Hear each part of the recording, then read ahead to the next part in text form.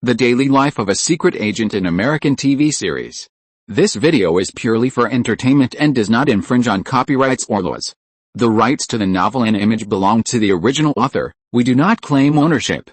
Don't like waiting and want to listen to this fanfic in full now? Subscribe to our Patreon, where you'll find the best fanfics. Chapter 401 Avengers Project. OMG. Are you serious? Leonard exclaimed loudly.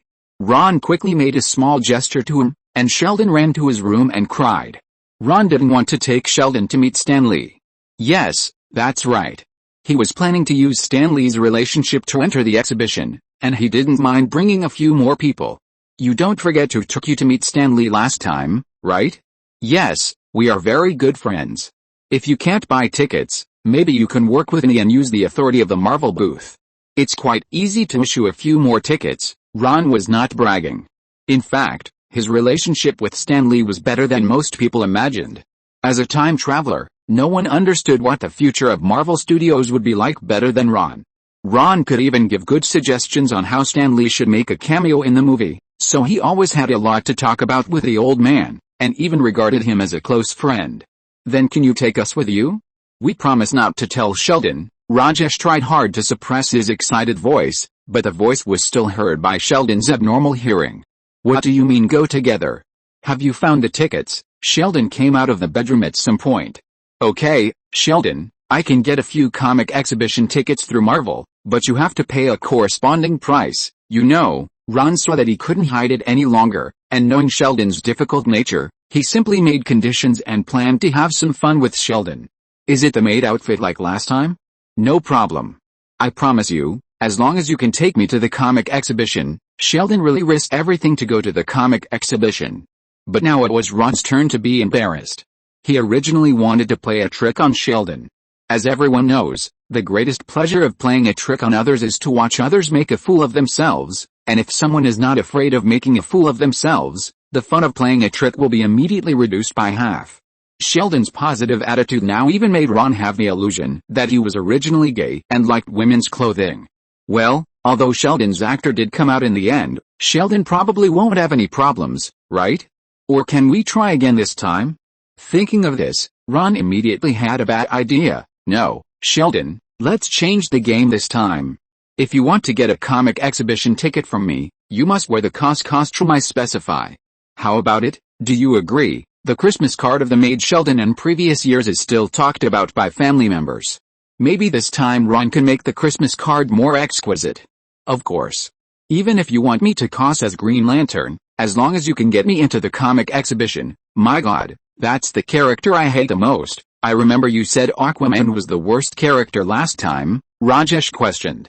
Well, then Green Lantern is the second worst character now. Yuck, wait, when did I say that the role is chosen by you? Ron interrupted Sheldon's complaint, his eyes rolled, and a devilish idea came to him. What do you think of Wonder Woman, Sheldon? But she is a female hero. Yes, otherwise how can it be interesting? Ron showed a little devil smile. I remember the comic exhibition has 3 days in total. The first day is Wonder Woman, the second day is Catwoman, and the third day, brothers, help me think of some more interesting characters. How about She-Hulk? We can paint Sheldon green and wear a tattered bikini, Howard suggested gloatingly. That's a good idea, Ron applauded, and thus, Sheldon's 3-day costume for the comic exhibition was decided amid Sheldon's protest. After discussing everyone's comic convention costumes for a while, Raj suddenly became curious about Ron's costume. Then I will cos Thor, Leonard is Frodo, Howard is Robin Hood. Ron, what character are you going to cos? Or are you going to attend the comic convention as a pure tourist? Since we are going to the comic convention, I will definitely choose to follow the local customs. Not only me, but my subordinates will probably join us. Maybe it would be a good choice for us to cos all the members of the Avengers. When he spoke, Ron's eyes flashed with a strange light. No one knew what he was thinking. Finally, on the day of the comic convention, the IRS Special Forces team, led by Ron cos Captain America, came to the San Diego exhibition. Their outstanding appearance attracted countless eyes. As we all know, at comic conventions, popular characters like superheroes are always vying to play, but not many can restore the original appearance of the characters like Ron and his team. Ron's handsome appearance is no less than that of the original actor Chris Evans, not to mention his obviously stronger muscles. As soon as he entered the scene, he attracted countless eyes, so he had to wear masks to prevent the girls from flirting with him. On his left and right, followed by Black Widow played by Giselle, the Hulk played by Chris, Vision and Scarlet Witch played by Mr. and Mrs. Smith, and Thor played by Hank. Deckard Shaw played Vulture and Arthur played Bullseye. Except for Hank, all the characters were well received by everyone. Sorry, is it my fault that I lowered the appearance standard of the whole team? Hank followed Ron indignantly and kept complaining. I told you long ago that this outfit doesn't suit me. Arthur complained mercilessly. If you gain another 10 pounds, maybe you can wear SpongeBob's clothes. Ron was a little overwhelmed by their quarrel. They had been quarreling like this all the way, and he had to stop them. Don't forget, we have a mission. Do you remember our plan? Remember, that's good, everyone, disband now, and do whatever you want, but you must chat with at least 5 people and take off your masks occasionally. Meet at the back door in 30 minutes. Carl will drive there to wait for us, and then we will go to the airport to take a flight to Washington. The plane will be in the sky for at least 5 hours. We don't have that much time to waste, guys. Ever since Ron heard that Sheldon and the other 4 Otakus were planning to go to the comic convention, he began planning today's activities. If they wanted to launch a raid on Fort Detrick, there would be no better opportunity than this. Ron himself is a well-known figure in the spy circle and has long been on the watch list of major agencies. If he suddenly disappears for even just one day, it will arouse the suspicion of those who are interested, not to mention the disappearance of the entire team. So he came up with such a plan to use a trick to replace the real one. For most anime fans, the San Diego Comic-Con may be a rare holy gathering, but for Ron, it is a large-scale masquerade that can cover up his whereabouts. As long as he and his men wear costumes, they can hide among thousands of anime fans and disappear without a trace. Even those who wear the same character clothes as him will become his best substitutes. Then he only needs to talk to people briefly, leaving an impression that he has been to the comic exhibition, and then leave to quietly complete the raid on Fort Detrick. Moreover, inspired by a certain movie, Ron even has a genius way to prove his absence, but all this has to wait until the raid is completed before the next operation. Ron looked up at the time. It was almost time. He patted Mara's hips as she leaned against him. Excuse me, my friend called me. Your name is Ember, right? I'll remember you. I'll call you tonight. Don't get too drunk. Ron kissed her forehead and got away successfully. He immediately went to the back door, where his men were already waiting in the car. I'll say it again for the last time. This mission has nothing to do with the work of the IRS itself, and it may involve bigger troubles. Ron glanced at the eyes of each of his men and confirmed for the last time, it's still not too late to quit now. Go back to the comic convention and have fun. When we come back, just pretend nothing happened. But if you get in the car, you won't have a chance to regret it, and you may even die. Ron emphasized the word die. After the meeting with Mason, Ron called his men to a secret meeting. What he didn't expect was that everyone, including Mason's group of Senior Citizens Club, joined his plan to save the world without exception. How can I be missing from such an exciting thing? Carl said, fearing that the world would not be in chaos. Ron's eyes swept over the faces of the others one by one, and after confirming that no one was going to quit, he kicked the driver's seat. Drive. While we're on the road, I'll tell you about the plan for this operation, but first, you can't wear the clothes you have now. You need to change into another set of clothes. The Fort Detrick Laboratory is located in Frederick, Maryland, USA. It is the U.S. Army Institute of Infectious Diseases and a U.S. biological and chemical weapons base. It takes an hour to get there from the U.S. Army Medical Command in Washington. Currently, a 1,000-man army is stationed there to protect it. Although this army is clearly part of the U.S. Army's combat sequence, it actually only obeys the orders of the radical branch of the Freemasons, ADN. They also have a name of their own, Cobra. The virus sample stored in this base is the target of Ron's team's trip, but before Ron and his team arrived, another group of elderly people led by Joe Mason had already started to act. However, their target was not the base itself, but a civilian airport more than 1,000 kilometers south of the base. This is a flying club filled with major fighter planes from various countries during World War II. Such clubs are not uncommon in the United States. Most of them are formed spontaneously by veterans of World War II or enthusiasts. They purchase aircraft wreckage from all over the world that the diggers have obtained from somewhere, and then use their superb technology to repair these elves that once galloped in the sky, and occasionally pull them out to fly in the sky. The existence of this club even provides rich materials for modern scholars to study World War II. But now, the old men in this club have been locked up here for a full 5 days. Since Ron started the plan, they have been kidnapped and trapped here by Mason. Mason did not abuse them, but just asked them to overhaul all the planes again, and reinstall the weapon systems they brought and fly a few laps in the sky as usual. Of course, they did not think about flying away, but Mason told them that if anyone did not come back after flying into the sky, he would kill all the remaining people. In fear, this group of technicians could only tremble and let Mason drive them. It's been a pleasure to spend time with you all these days, but all good things must come to an end. Goodbye, gentleman. Mason bowed elegantly to a group of technicians with an average age of 60.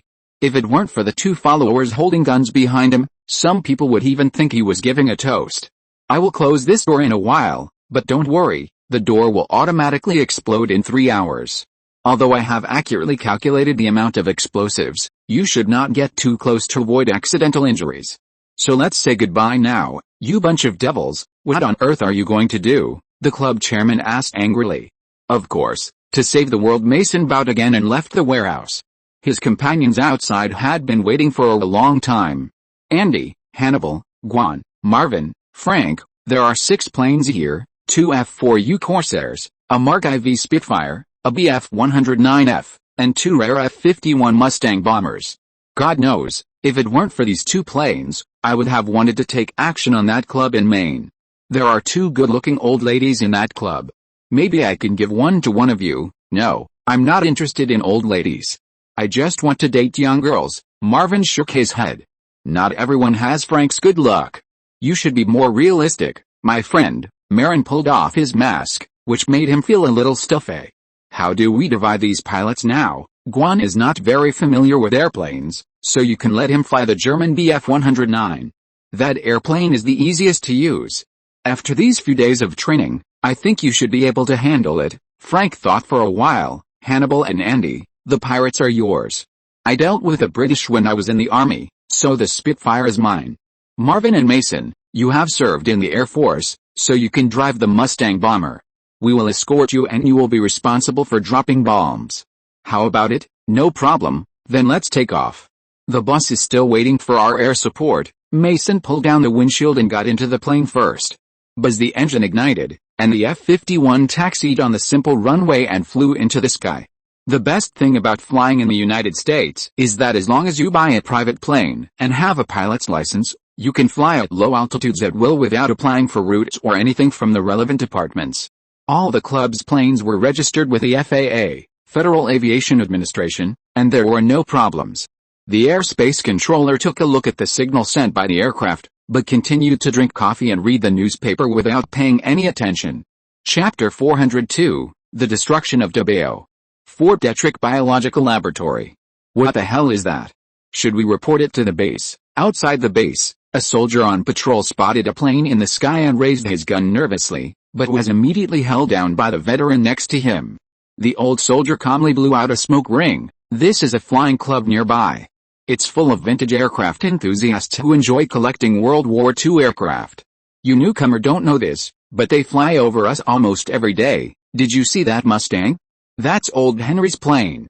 If you are interested, I can take you to the club to play next time I have a break. He also has a Red Baron Fox tri-wing plane. When I retire, I want to get one to play with, the old soldier said half enviously and half sighing, but the new soldier still looked up at the plane in confusion and said, do they usually fly around with bombs hanging on them like they do now?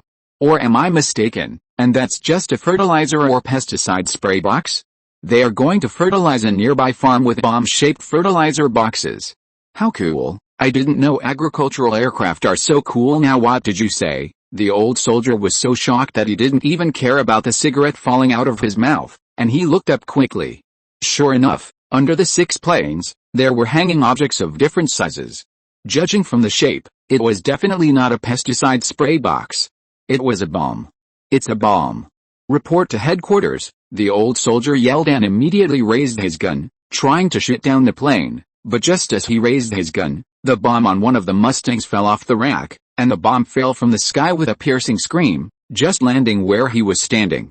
Boom, the bomb fell, and the flames immediately spread around the two soldiers, quickly engulfing a large area around them, burning the entire area into a sea of fire. It turned out to be an incendiary bomb. This is not over yet. After the first incendiary bomb, another plane also started dropping bombs. Together with the previous one, while flying, it continued to drop the incendiary bombs mounted under the wings.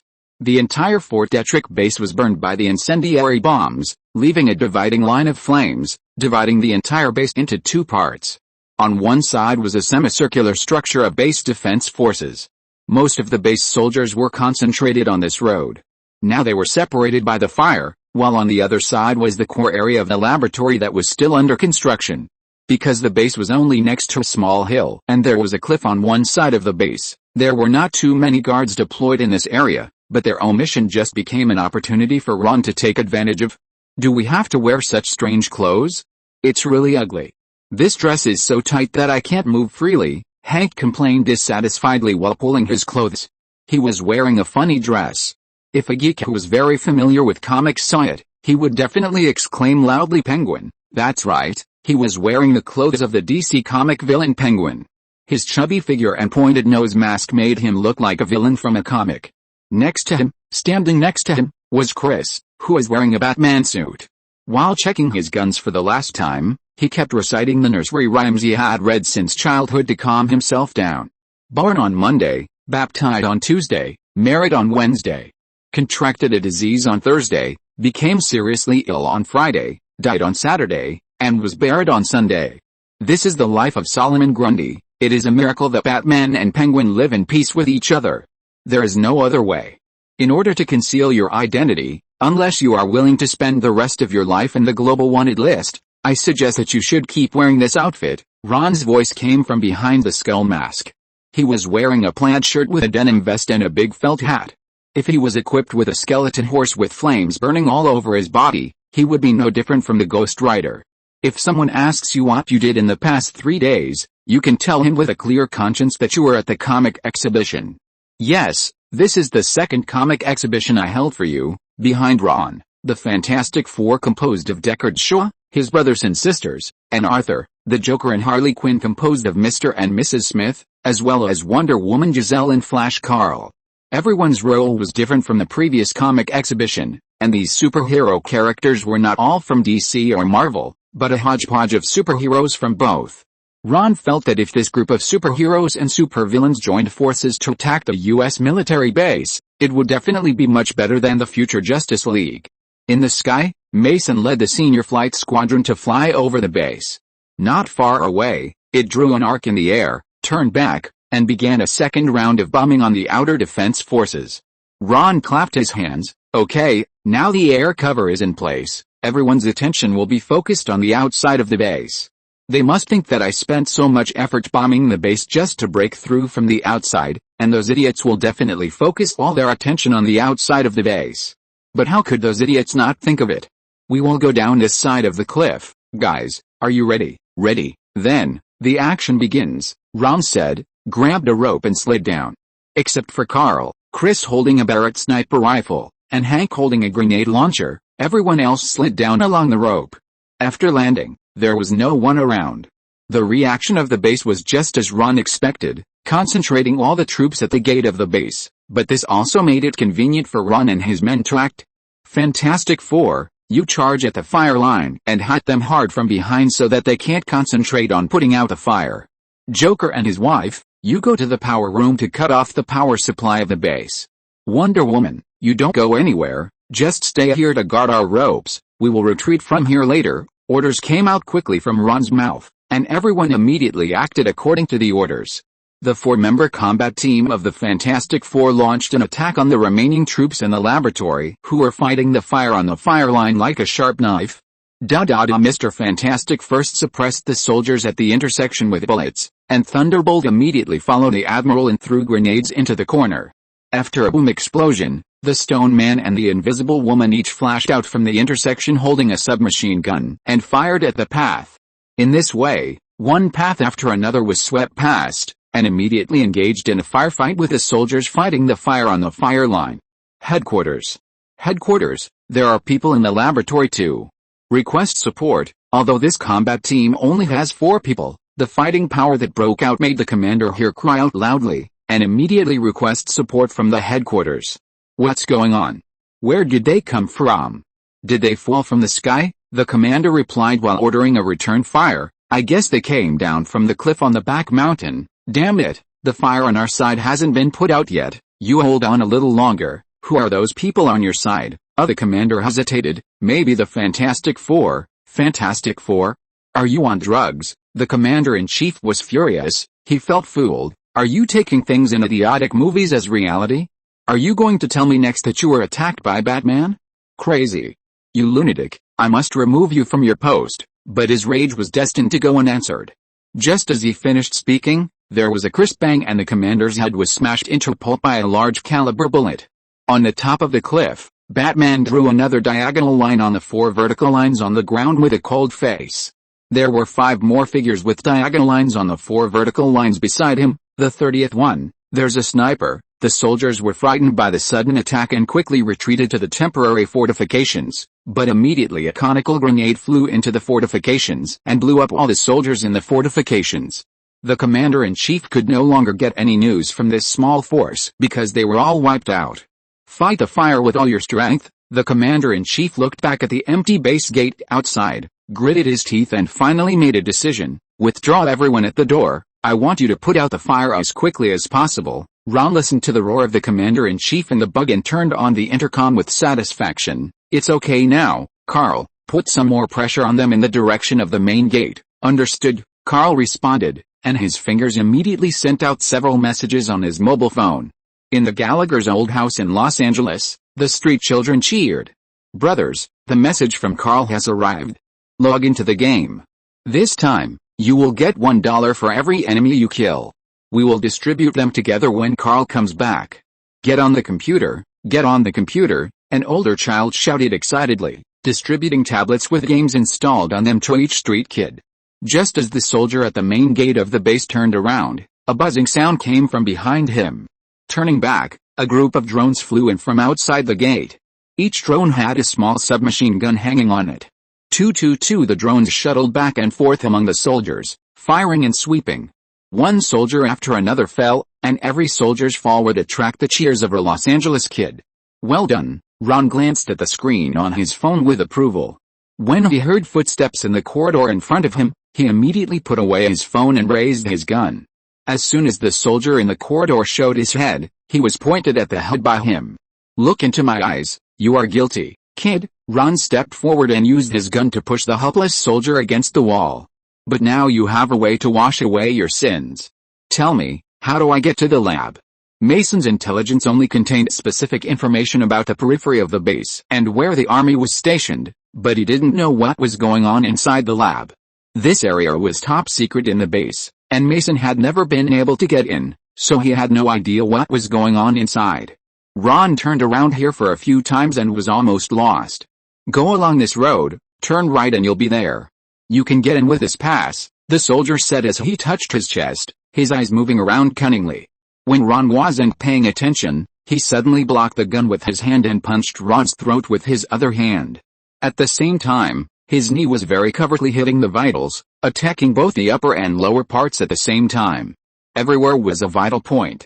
As long as Ron wasn't paying attention, the situation would be reversed immediately. Go to hell, but who is Ron? How could a small soldier handle him? Seeing the soldier's fist coming, Ron was not in a hurry. He kicked the soldier's knee that was about to hit his vital point, and at the same time, he kicked the ground with his other foot, and jumped up. At the same time, he twisted his hips and waist in one go, and turned quickly in the air. A standard taekwondo-style roundhouse kick was thrown at the soldier's face like a whip. The soldier was kicked out by this great force. Really? I wanted to give you a quick death, really? Ron took out the pass card from the soldier's arms, and stepped heavily between the soldier's legs before leaving. Then he walked in the direction he just pointed.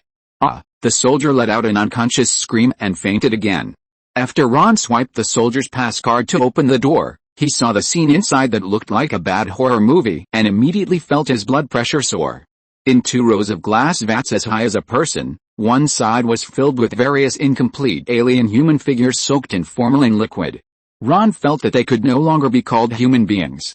Some had chests as big as grapefruits, some had arms replaced by a bunch of squid-like tentacles, and there was even a little girl whose head was separated from her body, but whose eyes could still move. The heads connected to various unknown tubes showed eager eyes when they saw Ron coming in. Another row was a variety of animal bodies with human heads attached, like some weird ritual, but without exception, the eyes of all the heads were focused on Ron, who broke in at this moment. The eyes seemed to be saying, "It hurts. Kill me quickly, please kill me quickly." This turned out to be a human laboratory. FXXK. I thought the concentration camp was already shameless enough, but I didn't expect that there are beasts here who are even more shameless than them, Ron muttered. Who are you calling a beast? This is the greatest work of art that combines humans and machines. Seeing Ron coming in, a yellow man in a white coat scolded in fluent English, "This is a laboratory, and rude guys like you are not allowed to come in. Get out, or I will make you my next experiment." However, Ron did not answer his question, but asked playfully, "Chinese? Or Korean?" "Shut up. I am the great Yamato nation," the white coat said angrily. "Fuck your work of art." Ron kicked the white coat in the stomach. Chapter 403, Retreat and Return to the Comic Exhibition. The Japanese scientist kicked away by Ron hit his head against a big vat where the little girl was soaking, and his head was broken and bleeding. Ron was angry and attacked. How could the Japanese scientist withstand it?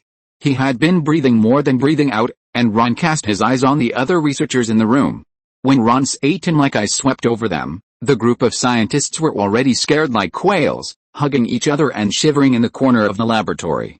"Everyone, I know that the road of science is endless, but before talking about science, don't forget that you are a person first," Ron said, raising his gun to the scientists. "Goodbye, scumbags. I hope you will be reborn in a good life in the next life, and the Dalits in India are good." Bang bang bang. Ron fired a pistol and killed all the people in the laboratory without mercy.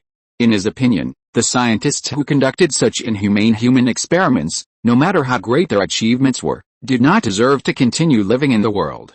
The higher the level, the greater the harm caused.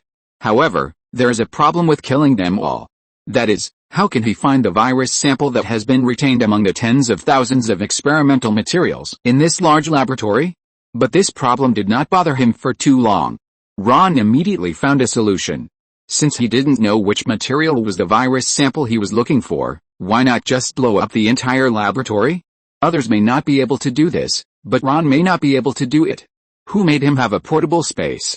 The bombs in Ron's space are enough to blow up the entire laboratory more than 10 times. Soon, Ron installed the bomb and looked at his watch. Only 3 minutes had passed. Together with the time he had just wasted outside, only 15 minutes had passed since the start of the action.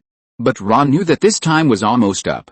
The reaction time between various military bases of the U.S. military is generally within an hour, and the places near Washington, D.C. will be faster than other places. "Okay, guys, it's done inside, and now we will start the retreat procedure." Ron's voice sounded in the headsets of all members at the same time. The Fantastic Four looked at each other, immediately stopped firing and threw smoke bombs, then threw a backpack full of induction mines onto the ground and retreated. Just as the 18 soldiers were about to chase them, they triggered the mines immediately. The induction mines jumped into the air and then exploded in midair. Countless tiny steel balls shot him and several soldiers behind him into sieves. The remaining uninjured soldiers looked at the unfathomable billowing smoke and immediately gave up the idea of chasing. Isn't it good to be alive? Why do you have to risk your life? On the other side, the Joker couple was not hindered. From the time they cut off external communications to now, they only fired a few shots and retreated very easily. So everyone returned along the original route and returned to the top of the cliff. It took a total of 5 minutes. "Boss, do you want to let the drones retreat with you?" Carl asked with some heartache. He was born in a poor family and had a natural habit of saving. "No, these are disposable drones, so that all your people can be used up." Ron looked back and said, "Is everyone here? Then retreat now." As soon as he finished speaking, Ron immediately started the car. And the 3 cars drove down from the cliff. Not long after they left, a gorgeous mushroom cloud suddenly appeared in the laboratory with a boom. "At the San Diego Comic-Con, Howard, have you seen Ron and the others?" "Why can't I find them?" Rajesh tugged at Howard's clothes. Since entering the comic exhibition venue, the two of them have been together. Of course, their popularity with women is as bad as always. You have to look carefully. There are too many people cosplaying Marvel superheroes at this comic exhibition, and there are several people whose figures are not worse than Ron's.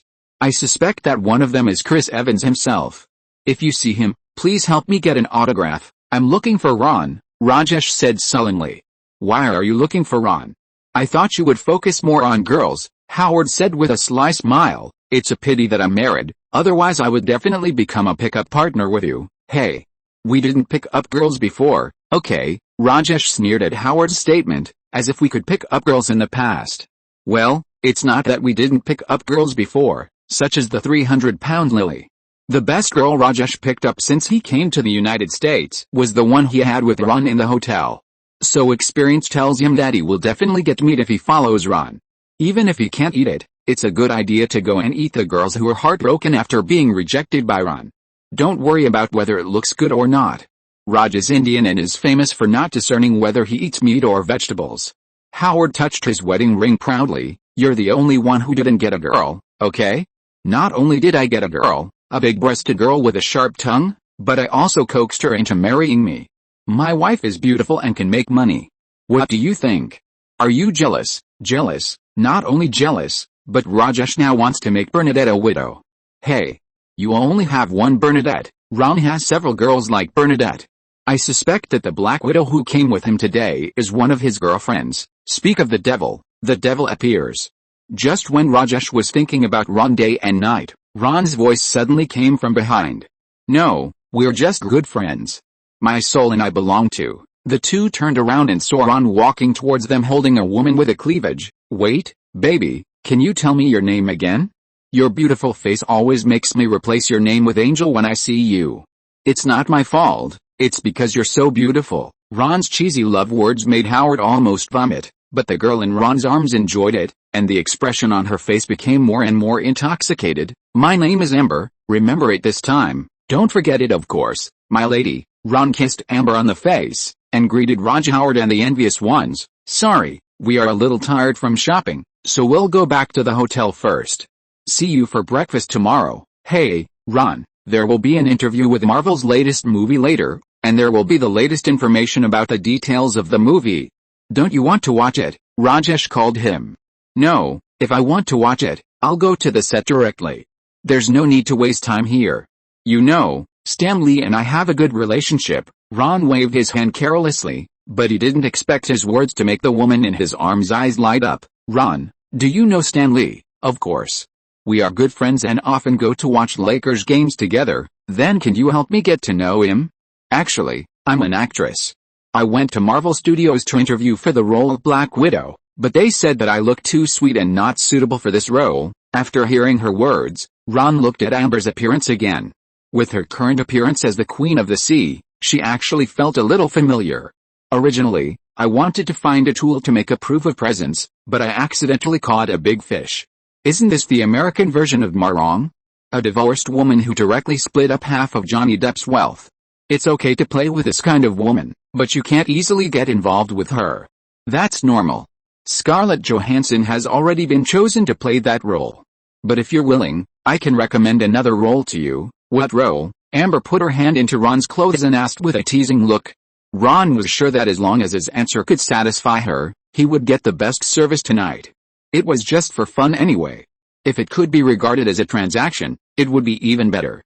Neither side owed the other. The heroine, but the heroine of a man's play.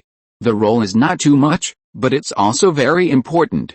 If you act seriously, there is a lot of room for you to play. It's my friend's movie. If you are willing to act in it, I guarantee you will get the role. Ron thought for a while and answered seriously. I am willing. I am very willing. Honey, who are you? Are you an investor in Hollywood? No, I'm just a small civil servant. Okay, tell me what kind of movie it is. Seeing that Ron was unwilling to elaborate, Amber certainly wouldn't ask in detail to ruin the atmosphere, but she was still more cautious as she was in Hollywood and continued to ask. There was no way. Los Angeles was not short of scammers who used the name of Hollywood to deceive people. Although she had no purpose when she first went to hook up with Ron today, just to relieve her loneliness, she had to be careful when talking about movies. It was actually good to serve her friends like her and find out that the last person she asked was an animation director.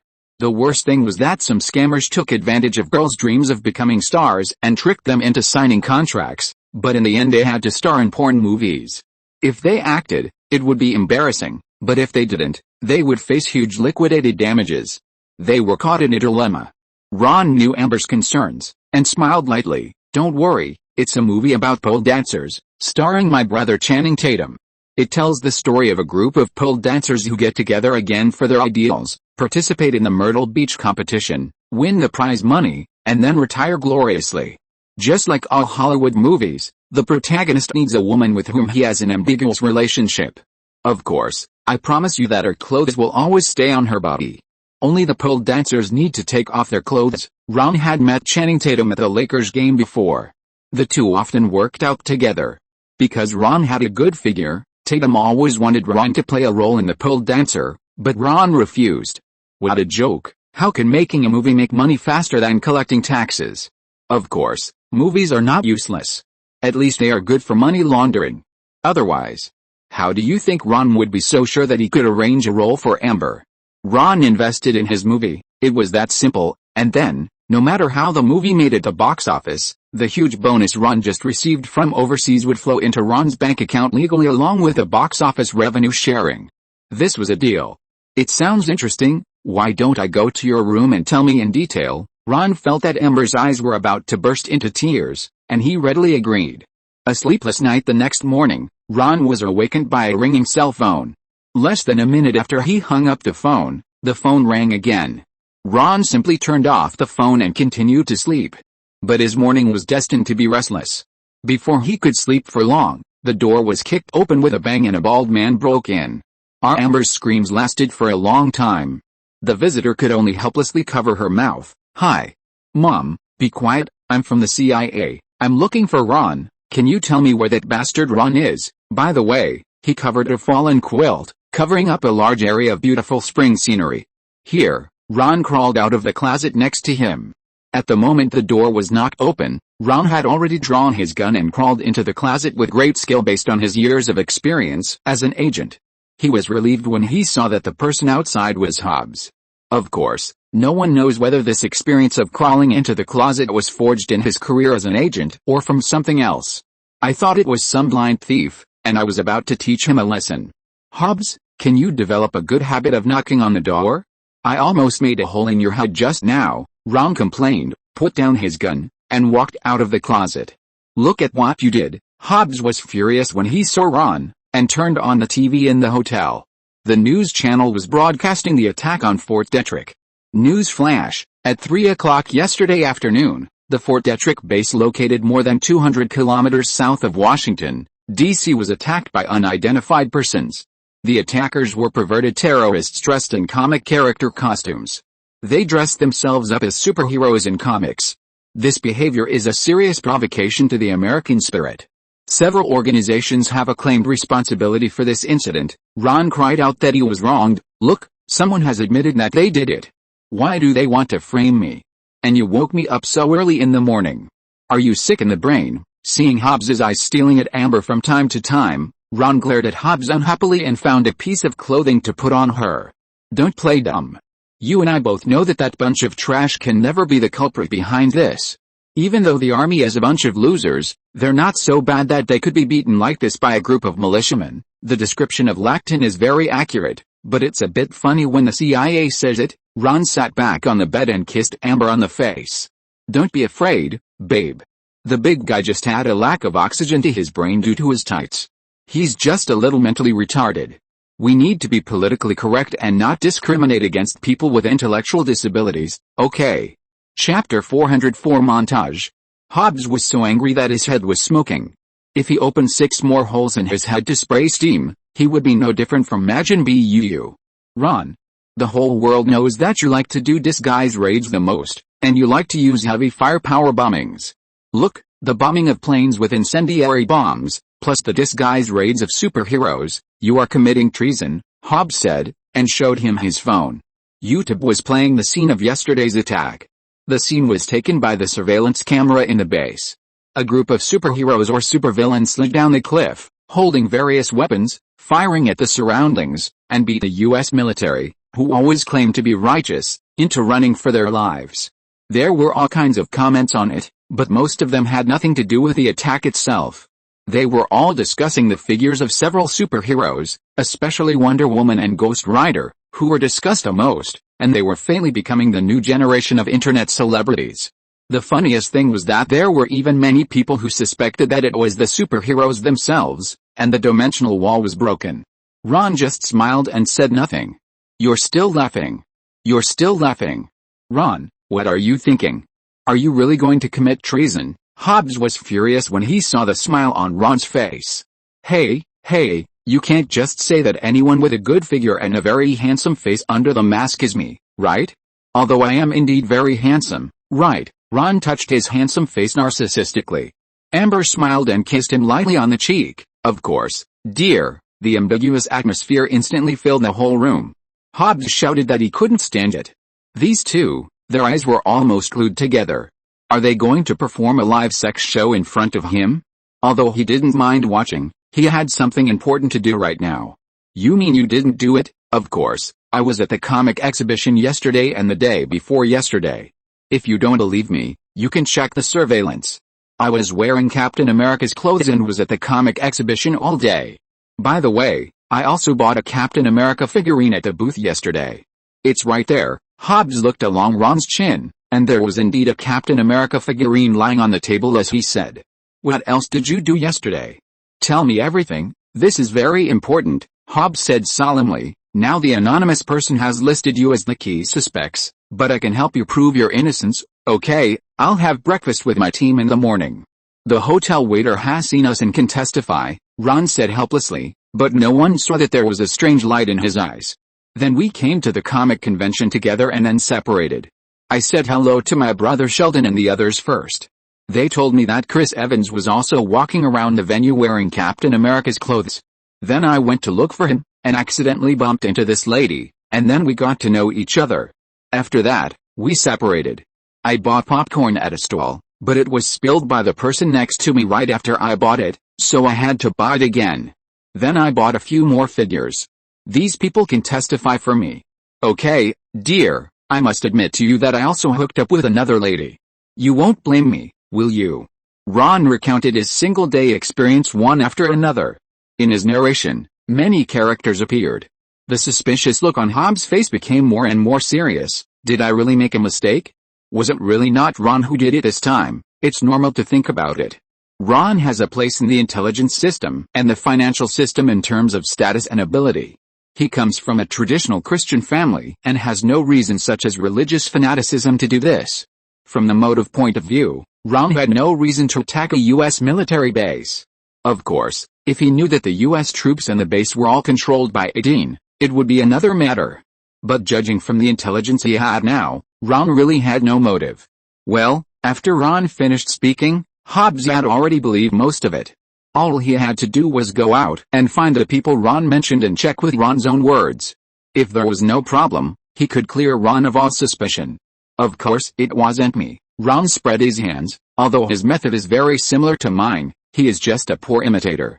If it were me, I would never use such a troublesome method. Although Ron spread his hands and pretended to be helpless on the surface, he was actually happy in his heart, because he knew that Hobbs had believed it, and after him, those who suspected him would also give up their suspicions.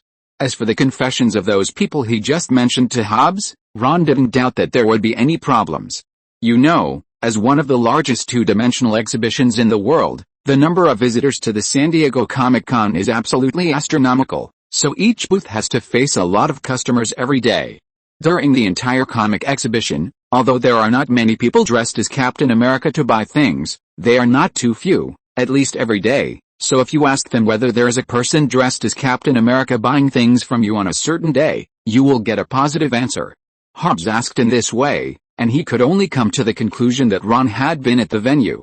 Of course, he might also doubt this, but Ron also had a corresponding response, which was the small detail he just mentioned that he bought popcorn twice in a row. This was the answer that Ron had prepared specially in anticipation of Hobbs's suspicion. Ron went to make trouble on the second day of the comic exhibition, but around 3 o'clock in the afternoon of the first day, which was the time for Ron to make trouble on the second day. He went to the popcorn booth to perform such a scene, and then performed it again the next morning. He had already done an investigation. The vendor selling popcorn was a heavy drug addict. It was good enough that he could remember that this happened. It was ridiculous to expect him to tell which was the first day and which was the second day. Ron accidentally created several similar small accidents. The surveillance of the entire venue was deliberately destroyed by Ron for 3 days. In the absence of surveillance, the participants of these small accidents were the best proof that Ron was not present. In movies, there is a common technique called montage, which refers to putting a series of related or unrelated shots together to create a metaphorical effect. Here, the memory of each person mentioned by Ron constitutes the shot in the montage technique, and Ron becomes an editor, piecing these scattered memories into a complete chain of evidence, successfully clearing himself of suspicion. That's right, if it were you, you would definitely use heavy artillery to raze that place to the ground. Hobbs apologized to Amber, who had been rubbing against Ron and was unwilling to put on clothes next to him, and smiled. Sorry, I'm bothering you. You continue. If you're listening to this novel on a channel other than Fanfic World, it means they downloaded and uploaded it without effort. We cordially invite you to visit our channel, Mundo Fanfic Novelis. There you'll find the original version of this story, and you can explore many other novels of various genres. We're waiting for you to immerse yourself in a world of incredible novels. Chapter 405, Return Home. Raj, the label on your clothes is coming out. Bernadette helped him to fix it.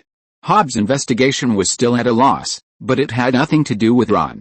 He had long returned to Los Angeles and continued to live a leisurely life of collecting taxes during the day and dating girls at night.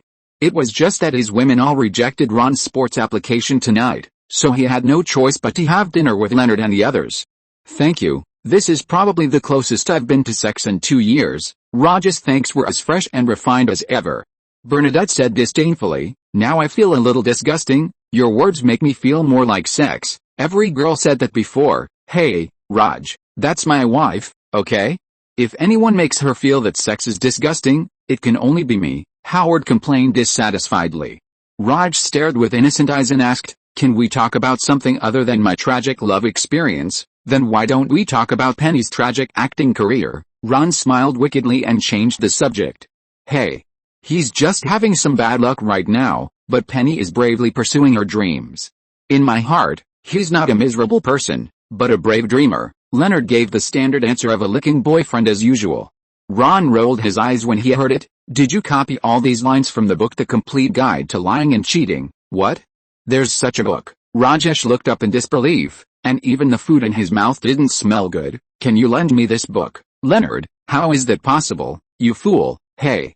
My acting career is not miserable, Penny retorted dissatisfiedly. In fact, I just turned down an invitation to a movie last week, and it was the heroine. Why did you turn down this job? It was the first time Leonard heard about this. Because the role is too stupid. It's the sequel to the killer gorilla movie I played before. When Penny mentioned this movie, she immediately became manic. It was one of the dark histories she didn't want to recall. Unexpectedly, she received an invitation to the second part of this movie, and she decisively refused. Bernadette was puzzled. The ape, right? Weren't you hacked to death in the movie? Indeed, in the 42nd minute of the movie, he was taking a shower because he had just had a pillow fight with other female students from the student union and showed a little bit of his buttocks. He was killed 16 minutes later. Everyone turned their heads in surprise, and it was actually Rajesh who was talking. OMG. It's Raj. For a moment, I thought it was Sheldon who came back. How did you remember it so clearly? Howard asked everyone's question. Is it surprising that I remember it so clearly? Rajesh spread his hands innocently. Not surprising at all. If Sheldon remembers it so clearly because of his abnormal memory, then I guess Raj probably watched that movie as a porn movie, and watched it more than once, right? Rajesh smiled awkwardly. But Leonard didn't mind Raj's offense. Ron, I heard that you also started to invest in movies, right? Is there any role suitable for Penny? Since you can let a stranger you just met at the comic convention to act in your movie, maybe you can let Penny try it. Leonard spoke more and more quietly, but his tone was still very firm. As Penny's boyfriend, he would strive for every opportunity for Penny. Of course, it cannot be said that he had no intention of complaining about Ron. Hearing this, Penny's hopeful eyes also cast on Ron.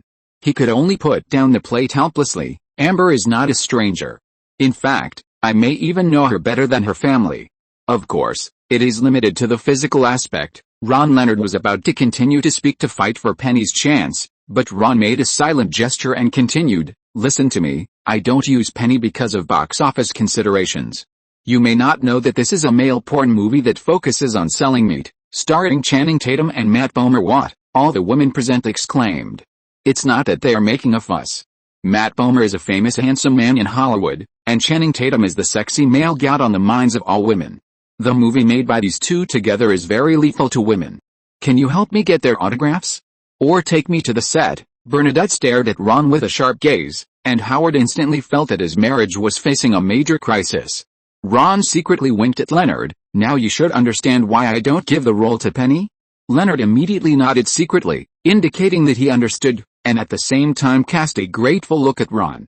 "Oh my God, Ron, you must give me a role, even if it's just a line and no supporting role. That's Channing and Matt.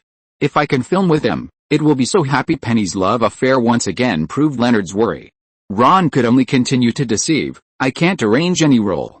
I am just a small shareholder of this movie. I only arranged Amber to interview. It just so happens that the director thinks she is suitable. I don't have as much say in the crew as you think. I can't even decide the lunchboxes of the crew." Bernadette and Penny lowered their heads in disappointment, and their boyfriends' husbands secretly gave Ron a thumbs up in their hearts. Does Ron really have no control over anything? How is it possible? In fact, Ron is the biggest investor in this movie. He originally planned to make a money laundering movie to launder the gold income into the account, but even so, Ron did not plan to let Penny join.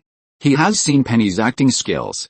It can't be said to be bad, but it can be said that there is definitely a reason why Penny is not popular. But now, judging from the reaction of the ladies, maybe the box office of this movie can make him a lot of money? But it doesn't matter. I won't just invest in one movie.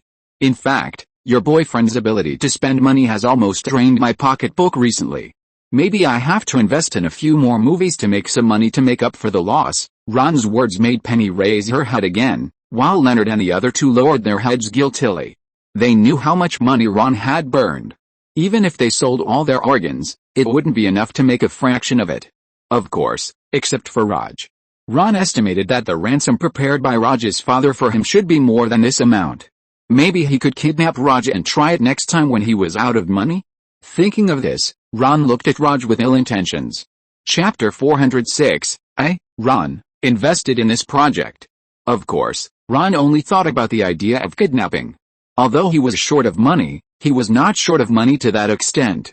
However, considering that he now had 6 gold-eating monsters, Ron's financial situation was indeed stretched to the limit. He did not even have enough money to package Max's small cake shop into a new cake chain. "Sorry, Caroline, I thought I could save some money, but now all my money has been taken away by those nerds, so the funds I can provide are really limited." In the Williamsburg kitchen, Ron hugged Caroline and said regretfully. Just a few minutes ago, Caroline had just told him a brilliant idea. She and Max designed a t-shirt for small cakes. They planned to find a factory to make a few more copies and then sell them in the boutique on Hollywood Boulevard. On the one hand, they could make a small profit from the sales of the t-shirts themselves, and on the other hand, they could also advertise their small cake shop. It could be said to be a good way to kill 2 birds with 1 stone. But unfortunately, as Ron said, all of his money was taken away by Howard and his team for various scientific research projects, leaving him nothing. This is not right. To be precise, Howard and his team left Ron with some pocket money. Although it was not much, Ron didn't have many places to spend money. He could have work meals at the IRS headquarters, Hannibal's cooking skills were pretty good, and he could occasionally get a free lunch from Guan Yuming, which made dinner even easier. Ron had never spent much money on dinner since he moved to Los Angeles.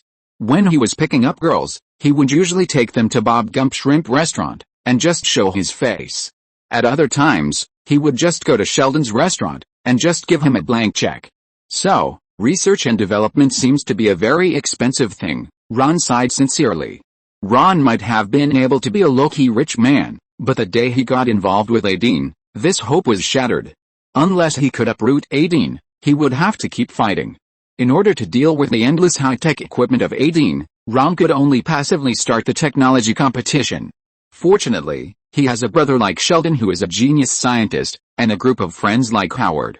Well, it seems that Max can only go to the bank to get a loan, and the bank must not know about my partnership with Max, otherwise, they will definitely not lend us money when they see the surname Channing. Caroline sighed in disappointment.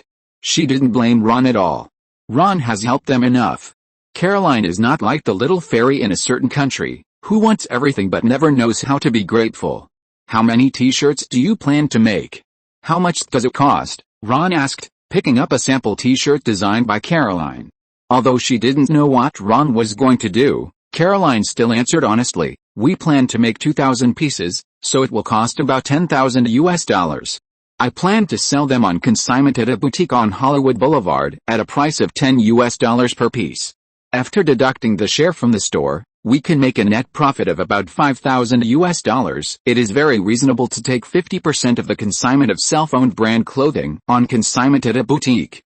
This amount of money may be considered a good income in Caroline's eyes, but for Ron, it is not enough to provide the 4 scientists with a day's research funding. However, Ron suddenly had a bright idea in his mind. Wait, Ron, have invested in this project. But your current plan won't work. I have a better plan. That's great. Wait, Ron, don't you have no money? Who said I'm going to spend money? Caroline, it seems that you need to call Wharton School of Business and get your tuition back, Ron said with a sly smile.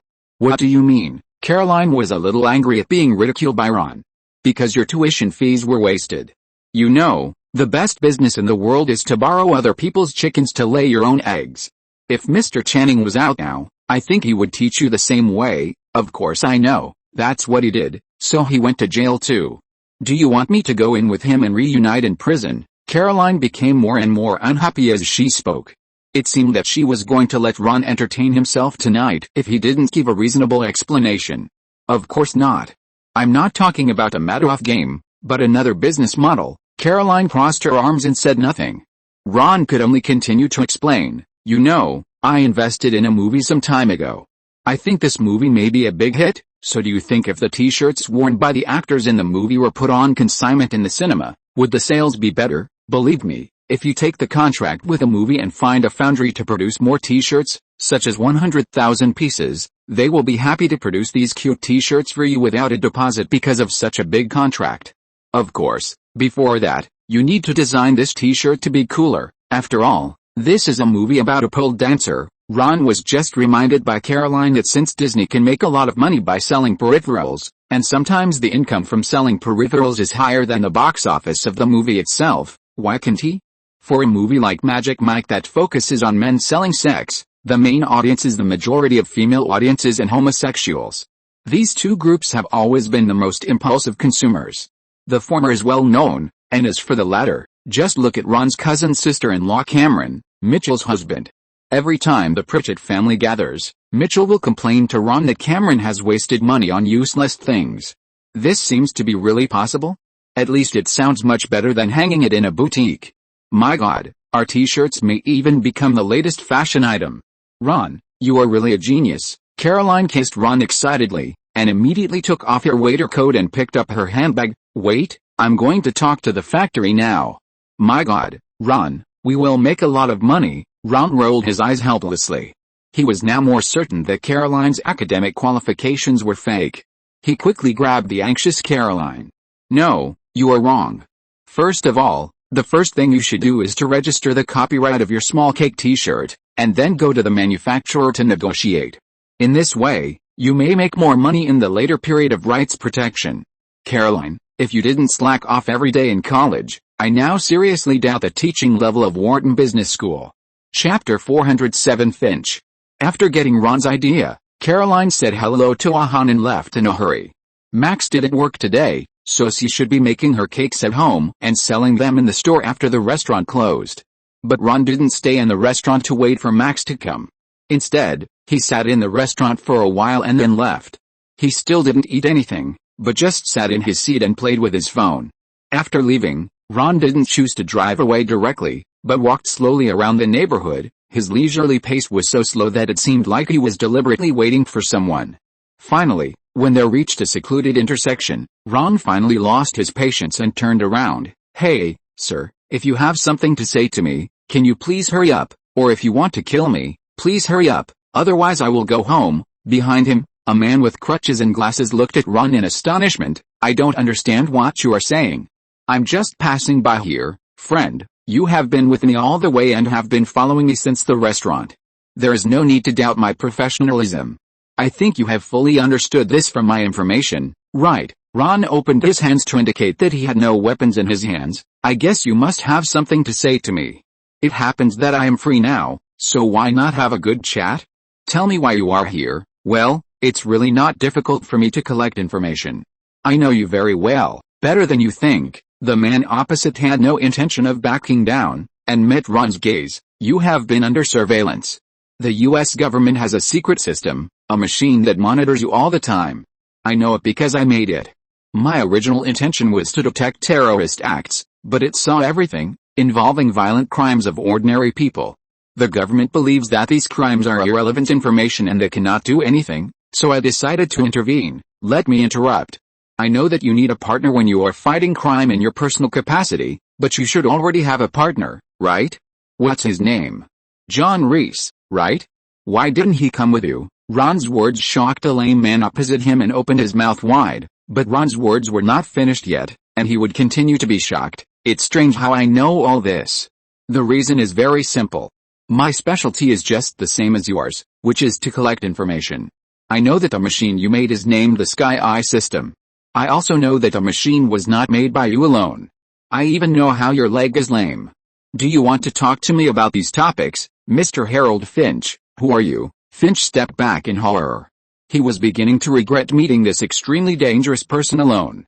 "Don't be nervous. I have no ill will towards you." Ron continued to put his empty hands where Finch could see to indicate that he had no ill will. Although he could crush Finch to death like an ant with his bare hands if he wanted to. In fact, this did make Finch feel a little relieved. "Just like you found Mr. Reese to be your agent, I am also the agent of another user of the machine, but we practice different concepts. Although I don't know why, you seem to be keen on saving ordinary people in crisis, while I am using the machine to save the world. I think we don't need to introduce ourselves to each other anymore. By the way, my agent told me that you were looking for me. So I gave you the opportunity to find me. Now, can you tell me what you were looking for me for? Since we use the same machine together, I am happy to help you as long as it is a small and uncomplicated favor. Of course, it would be even better if I can get some reward." The information about Finch was of course told to him by Peggy. When Peggy was maintaining some of her usual information channels as usual, she found that someone was checking Ron's information. She traced the address and found that the person investigating Ron's information was none other than Finch. Okay, Finch thought about it. The other party obviously knew all his information and showed no malice. Although he was still a little scared of an extremely dangerous person like Ron, there was nothing he could do. He needed help now. As of now, compared with other options, Ron was the most reliable helper. "That's right. You may know that a machine is the Sky Eye system you mentioned. In addition to being used for monitoring, it also spits out a number every once in a while. It uses all the monitoring information and uses logical calculations to deduce the number of a person who will soon be involved in violent crimes. Your agent should also know this." Ron nodded. "Yes, I know this, but it was not my agent who told me. The actual head of the IRS said it casually when he introduced a machine to me." Finch smiled self-deprecatingly. "It seems that your position in the intelligence system is higher than what the information says. The information says that you are just a tax agent affiliated with the IRS, and you have deep conflicts with the CIA and the FBI. That's right, but for agents, the boundary between friends and enemies is very vague. To sum it up in one sentence, there are no eternal friends, and there are no eternal enemies. Let me guess. Your machine spits out the name of another victim. Driven by your conscience, you want to do something for that poor guy, just like you did every time before, but this time there was a small accident. Your opponent was stronger, and your partner was injured, or something else happened. In short, Mr. Reese is not convenient to act now, so you need another partner to complete your rescue plan, right?" Yes, Reese was shot while rescuing people. Now no matter what Ron said, Finch would not be surprised. He felt that this person who controlled the back door of the Sky Eye system like himself might be as kind as himself, but the situation is urgent now. "I need you to help me save someone." "Okay, of course," Ron answered without thinking. His answer made Finch ecstatic, but immediately, Ron's next sentence made Finch's smile freeze on his face. I am happy to help others, but these are just self-satisfaction behaviors you do to make your conscience at ease. What can I get from it? Chapter 408 Kidnapping. Sorry, Mr. Finch, Ron continued, probably seeing Finch's discomfort. I'm not an idealist like Reese, and I'm not alone. I have many mouths to feed. I'm happy to help you, but I have to see tangible benefits. I mean benefits that are enough to make me excited. For your reference, the CIA directly offered a high price of $50 million when I asked them to help me. Of course, depending on the difficulty level of the task, I can also give you a proper discount. Ron put on a face of a complete profiteer. Of course, he remembered that the price the CIA offered him at that time was $10 million, and later increased it to $30 million, but he bet that Finch must not know that in business, it's normal to raise one's own value. The most important thing is that the person in front of him is very rich, so rich that he can easily take out hundreds of millions of dollars. No matter how you look at it, he should be much more generous than the stingy people in the CIA, right? Ron knew that the CIA's payment for his last mission was $100 million US. After deducting the $30 million that Ron actually took, 70% of them were kickbacks. As expected, you are the CIA. When it comes to making money, you are still the best. No, I think you made a mistake. I don't know how much the CIA offered you, but I believe that the price you finally got was definitely not what you said. Finch obviously knew the nature of the CIA very well. He was not bluffed by Ron and directly took out his price, $20 million. I just want you to save a child. After the task is completed, the money will be transferred directly to your account. Since your agent knows my existence, he knows that I will never breach the contract. No problem, I'll take this job. Send a copy of the mission objectives and your progress to my email.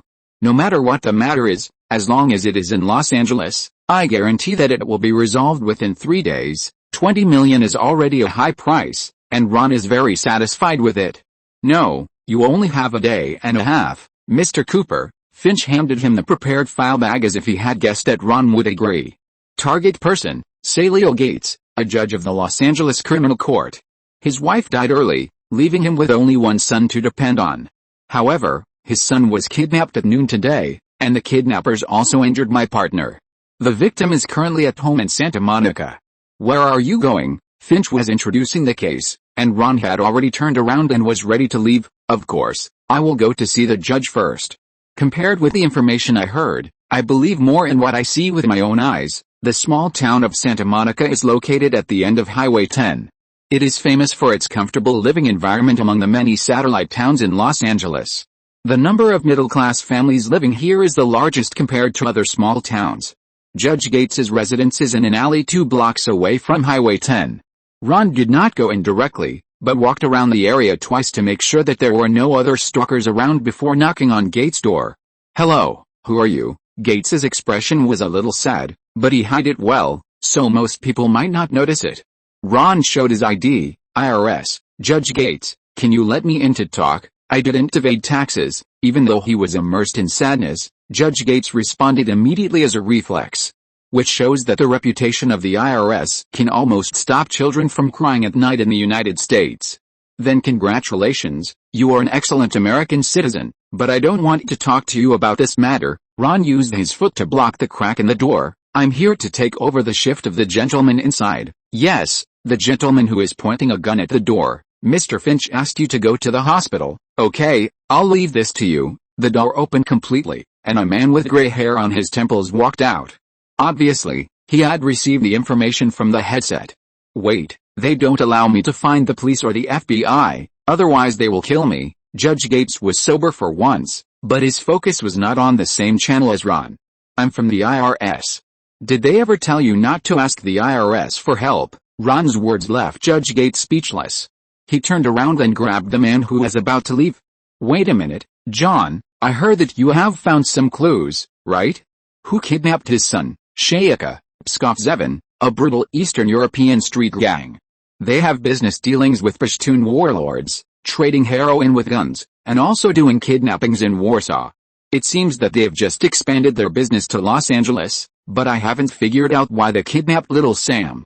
It's very strange that the kidnappers haven't called yet. so I don't know if they are after money or have any other requests. It's a very normal method.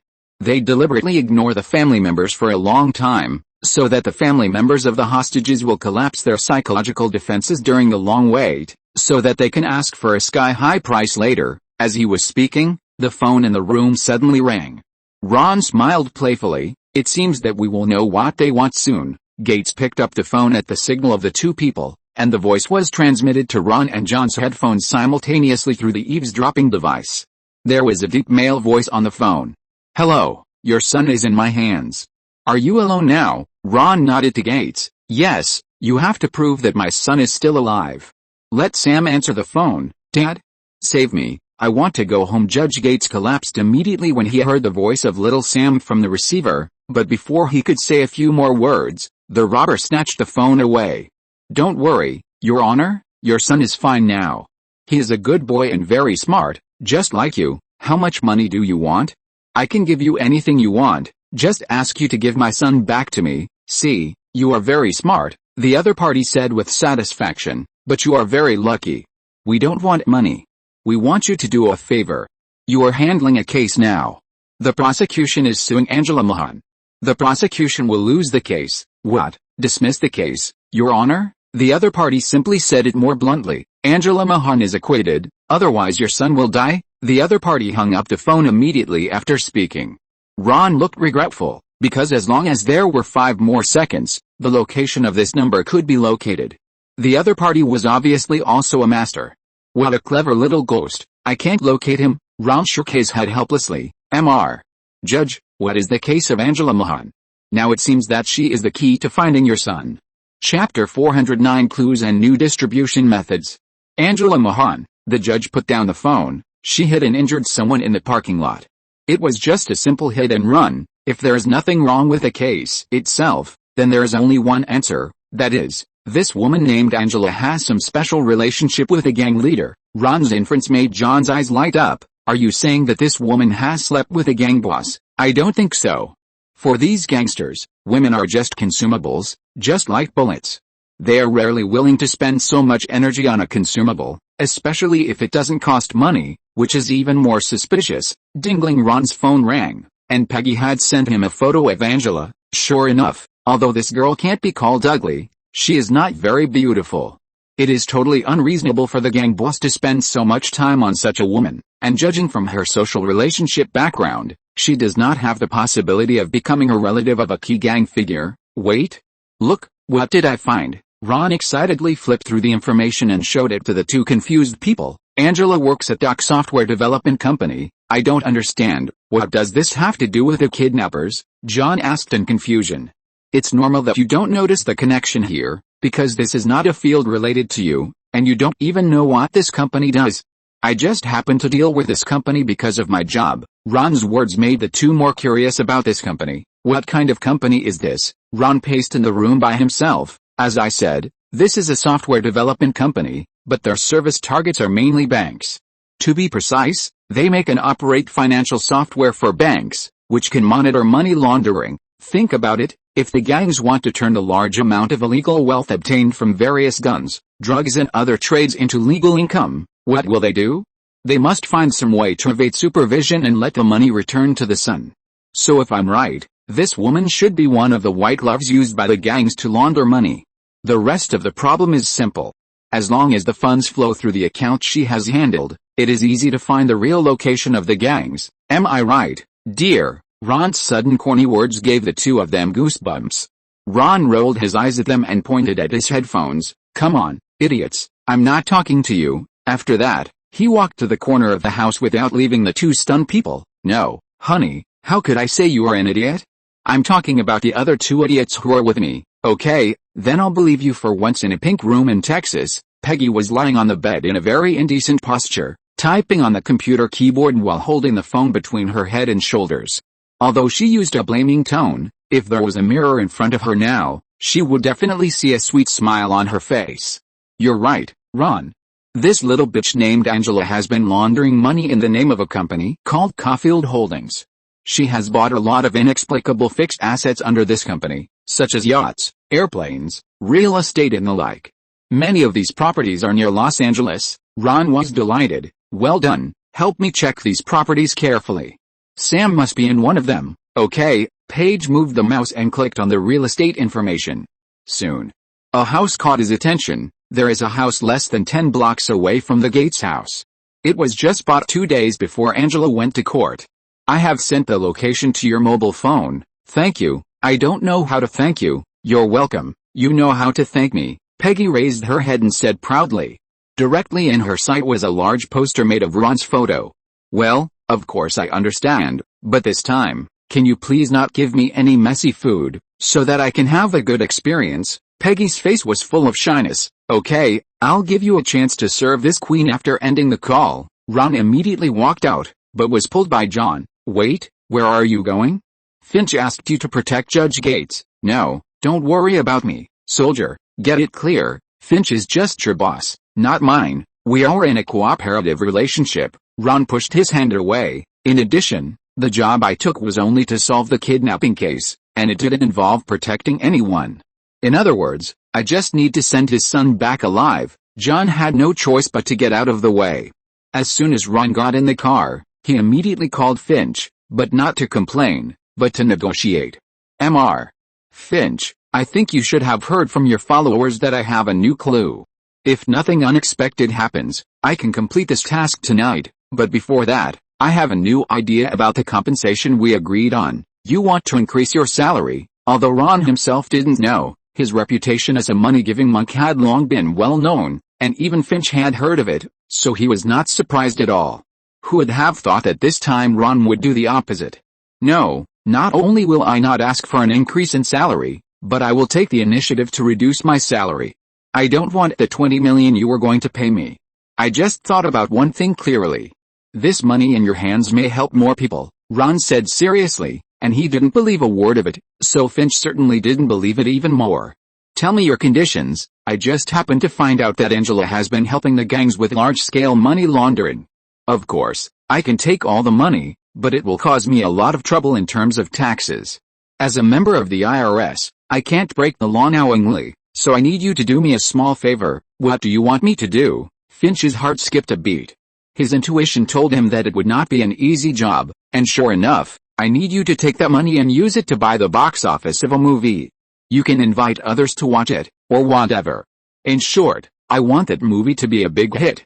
I happen to hear that you have several large companies under your name. Maybe being a good boss who invites employees to watch a movie would be a good choice. What do you think?" Ron had a hunch that the amount of money was definitely not a small number. There has never been such a thing as a small business when it comes to businesses involving arms and drugs. If Ron confiscated the money in the name of tax evasion, he would not get much in the end. But if it was done in another way, it would be very different.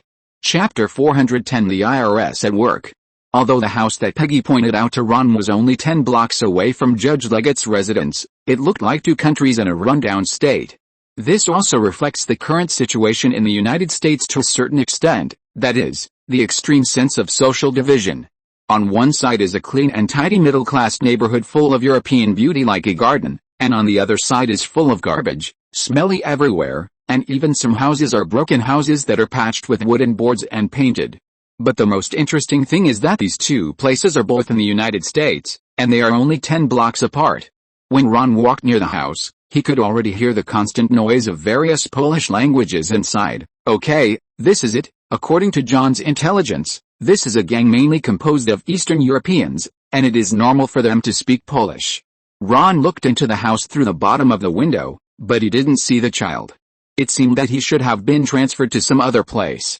Ron wanted to leave at this point, but just as he was about to leave, something on the table in a small room made him change his mind instantly.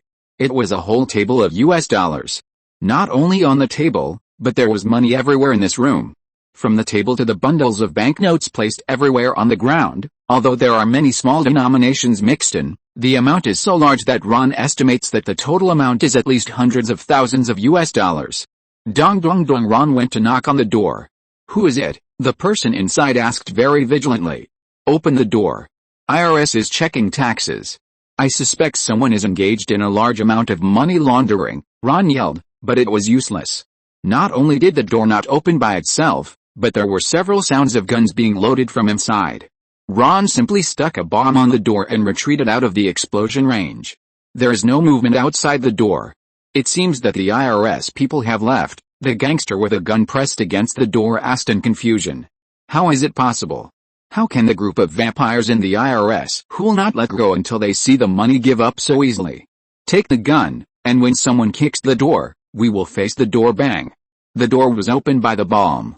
Before the gangsters inside could recover from the aftermath of the explosion, Ron, dressed in a black suit, was standing at the door with a submachine gun in his arms like a god descending from the sky.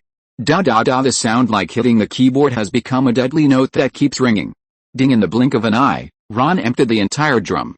Ron blew the hot air from the muzzle of the gun. It is indeed the most convenient to use the Chicago typewriter to kill the gangsters, don't you think so? However, the corpses on the ground can't speak, so Ron can only walk into the house with a sense of disappointment, and shoot a few gangsters who are still breathing out of humanitarianism, and then grab the banknotes on the table and scatter them in the sky with a sense of disappointment, feeling the taste of money alone.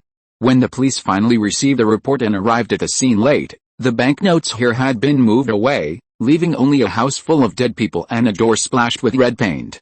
Damn it. I want to know who robbed my money hiding place. Sayaka, the leader of the Eastern European gang, paced back and forth in the corridor. His subordinates were silent, and none of them dared to speak, for fear that they would be used as a punching bag by the boss, but this reaction made him roar even more unhappily. You bunch of losers. Is there no one who can tell me what happened? Which gang's symbol is the red paint? One of the younger brothers raised his trembling hands and said, I seem to have heard something about this from the Korean gang next door. It is said that it seems to be the symbol of the IRS.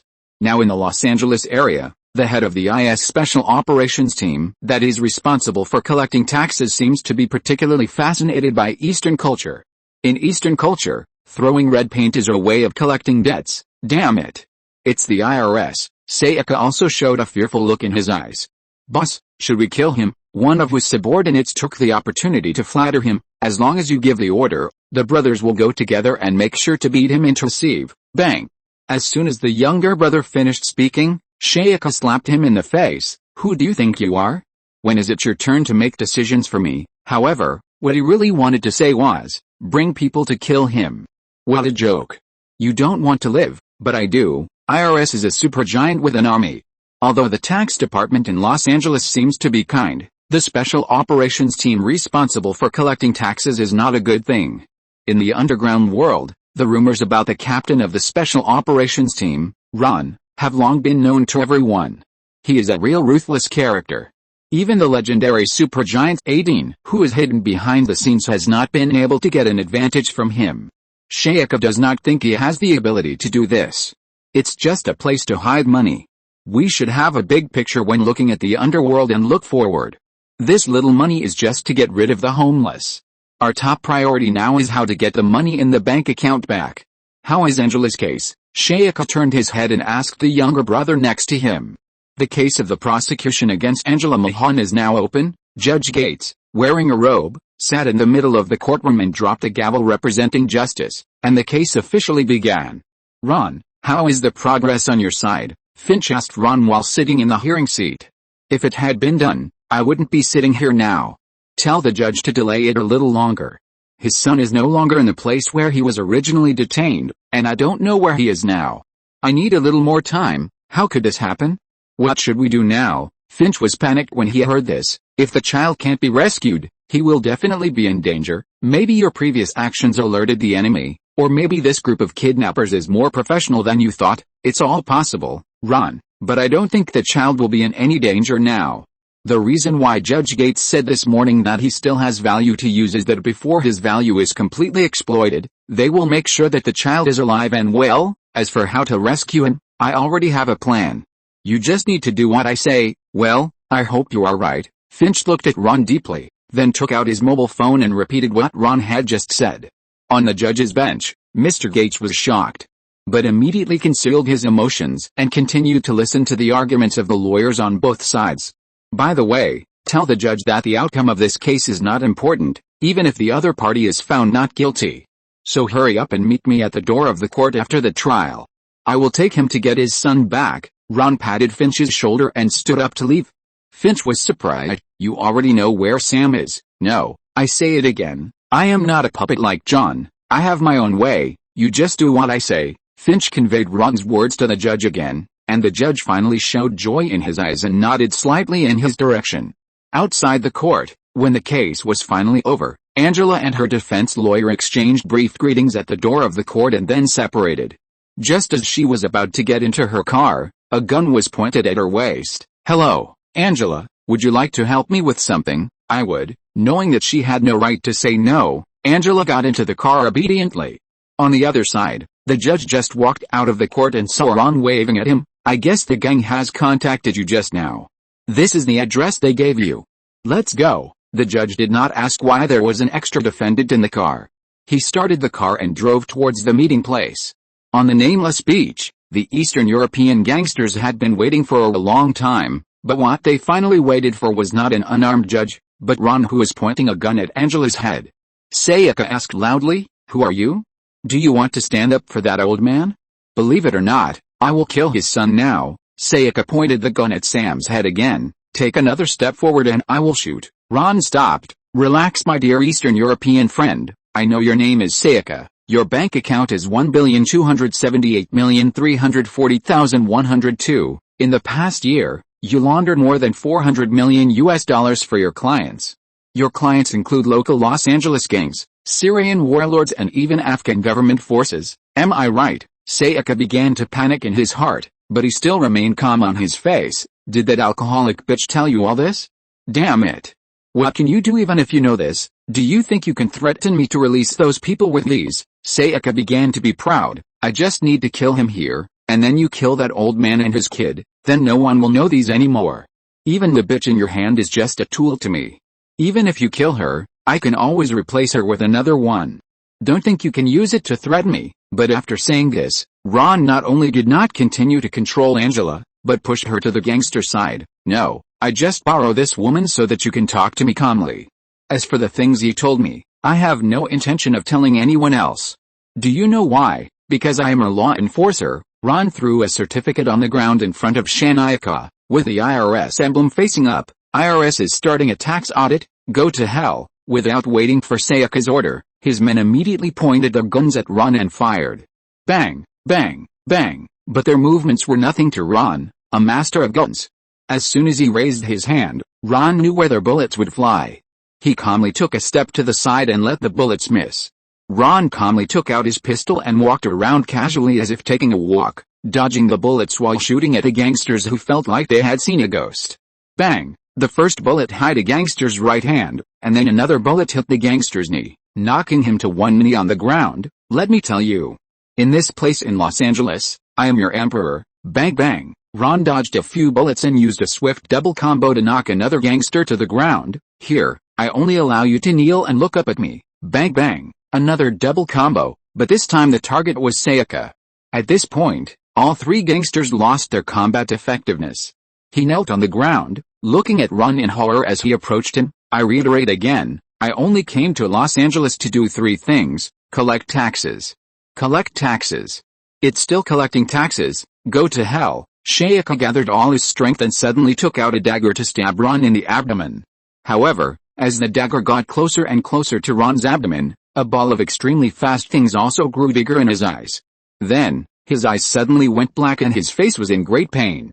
When he opened his eyes again, his whole head had been stepped on by Ron in the fine sand of the beach.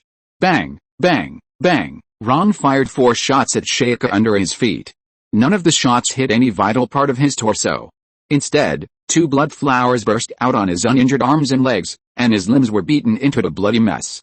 If he could not get treatment quickly, he would never be able to stand up again on his own in this life. His 2 men were even more shocked.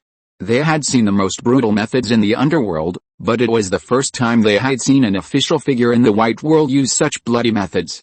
"Listen, I will spare your lives. Because I need someone to tell the other gangsters who rules Los Angeles. I want you to tell everyone who is the Emperor of Los Angeles." Ron spun his revolver in the air a few times and put it back into the holster. But even without a gun in his hand, no one dared to look directly into his captivating eyes. "From today on, all gangsters, remember this. No matter what kind of drugs it is, a 50% tax will be levied. the tax rate for gambling is the same as that for drugs. For robbery, whether with a knife or a gun, whether it is a small store or a bank, 30% of the income will be used to pay taxes. From today on, even if you go to the store and buy something for free, you must pay me at least 10% robbery tax according to the value of the stolen items. Otherwise, I will show you what the capitalist iron fist is. I swear, as long as I know, no matter where you hide, I will pull you out and torture you bit by bit until you collapse. Do you understand? Scumbags, I understand, the three gangsters, including Sayaka at Ron's feet, answered loudly and fearfully. In the unison, there was also a crisp child's voice. Ron turned his head and saw little Sam kneeling on the ground tremblingly. Ron patted his head with a smile and said, "You don't have to kneel. I told you to listen to me. Go over there and find your dad." Chapter 411 Crime Tax. Los Angeles is the second largest city in the United States. Although it is the second largest city, in some aspects, it is even better than New York, which ranks first. After all, New York's ranking as the first is more due to the Wall Street vampires using financial leverage to plunder the world's wealth, while Los Angeles, at least its technology companies and film and television industries are much more reliable, so it is natural that it has become one of the important tax sources in the United States. Such a large place certainly has a corresponding formal tax authority, the Los Angeles Tax Bureau, which manages it uniformly, but not everyone will pay taxes obediently. For example, Los Angeles bankers who have never paid a penny of tax before and take Wall Street financiers as their role model need Ron's special operations team to collect taxes on them armed at this time. Anyway, if this part of the income is not collected by Ron's powerful armed forces, it is basically equivalent to nothing, so every bit of money earned is a bit. It is probably for this reason that the financial executives gave Ron's special operations team 50% of the profit share. But although there are many troublemakers, only a few can be easily controlled by Ron. Those big companies often have their own lobbying groups, and their influence on the government is no weaker than that of a federal employee like Ron. Even though Ron is now a member of Tesla's board of directors, he still has no influence on the company's decision-making, because almost all shareholders of the entire board, except for Ron himself, are investment companies and directly controlled by Musk. So yes, the result is that Ron can't even collect Tesla's taxes. You may not believe it, but the biggest source of funding for Ron's special operations team every year, in addition to the taxes contributed by bankers, is actually the drug tax collected from Uncle Fried Chicken. Of course, this situation is not only in Los Angeles, and the establishment of a special operations team like Ron is not unique to Los Angeles, but coincidentally, the bulk of their tax revenue is unexpectedly all large and vibrant local social organizations. Even in some places, such as Chicago, the taxes collected by the special operations team from the gangs are even higher than those collected by the IRS. The reason is very simple. Big companies have many ways to avoid paying taxes. As a result, the top rich people who own these companies also don't pay a penny. The bulk of the tax revenue is almost entirely borne by small and medium-sized enterprises and the middle class. Therefore, in some areas where the economic situation is not particularly good, or where the crime industry is more developed, it is normal that the tax revenue they create is not as good as the tax revenue from crime. It's ridiculous, right? But this is America. So, in fact, even if there was no such incident, Ron has always been considering the idea of collecting crime taxes in Los Angeles. This time, it is nothing more than announcing it by the way through this incident. He has a big chess game in his mind, but he has to do it step by step. The first step is to find Uncle Fried Chicken, one of the role models of the Los Angeles underworld, to renegotiate. You may be happy to know that the entire Los Angeles underworld is now discussing how to get rid of you. I didn't expect you to sit in my store and eat fried chicken. Uncle Fried Chicken finished his work at the counter, wiped his hands with a tissue, and sat opposite Ron. From his friendly smile and neat suit, he looked like a serious fried chicken businessman. He could not be associated with the largest drug dealer in the United States. But even though he smiled like a harmless uncle next door, the coldness in his tone and eyes still revealed a sense of danger. The threat was self-evident. That only shows that they are a group of short-sighted guys, but I believe that you are different from those losers. There is no reason why you can't see that this is also an opportunity to bring illegal income to the light of day. Ron wiped his mouth with a napkin, not taking the threat in Uncle Fried Chicken's words seriously. What? Do you think it's better for us to give the tax to the whole underworld? Uncle Fried Chicken took out his cell phone from his pocket. Believe it or not, I will send a message to tell them that you are in my store now. In less than 20 minutes, at least 5 groups of people will rush into the store and shoot you to pieces, then they can try it. I guarantee that before they can even enter the store, their limbs will be broken, filled with cement and thrown into the Los Angeles Bay. Ron stood up and waved from the window. Uncle Fried Chicken looked in that direction and saw a man and a woman with a heavy machine gun on the roof of the opposite building, with a muzzle pointing in this direction. When negotiating with a drug lord like Uncle Fried Chicken, Ron could never pin his safety on the other party's promise or kindness. Every intersection of the nearby streets was controlled by Ron's men. Not to mention dealing with a few gangsters. Even if he led them to attack the White House and hijack the president, it would not be too difficult. Even the fried chicken that Ron had just eaten in front of the fried chicken bus was not bought from the store, but was hidden in the portable space by someone arranged a day in advance, and was temporarily replaced when no one noticed him. Once again, it is never too careful to negotiate with a drug lord as insidious and cunning as Uncle Fried Chicken. Knowing that his threats were useless, Uncle Fried Chicken simply put his phone on the table. Tell me why you are here. I don't think you came here just because the food in my store is delicious. Of course, that's only part of the reason. Ron said straight to the point. I came here to tell you a great news. I plan to reduce your tax from 70% to 50%. How about it? Are you happy? What do you want from me? As an old drug lord who has been in the underworld for many years, Uncle Fried Chicken certainly knows that pie in the sky is not a free lunch. The kind smile on Uncle Chicken's face disappeared, and instead he looked Ron in the face with a cold gaze, as if he wanted to know what tricks this tax collector who had caused him a great loss once was up to. But this time, Ron didn't keep him in suspense. I think you already know what happened yesterday. Those Eastern European thugs I let go should have spread my words to the entire underworld. From now on, all drug transactions will be taxed at 50%. There is no reason to tax you at the original rate. Not only that, all income after tax is paid. I don't care how you make money. It is all considered legal income to me. You can spend it however you want. I promise that at least no one from the IRS will cause trouble for you because of this. Of course, whether the FBI and CIA will cause trouble for you is none of my business. I don't think it's that simple. Uncle Chicken pushed his glasses and said calmly, why did you come to me first? Of course it's because your business is big enough to set an example for everyone. Ron pushed a tax bill in front of Uncle Chicken. From now on, I want you to send someone to my IRS Special Operations team to pay taxes every month. In the past, when Ron collected taxes from Uncle Fried Chicken, he would send someone to drive a truck over. Uncle Fried Chicken would load a suitcase full of cash on the truck, and Ron's men would put the tax payment certificate in Uncle Fried Chicken's hand. The transaction location was always randomly arranged by Uncle Fried Chicken, and no one knew about it. But now, if it is changed to this door-to-door tax payment method, everyone will know that Uncle Fried Chicken paid taxes to the IRS. This is tantamount to trampling on Uncle Fried Chicken's face. You know, the most important thing for a gang is face. If you lose face, how can you make your subordinates obey you? There is no need for other drug gangs to attack. If things go wrong, Uncle Fried Chicken's own brothers will replace him. What's more, this kind of proactive door-to-door tax payment is basically equivalent to announcing to everyone the cooperative relationship between Uncle Fried Chicken and the IRS. Even if he did nothing, other drug dealers would naturally think that he betrayed everyone and surrendered to the police, and he would inevitably be besieged by everyone. Why do you think I will agree? Uncle Fried Chicken slammed the table and uttered a few words with gritted teeth. The anger on his face was visible to the naked eye. If anger could kill people, Ron would be burned to ashes now.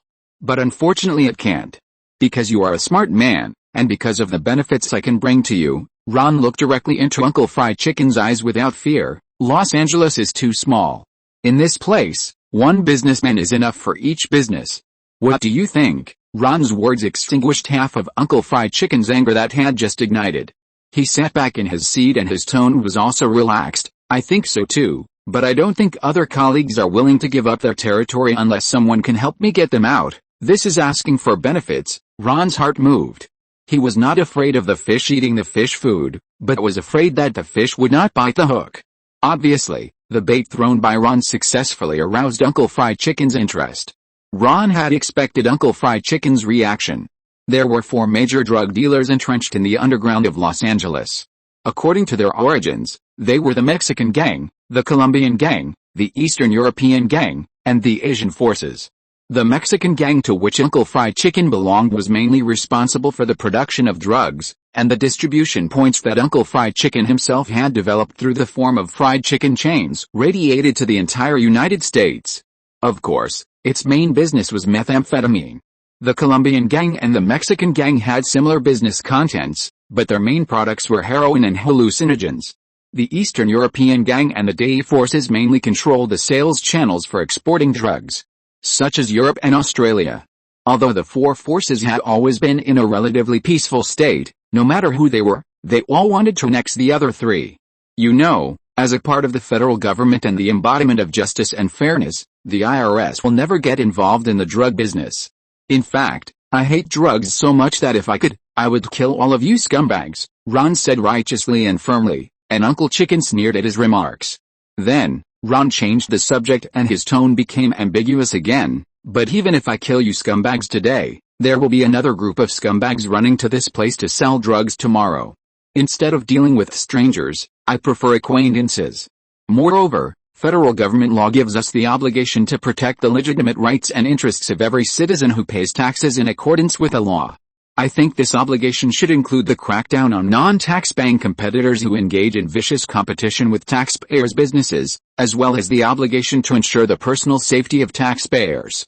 What do you think? This is very reasonable, Uncle Fried Chicken applauded. When do you plan to crack down on them? I don't know. Ron spread his hands when asked the key question. In fact, as a new law enforcer, I know nothing about the situation in the underground world.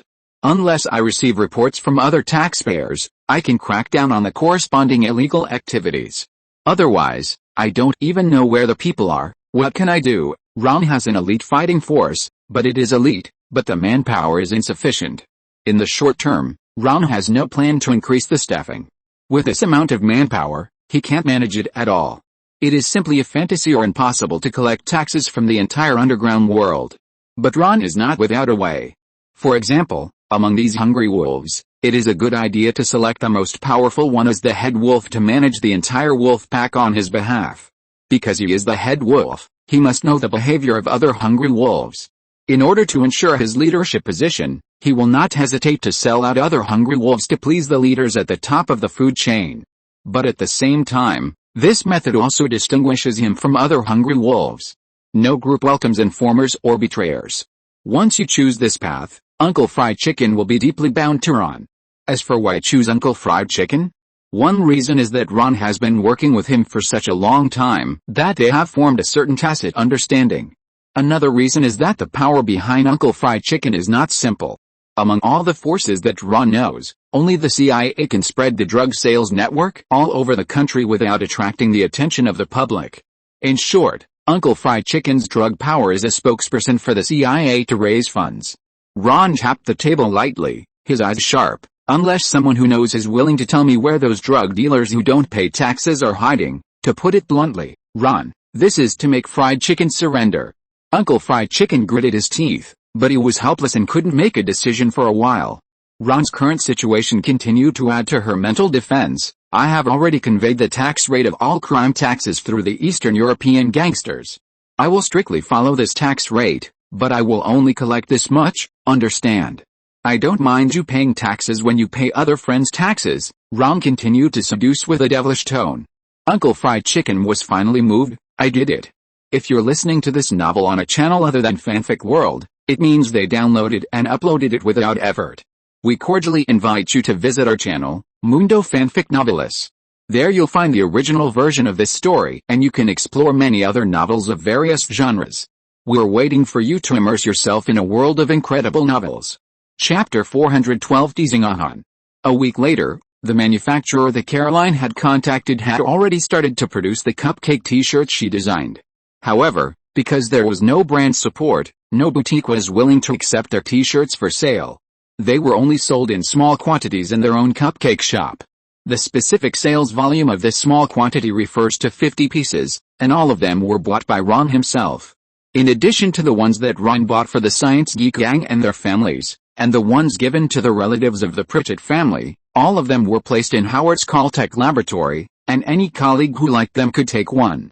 It's not that Ron didn't want to share them with his subordinates, but the IRS is a serious law enforcement department after all. After the crime tax was imposed, the targets they faced were mainly all kinds of vicious criminals. Imagine what it would be like for a group of notorious IRS agents to enforce the law wearing cute cupcake t-shirts. I'm afraid they would laugh to death. You know, the cupcake t-shirts designed by Caroline are pink. Caroline has been worried about the fact that the store has not been open for business recently, so Ron could only comfort her day and night. Don't worry, we didn't plan to make money simply from clothes, but from movie-related merchandise. Just let the factory make a lot of them. When the movie is released, I guarantee they will be in short supply, but what if the movie is not a big hit? Oh my god, I'm sorry, I've been too anxious lately. Caroline stomped her feet anxiously. At this moment, the short Lee Hong came out holding a plastic dummy. Caroline immediately found someone to vent her anger on. Han, you can't bring your inflatable toys to public places, this is not a toy. Not my girlfriend. Lee Hong had just been teased by Max once, and now he was double killed by Caroline. He was almost going crazy. This is Judy, used to show how to do cardiopulmonary resuscitation. And she is the most diligent employee in the restaurant. Earl, come here. We are going to use Shawshank to learn CPR knowledge today.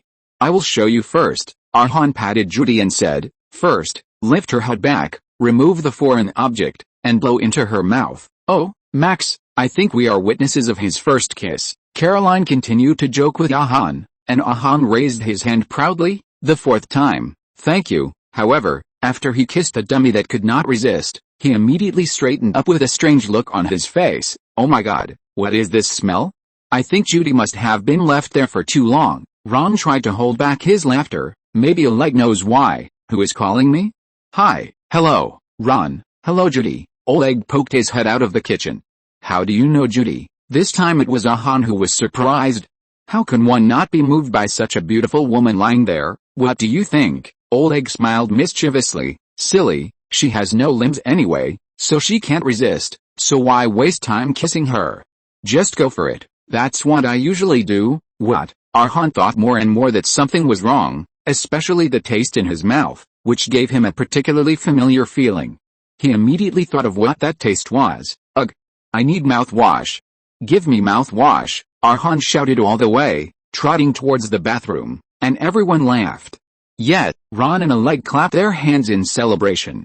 Max immediately realized something was wrong. Oleg, you're not really that disgusting, are you?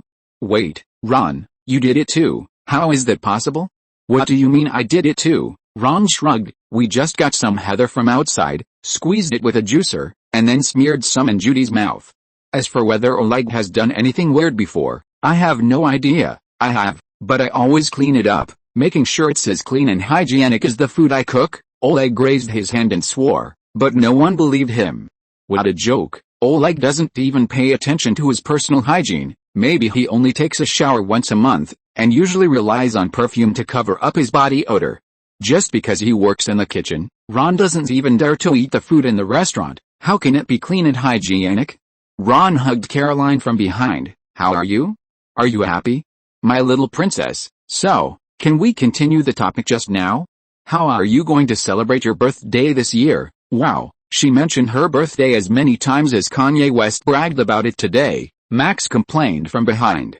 Don't worry, we will help you celebrate your birthday, my dear stepmother queen. Caroline hugged Max. Frankly speaking, Caroline didn't have any bad intentions. She just liked to make a big deal out of nothing, especially after her father went bankrupt and lost everything. But at this warm moment, a guy in a suit suddenly broke into the restaurant and walked up to Earl. Hello, I have a package from Martin Channing to Caroline Channing that needs her to sign for it. Yet, it's my birthday present from my dad. He sent it all the way from prison. Caroline happily skipped over and said, last year, he gave me a photo frame made of macaroni. Oh my god, the last birthday he gave me a Himalayan Hermes bag. Halfway through the conversation, Caroline recalled the past, and her voice unconsciously carried a hint of tears. Hey, that photo frame kept us well fed and well clothed for 2 days. Max was very optimistic and walked over to pat Caroline on the shoulder. That sounds really miserable. Wait, Ron asked in confusion. I remember we often dated during those days. How come you are still short of food? Don't worry, we just treat it as a snack. Max patted Ron's chest to comfort him, then turned to look at the man in the suit. Hey, men, what did Mr. Channing do with pasta this time? It's not pasta this time. It's too big to be carried in. You can go out with me to take a look. The man in the suit led the way, and the three of them walked out together, and were immediately shocked by the things at the door. OMG! Is that a Lamborghini? Caroline screamed. Wait, is that my Lamborghini? Yes, it's a Lamborghini sports car. The man in the suit nodded. Max walked quickly to the car, touched it in disbelief, and then pinched himself to make sure if he was dreaming. Are the handicrafts made in prison so advanced now? Chapter 413 Decision. This car is even better. It's not the mass-produced stuff on the market. These cars take 4 years to be made to order. Yes, I see. My father ordered it for me when he still had money. Caroline's interest suddenly dropped by more than half. Okay, let me correct it. It was when he took other people's money. My father only gave me an unknown chromosome. You should be content with it, Max continued to complain calmly. Of course, she was just calm in words. Immediately, she and Caroline screamed and rushed into the restaurant to share the good news with everyone. It's a really nice car. Everyone surrounded the car. Although Los Angeles is the second largest city in the United States, it does not mean that such a top sports car will have the opportunity to park at the door of such a small hall. In fact, this is the first time. However, Ron did not follow everyone to watch this customized Lamborghini, because he knew that this car would not belong to Caroline in the end. It's a really nice car, thank you for your compliments, but we need to stay away from the car now. I just finished talking to my dad on the phone. The car will be seized tomorrow morning. They won't let me keep this gift. Caroline finished the call and came out of the store disappointed. This is indeed the case. Although the court has ruled that Mr. Jinning's case has nothing to do with Caroline, he does not have to bear a huge debt because of it. But correspondingly, Mr. Jinning's previous property has nothing to do with him, because those are all illegal gains and need to be auctioned to repay the victim. And this car ordered 4 years ago, although it is a gift for Caroline, because it was bought before bankruptcy, according to the law, it still belongs to Jinning's property, so the seizure is completely reasonable. Even before returning it, there must not be any damage, otherwise they can claim compensation from Caroline. It can be said to be a hot potato. Just like on your 8th birthday, they forced you to return the child star you deceived, right? Ron patted Caroline on the shoulder. Max was shocked. They also bought you a little boy. Damn rich people, calm down, Max, you will be rich one day. Ron took Max to his side. Caroline, do you want to keep this car? Of course, what should I do? Caroline heard this and immediately stared at Ron with burning eyes. It's easy, just buy it, Ron said easily. Mr. Channing's creditors just want money. They have many cars like this and they are not short of them. If I buy it with money, it can even be cheaper than the original price. No, Caroline interrupted harshly. Her stubborn little self-esteem began to flare up again. I absolutely don't want to owe you money again. No, I'm not talking about lending you money, but about you taking an advance of my income for a period of time in the future. Ron's eyes turned, and he immediately thought of a good persuasive reason. You know that the clothing project we are cooperating on will definitely make a lot of money in the future, and the distribution method we have agreed on is 50-50. You can now take out your future income and buy this car. The price of this car is $450,000. I estimate that if we have a good talk with the court, the price can be controlled at about $250,000. Everyone knows that no matter how expensive a car is when you buy it, the price will drop by half as soon as you drive it. After the news of the crime tax was released, several gangsters who were smart immediately came to the IRS to pay their recent taxes under the suggestion of Uncle Fried Chicken. Ron's wallet immediately bulged visibly. What's even better is that Sheldon has no recent projects that require a large amount of research funds, so Ron has relatively sufficient funds recently. No, I still don't want it. Caroline thought about it, looked at the car reluctantly, and finally chose to give up. My family used to have several cars like this. I know how expensive they are to maintain. Our monthly income can't afford it. Caroline was telling the truth about this. Take the Ferrari 488 as an example. The price of a new car is only about $250,000, but the price of maintenance is basically around $3,000, and this does not include the more expensive car insurance. if you add the fuel consumption of at least 20 L of fuel per 100 kilometers. Even if the oil price in the United States is low, the cost of using the car for a year alone is enough to buy a good ordinary new car. Okay, since Caroline was determined, Ron simply gave up persuading her and took out a key from his pocket and put it in Caroline's hand. Since you refused this luxury sports car, please accept my birthday gift. Caroline subconsciously pressed the key, and the lights of a white car flashed across the street. No, I can't accept it either, Ron. I appreciate your kindness, but this gift is really too expensive. Caroline still refused, and Max said nothing, because she knew it was Caroline's own business. But compared to the first Lamborghini, she liked the second car more because it looked more practical. No, I think you've got one thing wrong. This car is not expensive at all. It was given to me by a friend named O'Connor. He lives not far away, working at Toretto's auto repair shop a few blocks over. Ron saw Caroline was about to speak, and quickly stopped her with a gesture. Don't rush to refuse to give you this car. There is a reason. You know we are a country on wheels. If this is New York, it may not be so troublesome to travel with the abundant subway lines. This is Los Angeles. Without a car, it is simply impossible to move. I think you have experienced this experience all this time. Even if I don't think about myself, but for Max, I think you should have a car. But, no buts, Ron interrupted her forcefully. In addition, although this car looks like a sports car, its internal structure has been completely modified. It doesn't cost much to maintain it once. Of course, I suggest that all maintenance be done at Toretto's auto repair shop. Finally, compared to taking a taxi or bus, driving yourself will save you more money. Caroline, you need it. Ron looked straight into Caroline's eyes, and Caroline finally gave in. Okay, I'll keep the car, but the price of the car will be considered as my advance on clothing income, and I'll pay you back when the money arrives. Hearing this, before Ron could say anything, Max cheered first. Yes, we finally have a car. Chapter 414 Sheldon runs away from home. Ron never thought that he was exhausted after celebrating Caroline's new car at Max's house until noon. Ron never thought that the joy of getting a new car could increase Caroline's fighting power so much. The stamina tank doubled, almost equal to Max. This kind of fighting power is tiring even with the blessing of a perpetual motion machine, so, when he returned to the apartment, what he most hoped to see was that Leonard had already bought a meal, and he just had to eat it directly. But when he pushed open the door, he found that the reality was not what he thought. Leonard and Sheldon sat on one side and glared at each other. If you ignore the pitiful amount of food on them, excluding the chicken, they are simply two fighting cocks put into the arena. Hey, what are you doing? Isn't it time to eat now? Ron asked casually, opening the refrigerator, but the empty refrigerator made him disappointed. Ron, can you imagine it? Leonard is crazy. He actually told me that he wants me to move out. He wants Penny to come over and let me live with you, Sheldon complained angrily. What? Don't do that. Ron was shocked when he heard this. Leonard, if you let Sheldon live with me, I promise that you will see his body in less than a month, and I will definitely kill him. With Sheldon's bad temper, let alone his brother, even if he is his own son, Ron will want to strangle him to death. God knows how George and Mary have endured it. This kid has been so patient. To be honest, if it weren't for the face of his parents, Ron would have teamed up with George to trick him into growing avocados in the countryside of Brazil. Not sending him to cut kidneys is already a deep brotherly love. Being a brother with Sheldon really tests your endurance.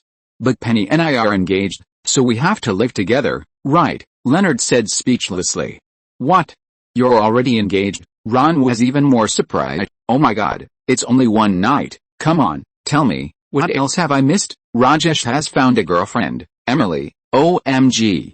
OMG. OMG. Ron felt shocked. Raj can find a girlfriend too, but Sheldon ignored him, and continued to stare at Leonard, preparing to change to gentle means. Do you think this will work? I'm also happy to let Penny come in live with us. During the probation period, she can live here 1 day a week. Of course, she can't live here during the days when her mother is the most irritable during her freshman year. Wow, Sheldon, you really understand the big picture. Leonard, do you want to consider compromising? Ron finally found a box of potato chips in the kitchen cabinet, found a comfortable position on the sofa and started watching the show. Well, you've thought it through very carefully. Leonard rolled his eyes at Ron helplessly and continued to negotiate with Sheldon. But what we consider more is that we two live together without you. Leonard weighed every word by word. trying not to irritate Sheldon as much as possible. I don't understand, how are the three of us going to live together without me? Ron, what does he mean? He means that he and Penny are going to live together now, and he won't bring you to play with them, Ron said, crunching potato chips. Let me make it clear first, if you two live together, I will never take Sheldon in. You should know before you get a pet that you should never abandon it casually. I will never raise Sheldon for you. I'm not a pet, Sheldon retorted unhappily. Okay, listen. Sheldon, I know this is a change and it sounds scary, but then how are we going to live? Sheldon interrupted anxiously. I don't know. We've just started thinking about this, Leonard paced back and forth in the room anxiously. Maybe I'll move in with Penny and Ron will move in. Or maybe Penny will move in and you'll live with Ron. Absolutely not, Ron stood up in fear. He couldn't imagine waking up every day to face Sheldon's stinky face. He would definitely pull out his Smith & Wesson pistol and shoot him in the face until the bullets were all empty. Have you smoked marijuana, Leonard? If I live with Sheldon, I'd rather sleep in the office. Forget it, I'd better think about buying another house. The house bought from Dunphy is now occupied by the Gallagher family. Although Ron can move in as the male owner, he feels awkward when he thinks that there are 5 children in this house besides himself and Fiona. What's more, in name only, he is now engaged to Collins. Well, I'm really a hopeless scumbag, Ron shrugged, but on the other side, Leonard and Sheldon's negotiations have entered a white-hot stage. Did you get hit on the head by a coconut? No, then I really can't think of the reason. You actually want me to move across the street to live with Ron? How can you say such a thing? Sheldon asked loudly indignantly. Because I love Penny, I want to give her the life she wants. Leonard's reason is understandable, but Sheldon doesn't think so. I understand. Sheldon showed a little look that saw through everything. It seems that your future wife's happy life is more important than mine, of course. Wow, Sheldon sighed sarcastically and returned to his bedroom. How is it? How does it feel to have 2 wives? Love St. Leonard, Ron teased. Don't say it. With a strange friendship between Leonard and Sheldon, let alone CP, even if they are a gay couple, they are not much different. Ron even sees some shadows of Mitchell and Zyolka in them. They are a real gay couple. If this kind of plot were to be made into a Chinese TV series, this part alone could be made into at least 40 episodes. Leonard looked at Ron helplessly. Has your brother always been this crazy? In fact, he was a little crazier before, but now he's better than before, Ron thought for a while. At least, he didn't invent a machine to prohibit Penny from entering, or make a Terminator robot killer to kill Penny. Right, in the past, I treated these behaviors of his as a joke, but now you need to keep a closer eye on him, because with his current strength, he can really do it. Believe me, you definitely don't want to see your fiancée, who you have finally managed to seduce, get her head twisted off by a robot that looks like the governor. Right, one of the scientific research projects that Ron invested in was an intelligent combat robot. Although it was called a robot, it was basically an AI with friend or foe identification and an automatic combat system. However, in order to satisfy everyone's sci-fi movie complex, a humanoid robot was specially made. Absolutely not, Leonard imagined the scene Ron described, and he shuddered. I'll go to the lab now and delete Sheldon's access permission. After Leonard left, Sheldon poked his head out of the bedroom. Is Leonard gone? Of course. Ron walked to the bookshelf, picked up a small jar of peanuts and twisted it. A small snake-like prank toy flew out, as well as a $50 bill hidden at the bottom of the jar. Ron shook the money at Sheldon. Also, I just ordered a pizza with my phone. I don't have any cash on me, so I'll pay with your money. It's shredded pork with Beijing sauce. I hope you like it. What? Sheldon's face was full of question marks. What the hell is that?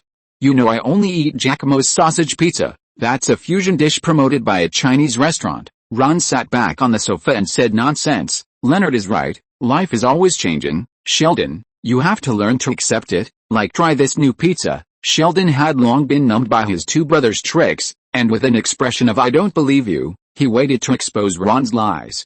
Soon, the delivery boy brought the food, but Sheldon looked at it and couldn't see any pizza at all. Ron, I don't think this is pizza. This is pizza, but it's Chinese pizza. You have to eat it like me. Across from him, Ron picked up a piece of dough and spread it in his hand.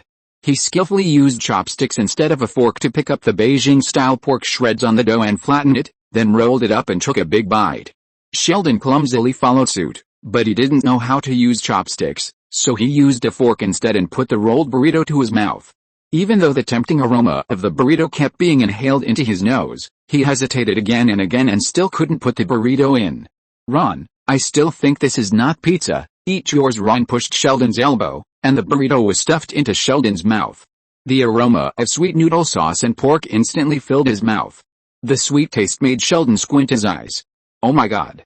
What did you give me to eat?" Sheldon got up angrily and rushed out the door. "Why? Isn't it delicious?" "No, it's better than all the pizzas I've eaten, but it's not pizza. I don't like it. Today is Thursday, it's pizza day." Sheldon left angrily. Well, Sheldon is still Sheldon. Ron knew how strong Sheldon's obsessive-compulsive disorder was, but he knew that Sheldon couldn't never make any changes. This time Leonard's cohabitation incident was a good opportunity. He wanted to try to see if he could turn Sheldon's twisted personality around, but it turned out that he failed again.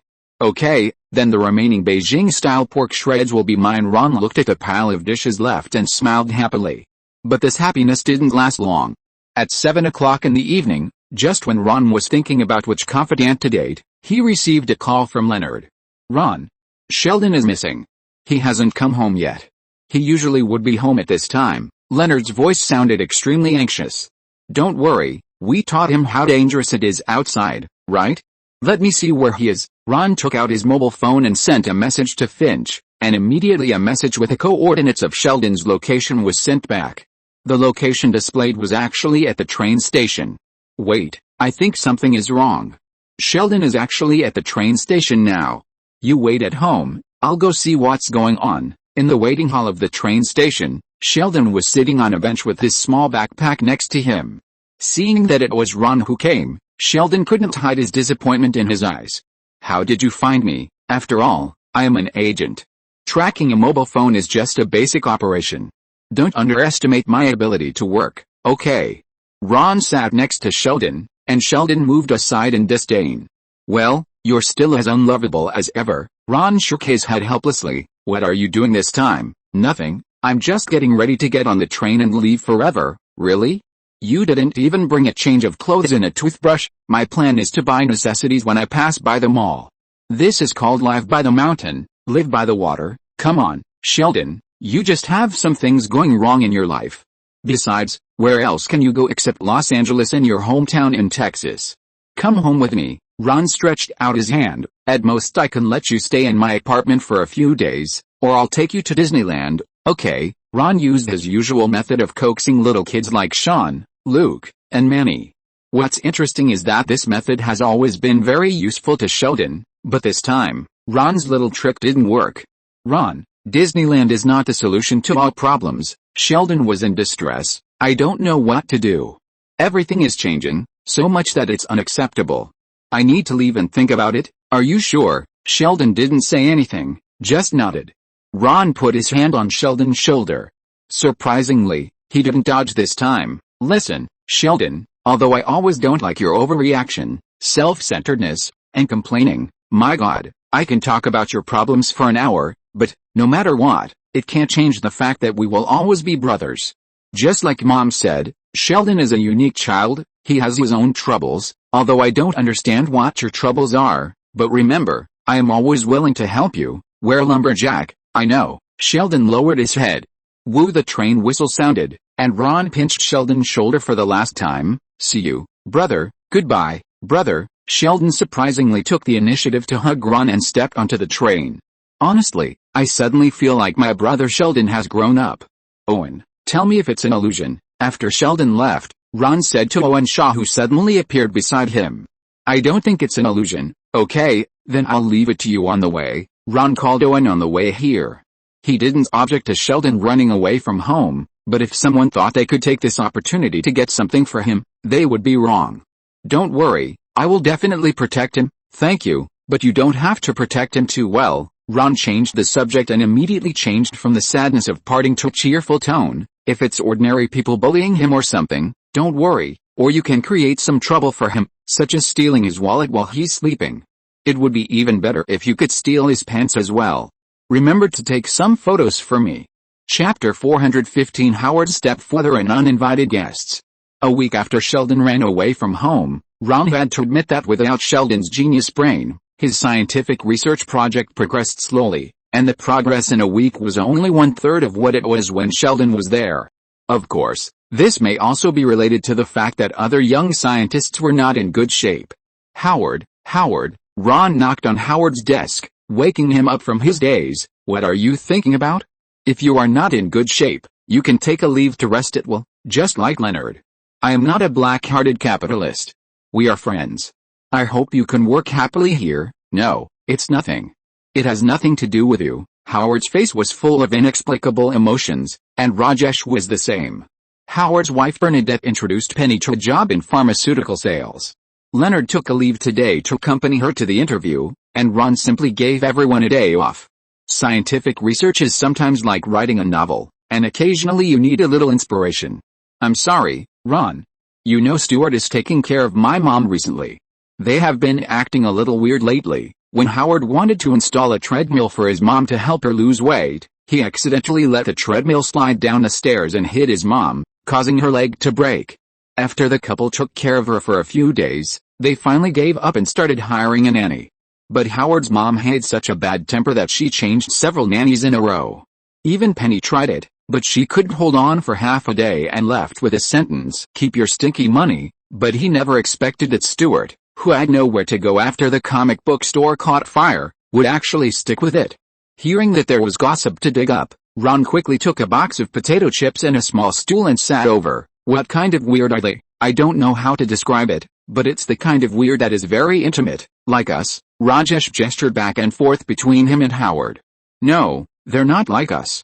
They have a disgusting kind of intimacy, just like you and your dog. No, you guys have a disgusting kind of intimacy too. Ron couldn't help but complain in his heart, but their disgusting intimacy is indeed different.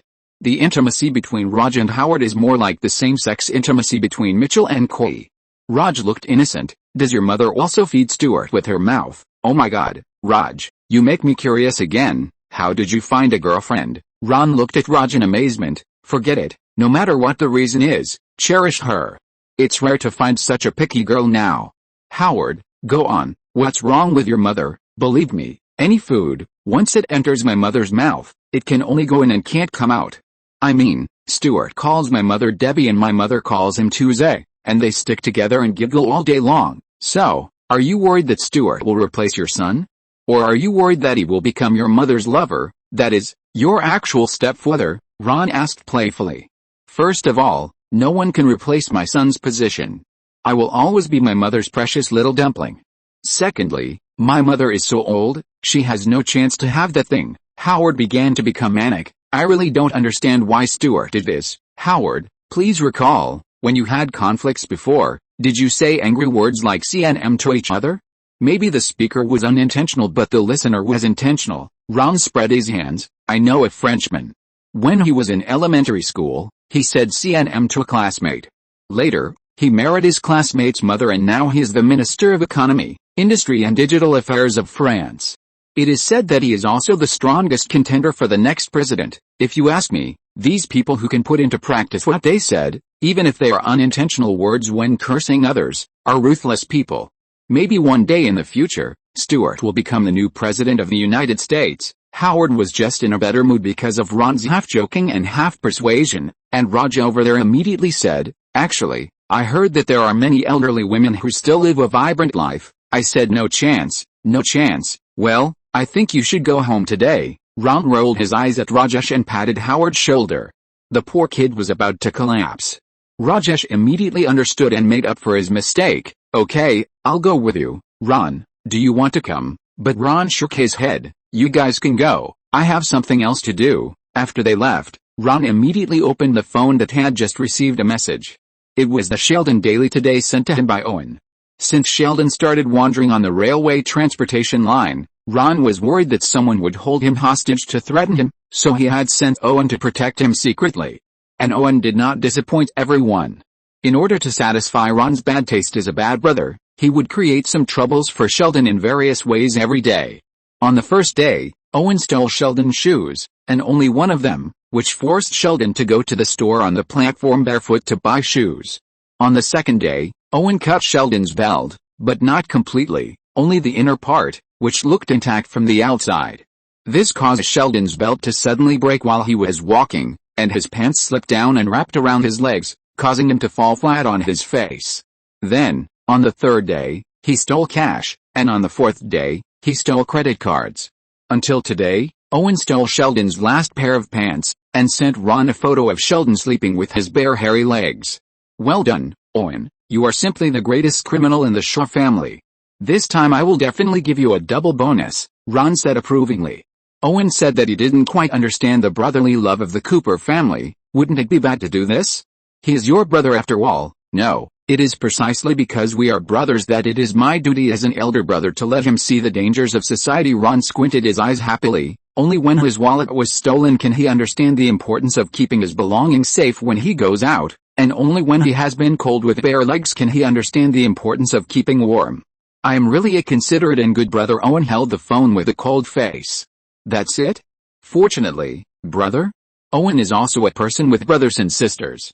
He has an older brother, Deckard Shaw. In the past, he always felt that his brother was too indifferent to him, and most of his attention was focused on his younger sister Heidi, and he even complained in his heart. But compared with the brother of the Cooper family, Deckard Shaw's cold-blooded guy can be described as meticulous in his care for him.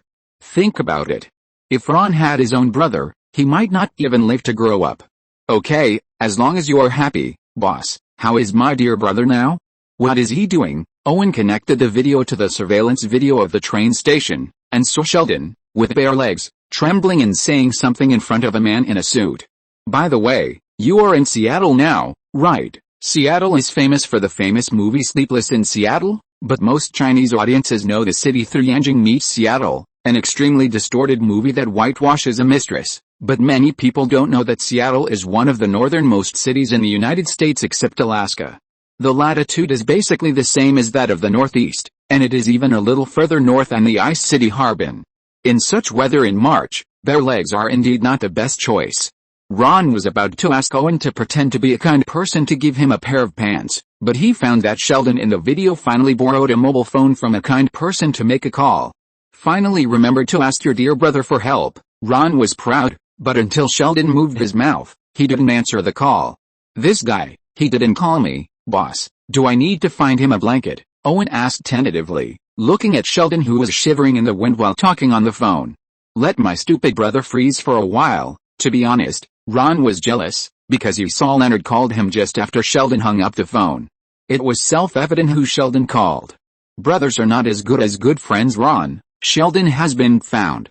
He is now in Seattle. All his things have been stolen. Do you want to go with me to pick him up? Well, I have something to do now and can't get away.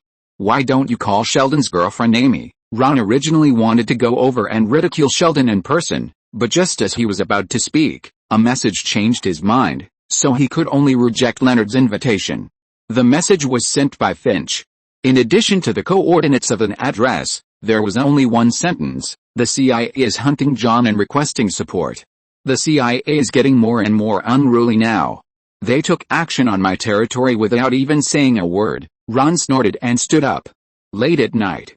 Outside Edmond Hospital, at exit C of the parking lot, because it faces an old road that has been in disrepair for a long time, there are usually few cars coming out of this exit, not to mention the pitch-black night. Ron and Finch, who was walking with a cane, were walking quickly inside. Can you see the location of your partner? Where is he? I don't know. Finch anxiously took out his cell phone to show Ron. All cell phone signals nearby have been blocked, and even the surveillance cameras have been cut off.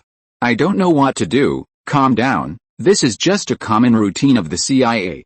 They use this method to try to do things cleanly without leaving any traces, but in fact it is terribly stupid. Ron chatted easily as he walked, as if they were facing a group of elementary school students on a spring outing instead of CIA agents. Just go to places like the wire box or the monitoring room and you can find countless clues they left behind.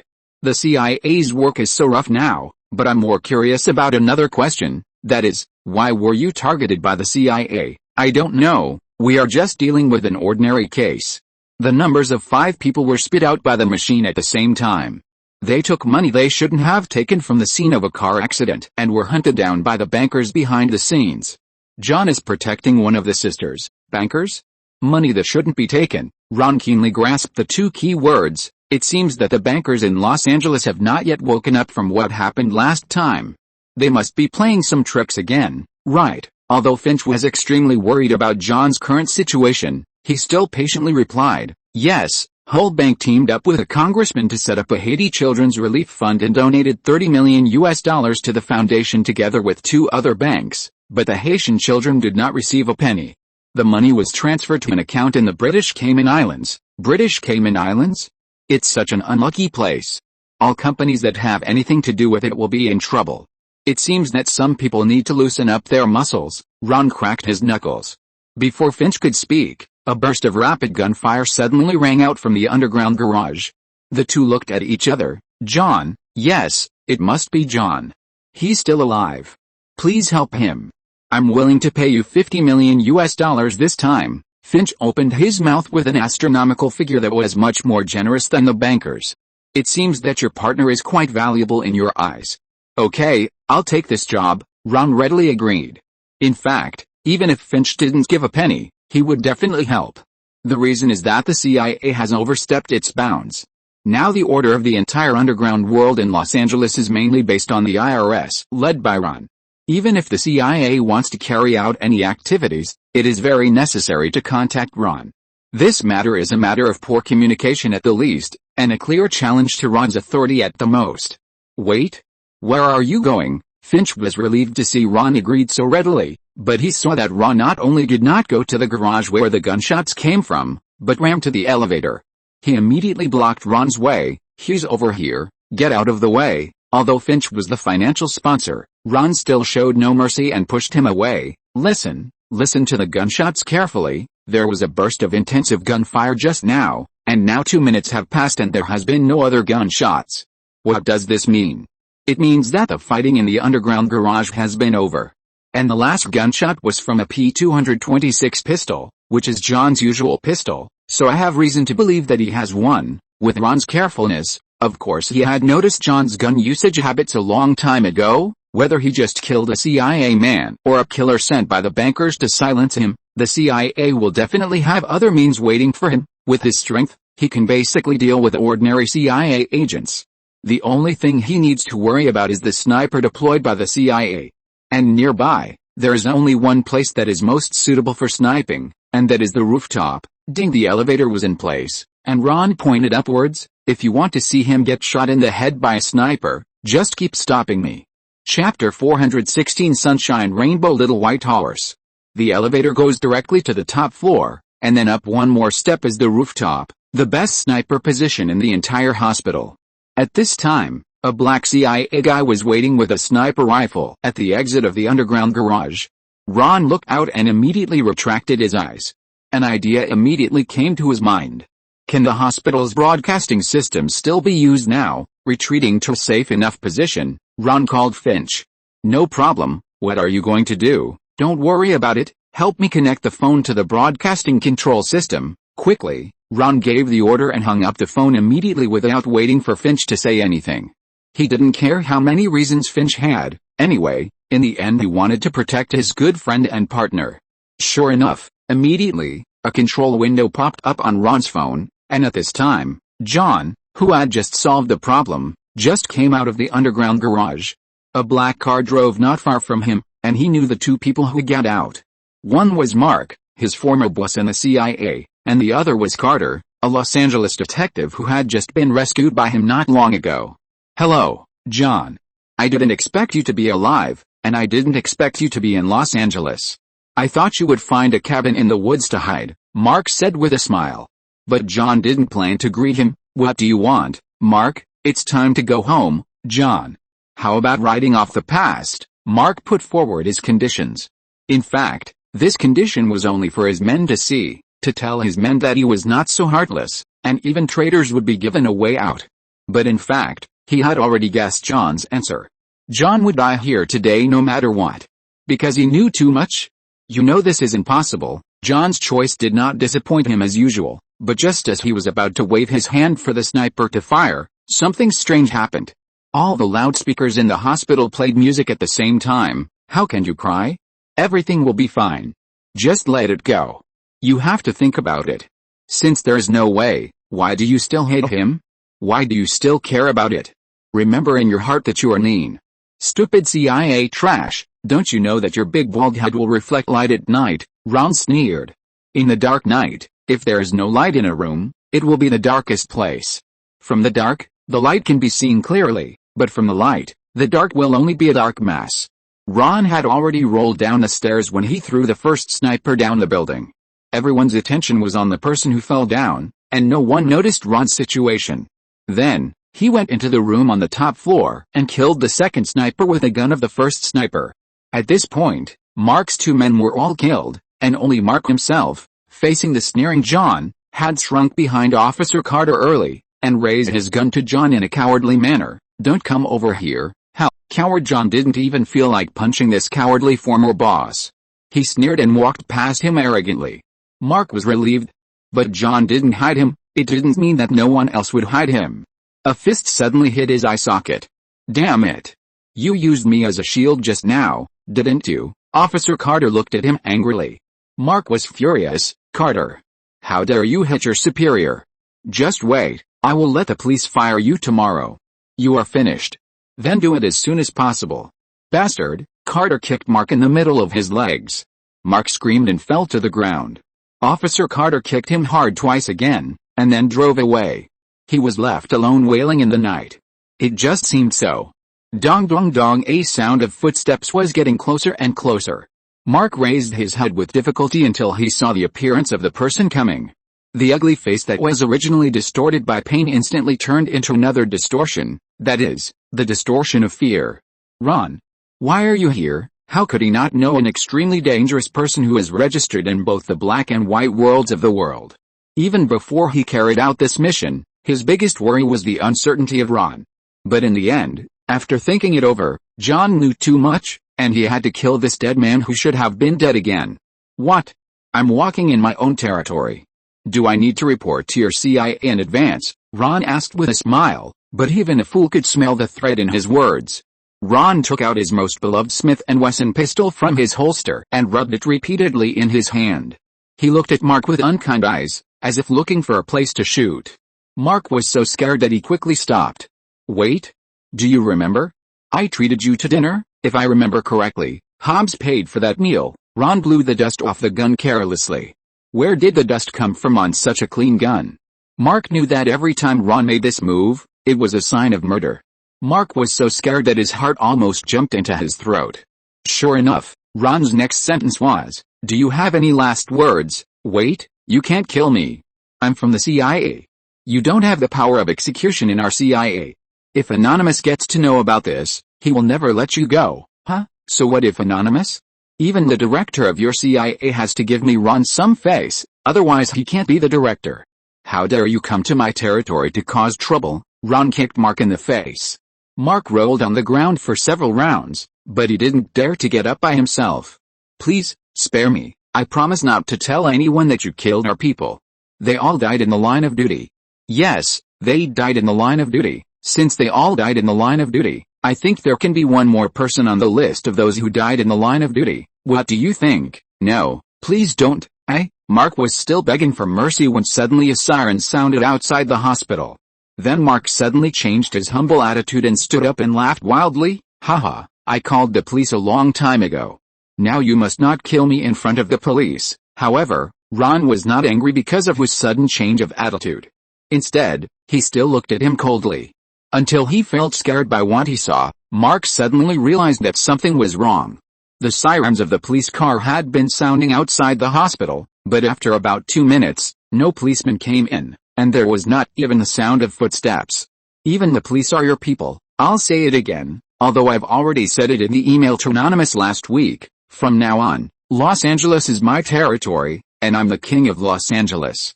Anyone who comes here and wants to do something must say hello to me first. Ron swore his sovereignty with a domineering attitude, and suddenly changed his tone. You want to live, right? Mark nodded frantically. Then I'll give you a chance. What do you think of this song? Ron smiled evilly, holding Mark's collar, lifted him up, and pretended to pat the dust off his body. At this time, the song that Ron had been playing on loop had been played for the 6th time, and it was singing Sunshine, Rainbow, Little White Horse, dee-dee-dee-dee-da. Mark was not sure what Ron was up to, so she could only reply flatteredly, It sounds good, very good. If it sounds good, then I'll find a place for you to listen to it enough. Although Mark didn't know what Ron was up to, he knew Ron's style of doing things, and he immediately planned to run away, but he was immediately kicked down by Ron and dragged out of the hospital by one leg.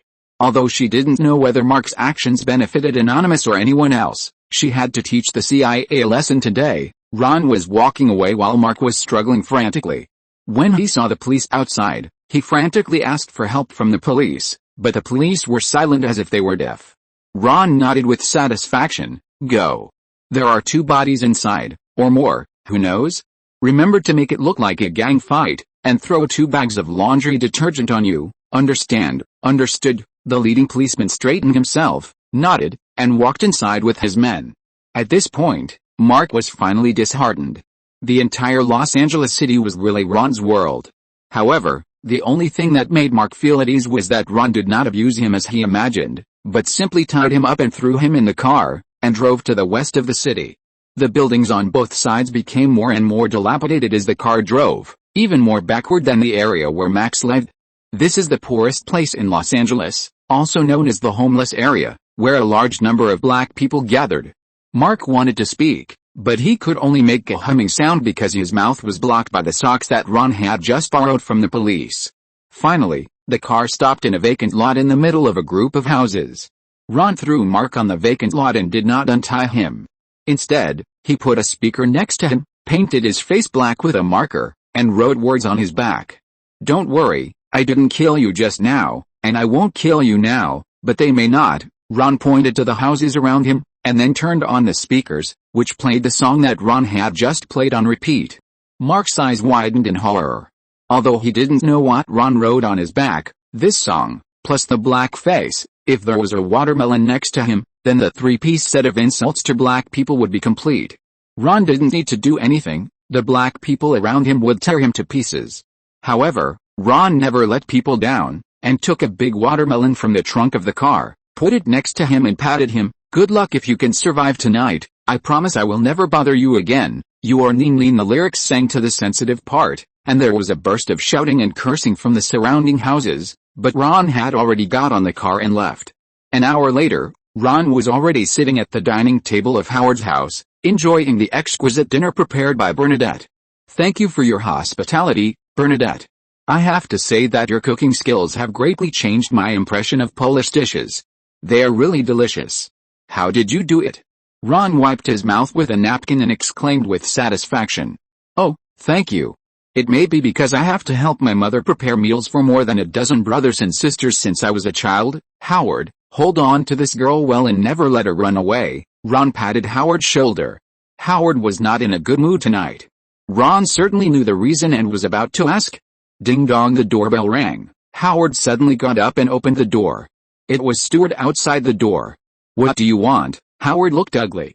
Stuart got straight to the point. I think you have an opinion about me living in your mother's house. You are right. I have an opinion. I think it's very strange, Howard, Ron called him. That's right. He's a grown man. How can he just live here without paying rent?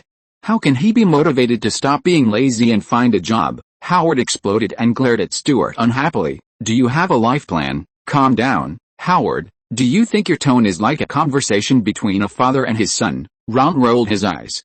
Come on, he came to Howard's house for dinner just to avoid Sheldon's nagging when he just got home, but he didn't expect it to start again here. If he had known, he should have gone to Gallagher's house. Howard became even more upset when he heard Stuart's words. You and my mother? You're not my father. I didn't say I was your father. I didn't say that either. Ron was annoyed by the quarrel and walked between the two people. Okay, calm down. You are not his father. He is not your father. No one is anyone's father here. Okay? FXXK. God knows, I am the king of the Los Angeles underground, the king who just confronted the CIA, and I actually came back to deal with trivial matters like you. Please, you are not children anymore, okay? Don't quarrel like children. Come in, sit down, and talk it out. I hope you can solve the problem today. Bernadette, you watch them. Ron was still optimistic about Bernadette's aura. Then where are you going? I'm going outside to calm down, Ron said depressedly. Chapter 417 Movie Release and New Mission.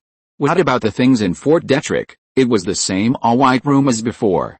A group of people who hid their bodies in white robes sat around a round table, and even their faces were hidden under their white hoods. In fact, except for the leader of 18, even though they had quarreled so many times in this hall, they only recognized each other's voices and had no idea who they were quarreling with. The intelligence officer stood up, picked up a piece of intelligence and began to read aloud. At present, the cleanup of the ruins of Fort Detrick has been basically completed, and the biological laboratory where the virus was stored has been completely blown up, so the virus has been completely lost. Before he finished speaking, there was an uproar at the round table. The leader knocked on the table unhappily. Silence. Go on. But the nano-weapons laboratory hidden under the biological laboratory has not been seriously damaged, and the things inside can still be saved. But the bad news is that this laboratory has also been targeted by the CIA, and they have sent a scientist to take over all the information. The above is all the information about Fort Detrick. After the intelligence officer finished his report, he did not rush to leave, but closed the folder and stood aside, waiting for the leader's next instruction. Chief, we have already lost the virus weapon, and we must not lose the nano weapon again. We must send someone to get the information back immediately. We must go, of course. The question is who to send? I don't want the last incident in London to happen again. That is simply a shame for 18. The chief was angry and swept his eyes over the white-robed people who appeared one by one, until he stopped at the white-robed man who had been rushing to speak. The latter also straightened his chest very tactfully. Leave this matter to me. I promise to bring back all the information and those who have seen the information. Okay, this matter is left to you. The meeting is adjourned. After the chief finished speaking, he got up and left without caring about the others. The intelligence officer hurriedly followed. Only after leaving the meeting room did the chief speak coldly. How is the backup of the nano weapon? It has been hidden as you ordered. Don't worry, chief. I just don't understand why we have a backup. We still have to send someone to find the original information. The chief smiled playfully. Do you know where the scientist who took over the nano weapon information lives? It's Los Angeles. The intelligence officer answered after taking a look at the information. The smile on the leader's face deepened. Yes, that's right, it's Los Angeles, the city where Ron, who repeatedly ruined our business, lives. Do you know? Just last week, a CIA team was killed by Ron in Los Angeles. This person has the concept of territory deeply rooted in his bones. If he just established his authority and someone challenged his authority again, what do you think that madman would do? But the intelligence officer just opened his mouth and immediately realized, you mean, use Ron's hand to get rid of the people in the American branch. All organizations are made up of people. Only organizations made up of people will inevitably have internal conflicts. This law is not immune to even 18. Yes, the leader nodded in satisfaction. To be honest, our organization should be composed of wise men. But there are always people who rely on their father's influence to occupy important positions. It's time to clean up a group of people. Now, do you know what to do? I know. I will leak this information to the CIA through the informant. The intelligence officer nodded heavily, and the leader showed a gratified expression. 18's actions have always been swift. Just as the headquarters had just discussed countermeasures, the branch in the United States had already started to act according to the order. They quickly kidnapped Professor Boo Howard to the sea, but before they could torture the location of the information, the CIA, which received the insider information, had already sent a small team to rescue him. This is our target, Professor Boo Howard, who has been kidnapped by a group of Serbian rebels. Although the 72-hour golden rescue time has passed, everyone still has to go all out and must not take it lightly, the bald commander lectured his men. If Ron were here, he would be shocked, because the commander who was giving the lecture was Hobbs. The other side has a boat, 4 jet skis and a helicopter. I will kill you to get close to the target first, so that the enemy radar cannot detect you, and then you can dive over. Red boss, Red second, you are responsible for guarding the store, I am responsible for destroying the helicopter, and then find the professor. Hong third, you are responsible for calling the helicopter to pick up people. Do you understand? Yes, sir. Everyone stood still and shouted. You are the Navy SEALs, saving people is your duty. Now, everyone set off. Seeing that the morale of the army was available, Hobbs waved his hand and was the first to board the assault boat. Hobbs himself was first trained in the Navy SEALs and was familiar with all the tactical gestures of the Navy SEALs, so he was able to command them easily. The speedboat stopped 300 meters away from the yacht. If it got any closer, Even a small boat would be at risk of being discovered by civilian radar, but this distance was enough. The Navy SEALs put on frogman equipment, flipped back along the side of the boat, and fell into the water one by one, approaching the yacht. Diving under the yacht, Hobbs aimed the underwater launcher at the yacht, and the single-soldier submarine-launched missile pierced the glass of the cab, and then blew the entire cabin to ruins in the horrified eyes of the crew. The yacht immediately lost power and stopped on the sea. The frightened terrorists drove the motorboat around the yacht to check back and forth, but did not find anything unusual. Just as they began to relax their vigilance, a bald head suddenly appeared in the sea and threw a high-explosive grenade on the boat. Boom! The impact of the explosion immediately sent the armed terrorists on the deck flying, and one even hit a patrolman on a motorboat, which happened to be next to Hobbs. How could Hobbs miss such a good opportunity? He immediately climbed onto the motorboat with his hands and feet, and shot the last small missile at its tail before the terrorists on the helicopter could react. Because of the haste, the angle of the small missile was slightly offset, but fortunately it was not too far off, and the helicopter was blown in half in the middle. But before Hobbs could get a little proud, his successive performances immediately attracted the attention of the other three motorboats. A string of bullets attacked Hobbs. And without weapons, he could only turn around and flee on his motorboat. But this was also in his plan. While dodging bullets, Hobbs looked back at the three motorboats that were chasing him, and immediately ordered his other men through the headset, "They have caught up with me. Red number 2, get on the boat and deal with the enemy now. I will deal with the rubbish on the motorboat." The SEALs, who were still lurking underwater, immediately threw out hooks and climbed onto the yacht, and began to fight fiercely with the terrorists. On the other side, Hobbs' motorboat was getting faster and faster, and the terrorists followed closely behind. While speeding, Hobbs suddenly made a sharp turn, and the terrorists followed suit, but their skills were not as good as Hobbs's. Two terrorists accidentally fell into the water. When they looked up, the motorboat that Hobbs had turned around was right in front of them. Bang! The bottom of the boat hit the head hard, knocking the two unlucky guys unconscious in the sea, and then continued to charge towards the last motorboat. The other side fired and came forward, but on this bumpy sea, the accuracy of the bullets was no different from that of nothing, and it could only make a loud noise to scare people.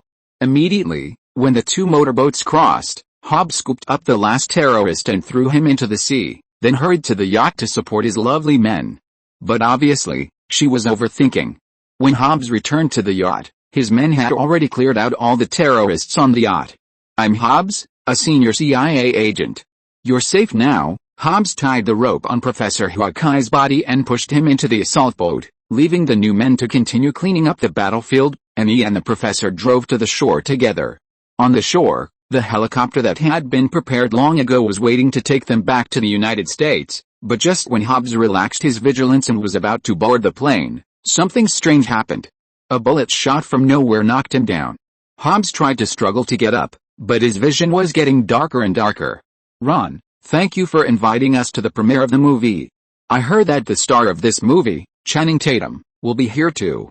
Can he come to meet us after the premiere, at the entrance of the Hollywood Theater?" Leonard asked Ron sincerely. Beside him, Penny, who was wearing an evening gown, had peach blossom eyes, and she wished her eyes were on Tatum's handsome poster. Leonard could only wink at Ron secretly when she wasn't paying attention. "Of course, you can go backstage with Collins later. I think he will be there," Ron agreed generously as if he didn't understand at all. "Collins, take Penny to sit down with you." When the two women left, Leonard immediately changed his frustrated expression. "Ron, you are so mean. I thought you understood what I meant." "Don't worry," Ron patted Leonard's shoulder. "Penny won't see Tatum at all. They will leave after playing the movie for 10 minutes and rush to the next city to promote it. Today is the premiere of the movie Magic Mike, invested by Ron. As the main investor, he was waiting for his friends at the door early. For such an occasion, of course, he brought his legal fiancé Collins with him. Sheldon, Raj and Howard had already entered with their female companions, and Leonard was the last one. "Then I feel relieved. There are so many people today. The box office looks good. I wish you a big box office success." Leonard breathed a sigh of relief. "Thank you, I was just making a movie for fun. I didn't expect so many people to watch it." "Come in quickly," Ron said with emotion. This is the truth. At the beginning, his purpose was just to launder money. He didn't care about the box office at all. It was just a money laundering tool anyway. It didn't matter whether it was there or not. Unexpectedly, before the movie was released, the trailer alone attracted countless viewers to book tickets in advance, plus the fans of several leading actors. The pre-sale box office alone was as high as $40 million. This is the pure box office that Ron did not add any water. It doesn't sound that high, right? But don't forget that this is a low-cost movie. Although it is said that the total investment is $100 million, it is just a paper number. In fact, a large part of this money was used to buy various expenses such as $50 a box of paper towels and $100 a box lunch, which flowed back to Ron.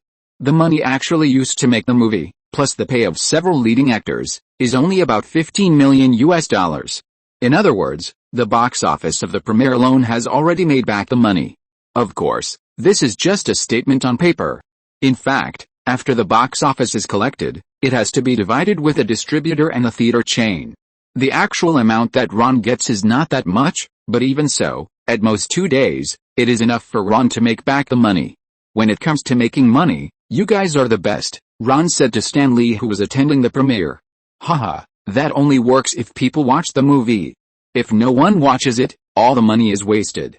In fact, Hollywood makes thousands of movies every year, but only a few can really make money. Congratulations, young man, you're lucky. This movie just hits the weak spot of the female market, but luck can't last forever, right? Unless there's a movie that's guaranteed to make money, why not, Ron? Before Ron finished speaking, a person who surprised him walked onto the red carpet. Sorry, Mr. Stan Lee, I have something to do. Let's talk later. Ron's face changed. He sent Stan Lee into the theater and turned around. Hobbs, I didn't expect you to have a hobby of watching this kind of movie. How about it? Do you want me to arrange a better seat for you? There are still several empty VIP seats in the front row. You know I didn't look for you to talk about this. Hobbs pointed to his arm that was hung with gauze. You have heard about my story, right? Of course, you and a team of Navy SEALs were all wiped out at sea. Counting the time in Brazil, this is the second time, right? I even suspect that you are a teammate killer. Everyone is saying that if there is a mission next time, they will not want to go with you no matter what. Haha, Ron laughed mercilessly. That's not funny, Ron, Hobbs said depressedly. Listen, I'm here to give you a task. You have to help me finish what I haven't done. Ron interrupted him before he finished speaking. Hobbs, I think you are mistaken. When is the CIA's turn to give orders to the IRS? I have no obligation to clean up your mess. No, this is not an order from the CIA. Hobbs took out a document and handed it to him. It's an order from the Department of Defense. That thing is too important. Chapter 418 Daddy Ron. Although Ron can call the shots in Los Angeles, he still has to obey the orders of the Ministry of Defense because it is related to national security, so he still took the task. However, when he arrived at the designated location and saw the toys abandoned at the door of the residence, his intuition told him that something was not good. He felt that he seemed to have been tricked by Hobbs. 2 days ago, Brigadier General Tucker called me and said that Professor Boo's widow told him that the murderer who killed her husband thought that the thing was still hidden in her house. We are not sure if it is true, but we found that Professor Chongza has a safe in a Swiss bank. I am responsible for sending her to retrieve the things in the safe. Hobbs was still chattering on the phone, but Ron was extremely confused. I hope that is the weapons information you are looking for. Can I ask what my specific mission is? In short, while we are in Switzerland, someone must go to her house to protect her children. This is your mission. In addition, when you go to her house, you can also look for weapons information. Wait. We can switch. I go to Switzerland and you come to Los Angeles. Ron knocked on the door and looked at the 4 pairs of eyes of different heights behind him one by one, 2 girls and 2 boys. He immediately understood what kind of job this would be. Well, there are 5, and there is a too young one who is held in the arms of a slightly older boy. It is estimated that he should be breastfeeding. You asked Ron how he knows?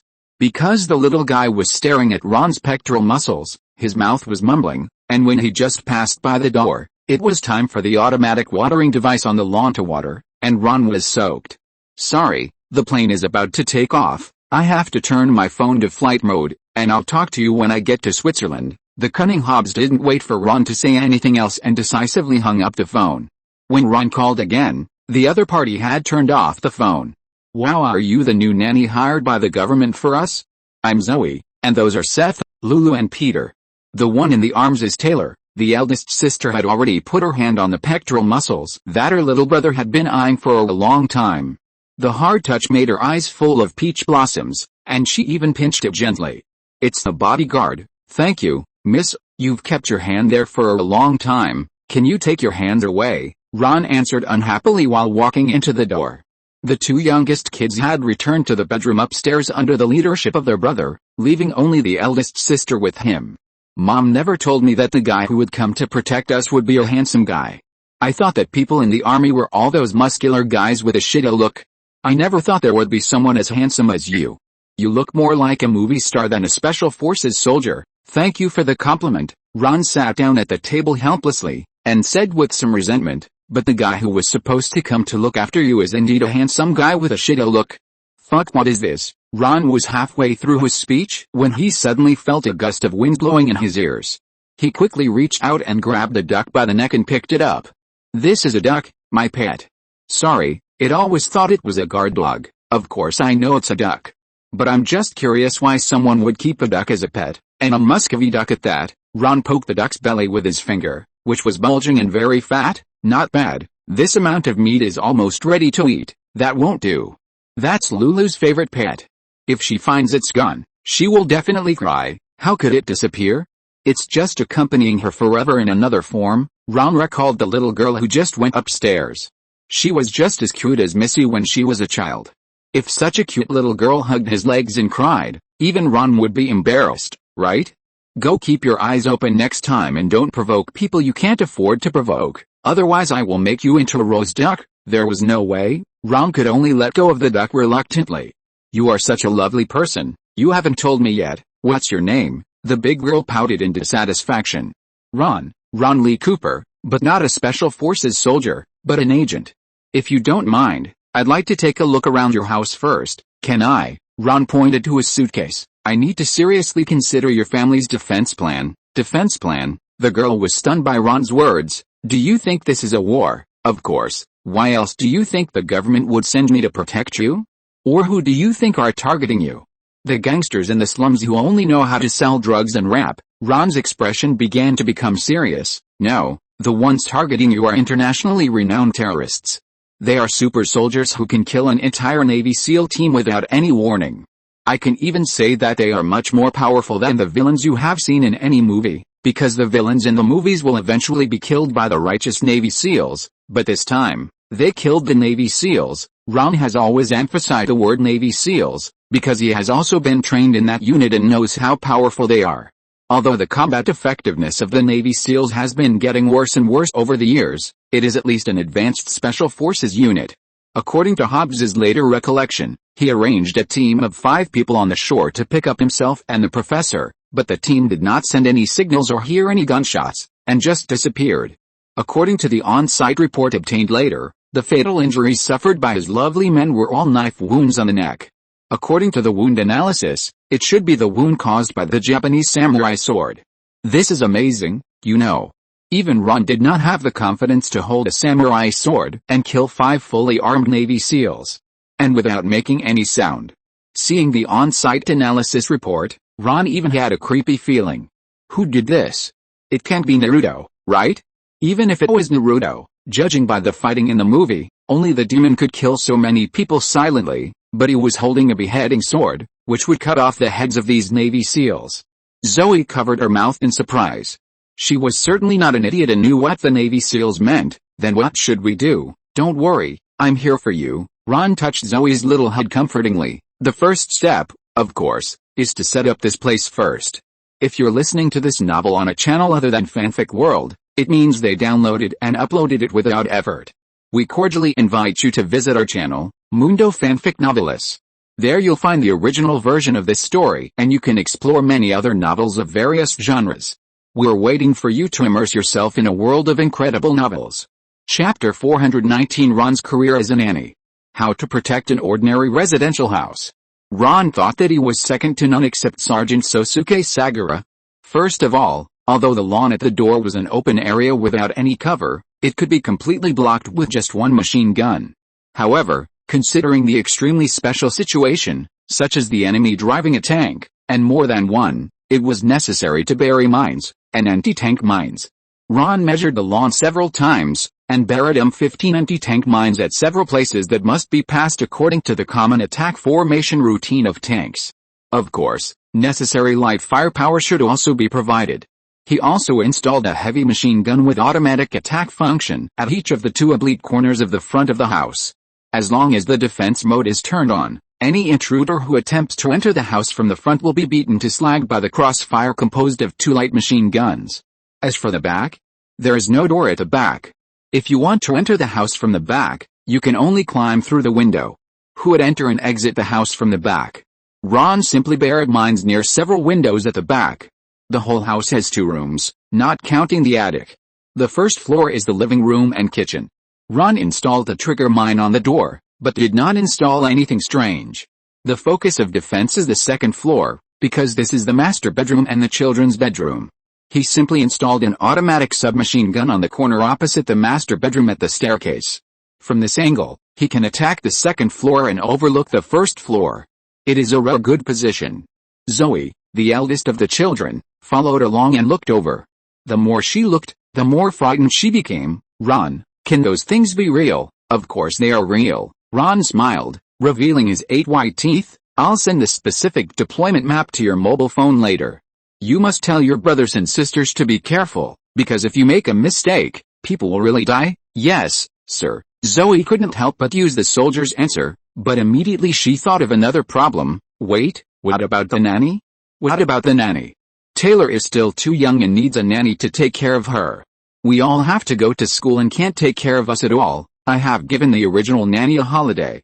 From now on, the new nanny will be temporarily responsible for Taylor's daily life. Ron raised his hand and looked at his watch. Calculate the time. She should have arrived now. Sure enough, as soon as he finished speaking, the doorbell rang, and when he opened the door, Fiona was standing outside the door with a suitcase. I hope I'm not late. Of course not. Ron took the suitcase and walked into the house holding her hand. Fiona, this is Zoe. Zoe, this is Fiona, my girlfriend. She will temporarily take care of Taylor from now on. Her. Zoe's tone was full of disappointment, probably because after listening to Ron's introduction and comparing herself with Fiona, she felt frustrated.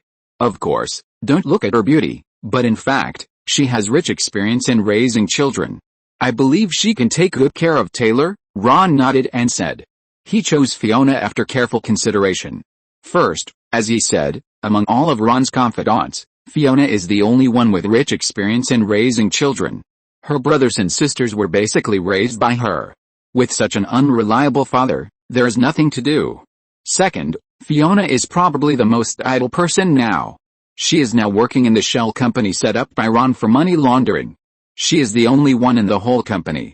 Every day, except for sending and receiving emails, she has basically nothing to do. As for the others, Collins has to go to school, Max and Caroline have to work and run a business at the same time. So comprehensively speaking, Fiona is the best candidate, and she will definitely be able to take care of this family in an orderly manner. Zoe, take Fiona to get familiar with the environment first, and I will think about what needs to be improved in the deployment. After sending the 2 ladies away, Ron took a can of Coke and sat comfortably on the recliner at the door to drink. Hobbs, that idiot, does he think I will be helpless in front of a bunch of children? What a joke. If I can't be a nanny myself, can't I ask someone else? Of course, Hobbs is not stupid, he really has no one to use. But the pleasant time is always short. Before Ron had time to enjoy the California sunshine for a while, his mobile phone rang. Ron took a look and it was a number that he had to answer. How is it? How is the thing I asked you to investigate for me going? Who is the world's top knife-wielding expert? How can one person kill 5 Navy SEALs without alerting anyone? On the other end of the phone, Peggy kept the secret. I have good news and bad news. Which one do you want to hear first? Good news? Okay, then I'll tell you the bad news first. Peggy, as always, did not play by the rules. I checked the information of all knife-wielding masters.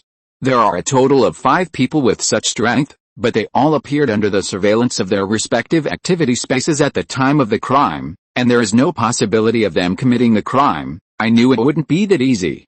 Thank you for your hard work. Ron's heart skipped a beat, but he still maintained his composure. Now it's time to tell you the good news. Right, the good news is that I found this. Ron received a photo on his mobile phone. It was a Japanese old man in a kimono. Ron curled his lips. Isn't this Master Arashikage? I've heard of this person. He's a ninja with very powerful swordsmanship. If it were him, he might really be able to do it. Are you trying to tell me that he did it? But he has been dead for a long time, or is he not dead at all? Ron had a dream of learning Kung Fu since he was a child.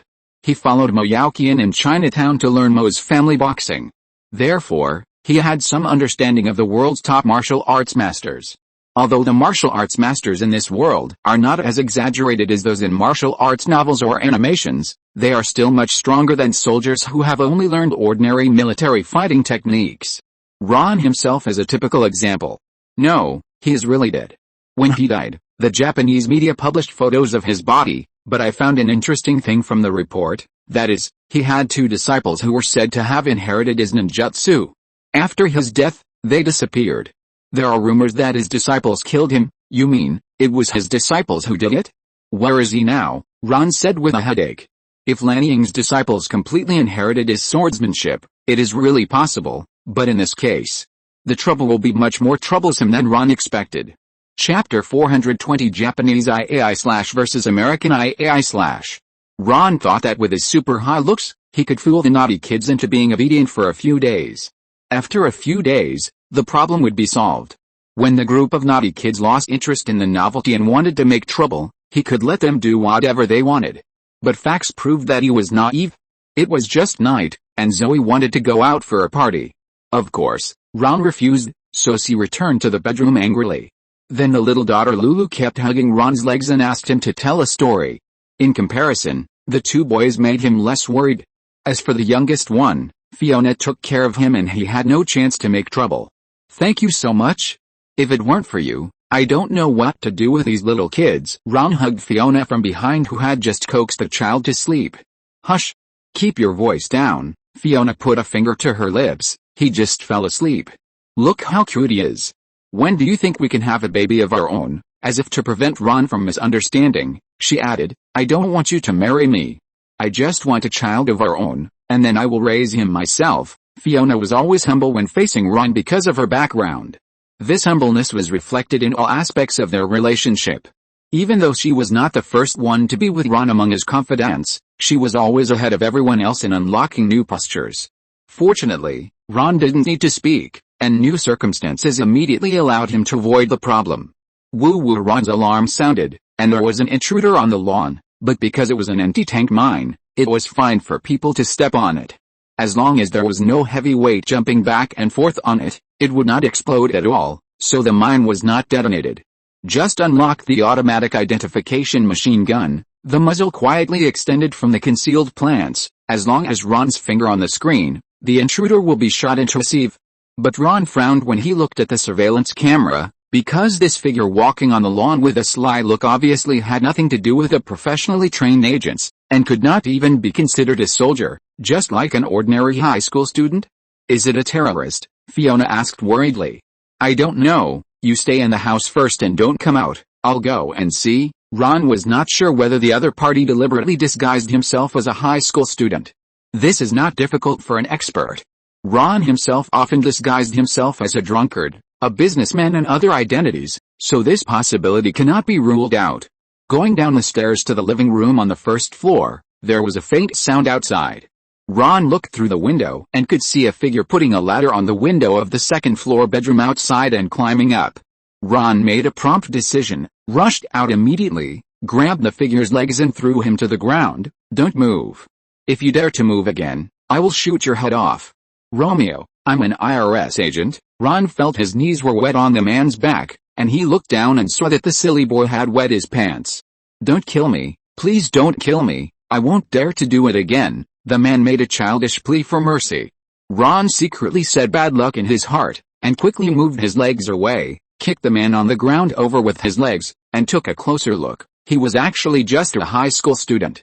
Before he could ask anything, Zoe rushed over angrily. Ron, what are you doing? He is my high school classmate. He just wants to invite me to the party. Ron let go of the high school student on the ground and glared at Zoe fiercely, scaring her so much that she took a step back involuntarily. Then, as if she remembered something, she straightened her chest in dissatisfaction. Why are you glaring at me so scary? This is my home. Look again. If you look again, I will report you and ask them to replace you. If you can really do it, I beg you to call and complain and ask them to replace me. Do you think I am happy to keep an eye on you little brats? When Ron mentioned this, he became furious. However, before the Ministry of Defense replaces me, I still have the final say in everything here. Now go back to your room immediately, Zoe. If I say you are not allowed to go, you are not allowed to go. Also, don't play Romeo and Juliet with me anymore. After saying that, Ron ignored the two people staring at each other and went back to the bedroom. The boy rubbed his arm that was painful because of Ron's twisting just now. Are you still going to the party tonight? Zoe glanced at his crotch with disdain. No, I'm not going. I suggest you don't go either. At least go home and change your pants first to avoid embarrassment. After saying that, he walked back to the room without looking back. Ron smiled with relief at the window on the second floor. Everything is done, and I can finally go to bed, because Fiona still had to take care of the baby. The two did not sleep in the same room. Fiona slept in the master bedroom, and Ron slept on the bed made of sofas in the living room. It was not to avoid suspicion, but mainly because Fiona was afraid of disturbing Ron's rest. At night, everything was quiet.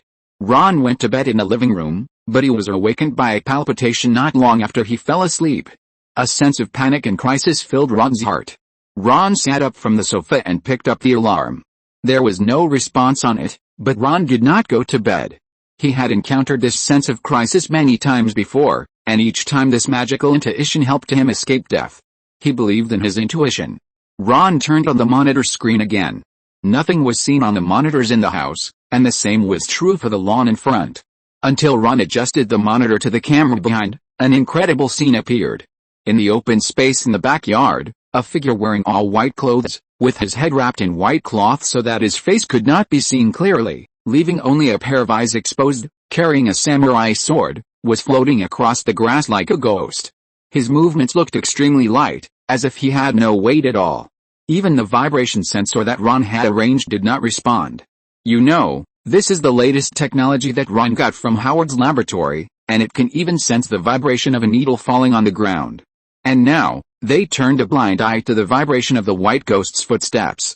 Until they walked under the window, the ghost seemed to know the location of the mines in advance, and with a very awkward standing position, it just missed all the mines buried under the window. If Ron could not see the man's feet clearly, he would have suspected that he had seen a ghost. Is this a ninjutsu? It looks like he is quite skilled. Ron stood up gently and tiptoed along the corner towards the corridor window. The large caliber Smith & Wesson revolver had already been quietly held in his hand. With a click, Ron quietly pushed away the hammer. The originally tiny crisp sound became clearly audible in the night. The ghost who had just walked to the window immediately paused and reached for his chest. Whoosh whoosh whoosh, with a sound of glass breaking, 3 darts attacked Ron in the shape of a finished product, as fast as lightning. He quickly turned his head to avoid them. If he had not been prepared, he would have been hit. At the same time, Ron did not care whether he saw anyone or not. The moment he stood firm after dodging the darts, he immediately fired 2 shots at the window. But he was obviously a step slower. Just as he fired 2 shots and was about to fire the third, a window beside him suddenly shattered and a white figure rushed in from outside. Ron quickly turned the gun around, but he was still a step slower this time. Just as he stretched out his hand halfway, he suddenly felt a chill. Ron cried out in his heart that something was wrong and quickly pulled his hand back. This time, his reaction finally barely kept up with the opponent's speed. A cold light flashed, and only half of the pistol in his hand was left with a smooth broken edge, which was neatly cut off from the magazine to a little in front of the trigger. If Ron was a little slower, even if he didn't have to say goodbye to his entire hand, he would have at least broken a few fingers. Ron couldn't help but take a breath of cold air. This can be said to be the strongest enemy he has ever met since his debut. The opponent's reaction was obviously more surprised than Ron's. At this time, the ghost who had just cut off the pistol was moving his blade downwards. He decided to go all out and immediately took a step towards Ron, flipped the blade, and slashed his crotch. Another cold light flashed from bottom to top. Ron didn't even have time to see the trajectory of the opponent's blade, and he rolled to the side in a panic, finally avoiding the blade. At this time, Ron had already rolled to the ground, without his pistol, and had almost no room for resistance. Like a lamb to be slaughtered, Ghost immediately raised the samurai sword above his head without hesitation, stepped forward and slashed down again. However, Ron was not a small character who could be easily dealt with. His strong desire to survive made him immediately think of a way to break the situation. He ignored the samurai sword that was slashing towards him, and kicked hard with his right foot, kicking the leg in front of Ghost. The cold light tilted, and the samurai sword cut through the wooden floor next to Ron, and then slid on the concrete floor, leaving a string of sparks. Taking this opportunity, Ron's hand finally touched the handle of another pistol on his waist. He didn't pull the gun out of the holster, but directly turned the muzzle towards the samurai's head, and the action of moving the hammer and pulling the trigger was almost done in one go, and it was done at the same time. Bang! Ron's shot that he hoped would hit the target missed. FXXK. Which bastard said that a gun can be fast and accurate within 7 steps? Liar. Obviously a knife is faster. The opponent's reaction speed was so fast that he adjusted his movements at the moment Ron fired, and forcibly retracted the third slash that was swung at Ron. Then he twisted his body backwards, and dodged Ron's shooting with his upper body almost parallel to the ground, which was difficult for a gymnast to do. Then, at the same time as Ron fired the second shot, his body twisted like a snake, dodging the bullet, and threw a ball to the ground. Bang! The ball exploded, emitting a dazzling white light. Ron quickly closed his eyes and turned over, knocking over the sofa behind him and turning it over to cover him. When he stuck his head out again, the ghost had completely disappeared. Ron. What happened? Fiona and the children poked their heads out from the stairs in horror. There was no reason for him to sleep with such a big commotion here. Go back to the room. No one is allowed to come out until I tell them to, Ron shouted anxiously, and at the same time, he came out from behind the sofa at the risk of being exposed, and looked around vigilantly. Hey, you lurking guy. What's the name of that move you just made? I heard it was a knife that was meant to kill someone, right? It doesn't look like much. Ron was in the middle of the living room, turning his body nervously, waving the muzzle of the gun through the possible hiding places one by one, and turning on the mocking mode. Only in this way can the ghost's attention be firmly controlled on himself, so that he can't be distracted to hurt Fiona and the children. Sure enough, a ninja is a profession that can only steal and do nothing. The Taoist techniques they practice are just some cheap stuff, or is it that your teacher taught you this cheap stuff? Tisk, you dare to call yourself a master with this kind of stuff, no movement? Then try to add some more explosive stuff? You sneaked in very skillfully just now. You didn't even set off the vibration alarm. Did you learn this from peeping at women taking baths? Wait, that's not right. Ron suddenly acted as if he had suddenly realized something, and continued to talk about this and that. Such a difficult thing cannot be understood by you alone. It must have been taught to you by your master.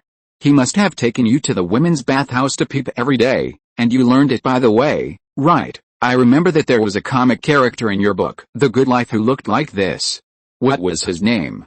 The lecherous immortal. Enough. 2Q suddenly flew out from behind the kitchen bar. Ron had been alert all the time. He dodged to the side when he heard the wind, and immediately aimed the muzzle of the gun at the position where the wind came from. Bang bang, and fired 2 more shots. But this time he missed again. At this point, Ron didn't dare to shoot easily. Although the Smith & Wesson M500 revolver was powerful, the corresponding magazine could only hold 5 bullets. So far, he had fired 4 shots with his second gun, and there was only 1 bullet left in the gun. The other party obviously knew this, and walked out from behind the bar without fear. Each step seemed slow but was actually fast, and his toes touched the ground first. He could suddenly burst out at any time, either forward or backward, left or right, which made Ron feel that he could not lock on and he dared not shoot. Ron clenched the gun tightly, his palms were full of sweat. Don't move. If you move again, I will shoot you immediately. Our Lanning-style swordsmanship is an upright swordsmanship, not a sneaky thing. Ghost put the knife back into the sheath in front of Ron and held it in his hand. I know you only have 1 bullet in your gun. Do you dare to duel with me? Use your gun and my sword. I will use our Lanning-style's IAI/ to defeat you fairly. Correction, your thing is called a knife, not a sword, the kind with the blades on both sides. Ron put the gun back into the holster and smiled contemptuously at the other party. It just so happens that I also have an American IAI/, so I can play with it with you. Chapter 421 Duel.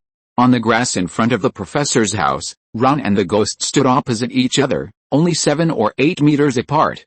Under the eaves of the house next to the door, Fiona stood nervously in the middle with a handkerchief in her hand. Several children leaned on her side to cheer Ron up. The scene was like a classic Western movie. Except for the lack of a scorching sun, there was only one street lamp, illuminating one side of the two people. You are very good. You had countless opportunities to attack them just now, but you didn't. It seems that you are an upright person. Ron cast an admiring look at the ghost. What's your name? Ghost, I never attack women. As for names, things like that are not important. You can call me whatever you want, the man who is wrapped in white cloth said coldly.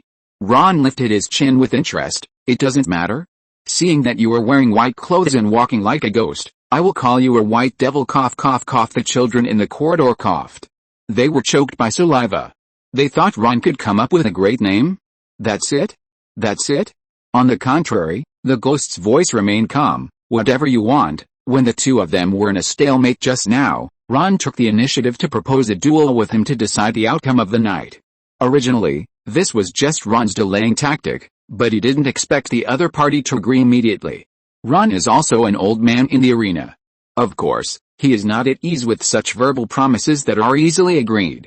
He deliberately exposed a few flaws, but the other party did not intend to take the opportunity to attack, which made Ron's favor for him greatly increased. Just kidding, I mean, how about calling you White Ghost? Ron chuckled, took out a few black things from his pocket and threw them on the ground. Originally, I was thinking that if you are a ninja who will do anything for the mission, I will kill you no matter what, but I didn't expect that you are actually a guy with a bottom line.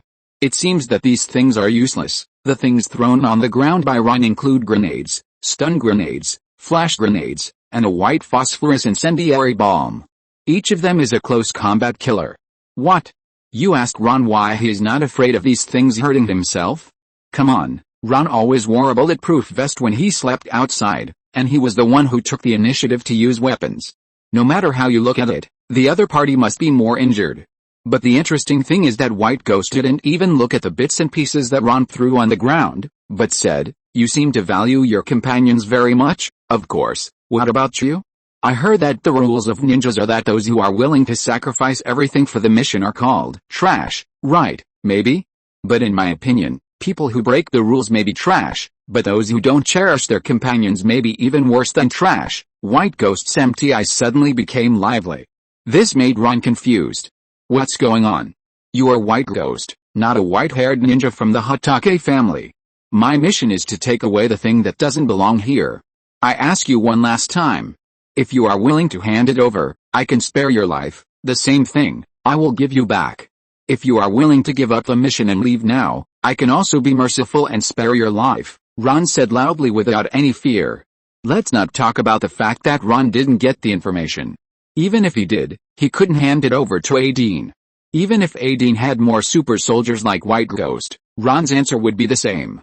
If the pistol can't beat him, you can still use a rifle. If the rifle still doesn't work, you can still use an anti-tank gun or a tank. I don't believe that your little samurai sword can cut through the tank armor. Do you really think this is Naruto, bastard? Does that mean we don't have anything to talk about? Ron took a few steps forward, walked in front of White Ghost, and stretched out his hand to him, in order not to delay the sleep later. Let's start now, that's what I meant. White Ghost held Ron's hand, and then the two turned their backs together, standing back to back, and Ron nodded to Fiona. Fiona bit her lip. I declare the duel to begin. Go. One step. As soon as the voice fell, the two took a step at the same time. 2 steps, 3 steps, 4 steps. The two of them had a tacit understanding, and did not take this opportunity to turn around and launch a sneak attack. They just put their hands on their weapons. This would be the only thing that would determine their life and death. This was a fair duel. 5 steps, the two of them turned around at the same time. White Ghost moved faster, quickly took out 3 kunai from his arms, and threw them at Ron. Of course, Ron's movements were not slow. He drew his gun, raised the gun while pulling the hammer, and pulled the trigger. In one go, he immediately completed the preparations for the attack. Although the 3 kunai were about to fly to Ron, he seemed to have seen nothing, holding his breath and concentrating, as if everything in the outside world had nothing to do with him. Even the 3 kunai that were about to pierce him, seemed to be insignificant. Bang! Bang! Bang! The same 3 bullets. After knocking the 3 kunai away, the muzzle continued to fire 2 more shots, but this time the target had changed to White Ghost, who threw the kunai, held the samurai sword tightly in front of him, and rushed towards Ron at a high speed. The advantage of using a gun is that as long as there are bullets in the gun, it can fire continuously, and even the best ninjas at darts can hardly do this. However, they can do other things, such as using a knife to cut a bullet. Just when Ron thought he had the victory, White Ghost suddenly drew his knife. Just like last time, Ron didn't even see the trajectory of his knife swinging. He only saw a few cold lights flashing in front of him, and the bullet missed. No, it can't be said that it missed, but the bullet was cut into 2 pieces by White Ghost with an extremely fast slash. This gorgeous sword technique, Ron can only marvel at it, and the only thing he can do is to try not to become a corpse under this sword technique. Of course, although White Ghost seems to have the upper hand, he is actually affected a lot. He is not as relaxed as Ron looks. When he is training himself, he usually uses a knife to cut a 9mm pistol bullet. Although the bullet is also very fast, it does not carry such a huge kinetic energy like Ron's 2 bullets. His hands are shaking now. But White Ghost continued to rush towards Ron at a speed comparable to that of Boyd. The blade had returned to the scabbard at some point, as if he had never drawn the blade before. But Ron knew that the blade was still accumulating strength. As long as it entered the attack range, it would immediately cut him in 2, just like the bullets just now. But fortunately, Ron still had a trump card. Bang! Ron fired another shot. Fiona and the children watching nearby might think it was nothing, but White Ghost was horrified. How could there be a 6th bullet? Doesn't the M500 only hold 5 bullets? After he endured the severe pain and used the blade to diagonally deflect the bullet, his hands were shaking so much that he could hardly hold the knife. When he looked up again, he realized that Ron's gun was a little different from what he saw at the beginning. That gun was not a Smith & Wesson M500 at all, but a Taurus. Ron felt a little proud. It turned out that he had already taken advantage of the White Ghost's inattention and put the gun that was reloaded with bullets into the holster in front of the White Ghost. But in fact, when his hand was halfway, he thought and threw the M500 into the system space. He quickly summoned a Taurus Violent Hunter pistol from the space and put it into the holster. Although the caliber of the Violent Hunter revolver is a few sizes smaller than that of the M500 and its power is not as good, there is one advantage that the M500 can never catch up with, that is, this gun can hold 6 rounds of bullets. Ron first loaded the bullets in front of the White Ghost and showed him the 5-round magazine, but he switched the magazine in the middle. The White Ghost still thought that Ron's gun only had 5 bullets, so he suffered a big loss. But fortunately, Ron's body was already in front of him. As long as he swung his knife, he could complete the task immediately, the White Ghost thought, but would things really be as simple as he thought? How could it be possible? Don't forget, Ron himself has practiced kung fu. Seeing that he was in the attack range of the samurai sword, White Ghost immediately raised the sword above his head, but he didn't expect Ron to throw away his pistol and move forward instead of retreating. Suddenly, he kicked in advance and blocked the landing point of his next step. At the same time, he lifted his hands up and hid his hand holding the sword. His shaking hand was immediately twisted and swung to the side with the samurai sword. Ron was not finished yet. He pulled his shoulders back, stepped his feet on the ground, and used the ground to gain strength again. He raised his arms and hacked White Ghost's chest with a heavy elbow. Boom! With a muffled sound, White Ghost flew backwards as if he was hit by a speeding train. Ron took this opportunity to throw out the magazine, knocked out 6 empty shells, and quickly loaded 6 more bullets with a loader. At this time, White Ghost barely stood up. In this situation, what was there for Ron to be polite about? Raising his hand and holding the gun, bang, bang, bang, 6 bullets were quickly fired again. White Ghost started to dodge when Ron raised his gun. This time, he finally didn't pretend to be cool and use a knife to chop like before. Like an ant on a hot pot, he quickly dodged back with every move of Ron's gun. But this time he was not so lucky. White Ghost was finally shot. The 3rd bullet hit White Ghost's lower abdomen. White Ghost was lucky, he had already dodged to the side of the yard wall and flipped backwards. When Ron chased him out again, he had disappeared. Uncle Ron, you are so awesome. Can you teach me kung fu? The trick you used to beat the bad guys away at the end? I also want to be as awesome as you. The youngest girl Lulu rushed over and hugged Ron's legs, saying with admiration on her face. "Go back to sleep first." Ron patted the little girl on the head and looked at the children. "You are still growing up. Go back to sleep. We can talk tomorrow if there is anything. Fiona, take them in." Fiona nodded and led the guards into the house, and Ron followed the blood trail of the white ghost for a while. As expected, after losing him, he could only collect a little blood sample and return to the house. "I don't know if this little blood can find out his true identity. It would be great if I could have a subordinate like this. Finch, can you help me track down the man just now?" Ron's collecting habit came back, but this time his reason was much more sufficient than the previous times. Looking at Ron's current subordinates, there are all kinds of talents who are good at sniping, breaking through the field, and driving, but there is only one lack of a master who specializes in close combat. Of course, Guan Yuming may be one, but after all, he is old, and it is not realistic to let him fight like he did when he was young. In the past, Ron thought it didn't matter. After all, it was the era of gun battles. Who would still play close combat? But today, this ninja had forced him into life and death situations twice, something he had never experienced in his many duels with gunmen. If he hadn't cheated with a gun, and finally used his unexpected punches and kicks to distance himself and reload, he might be a corpse lying on the ground now. "I just checked all the nearby cameras, but couldn't find him.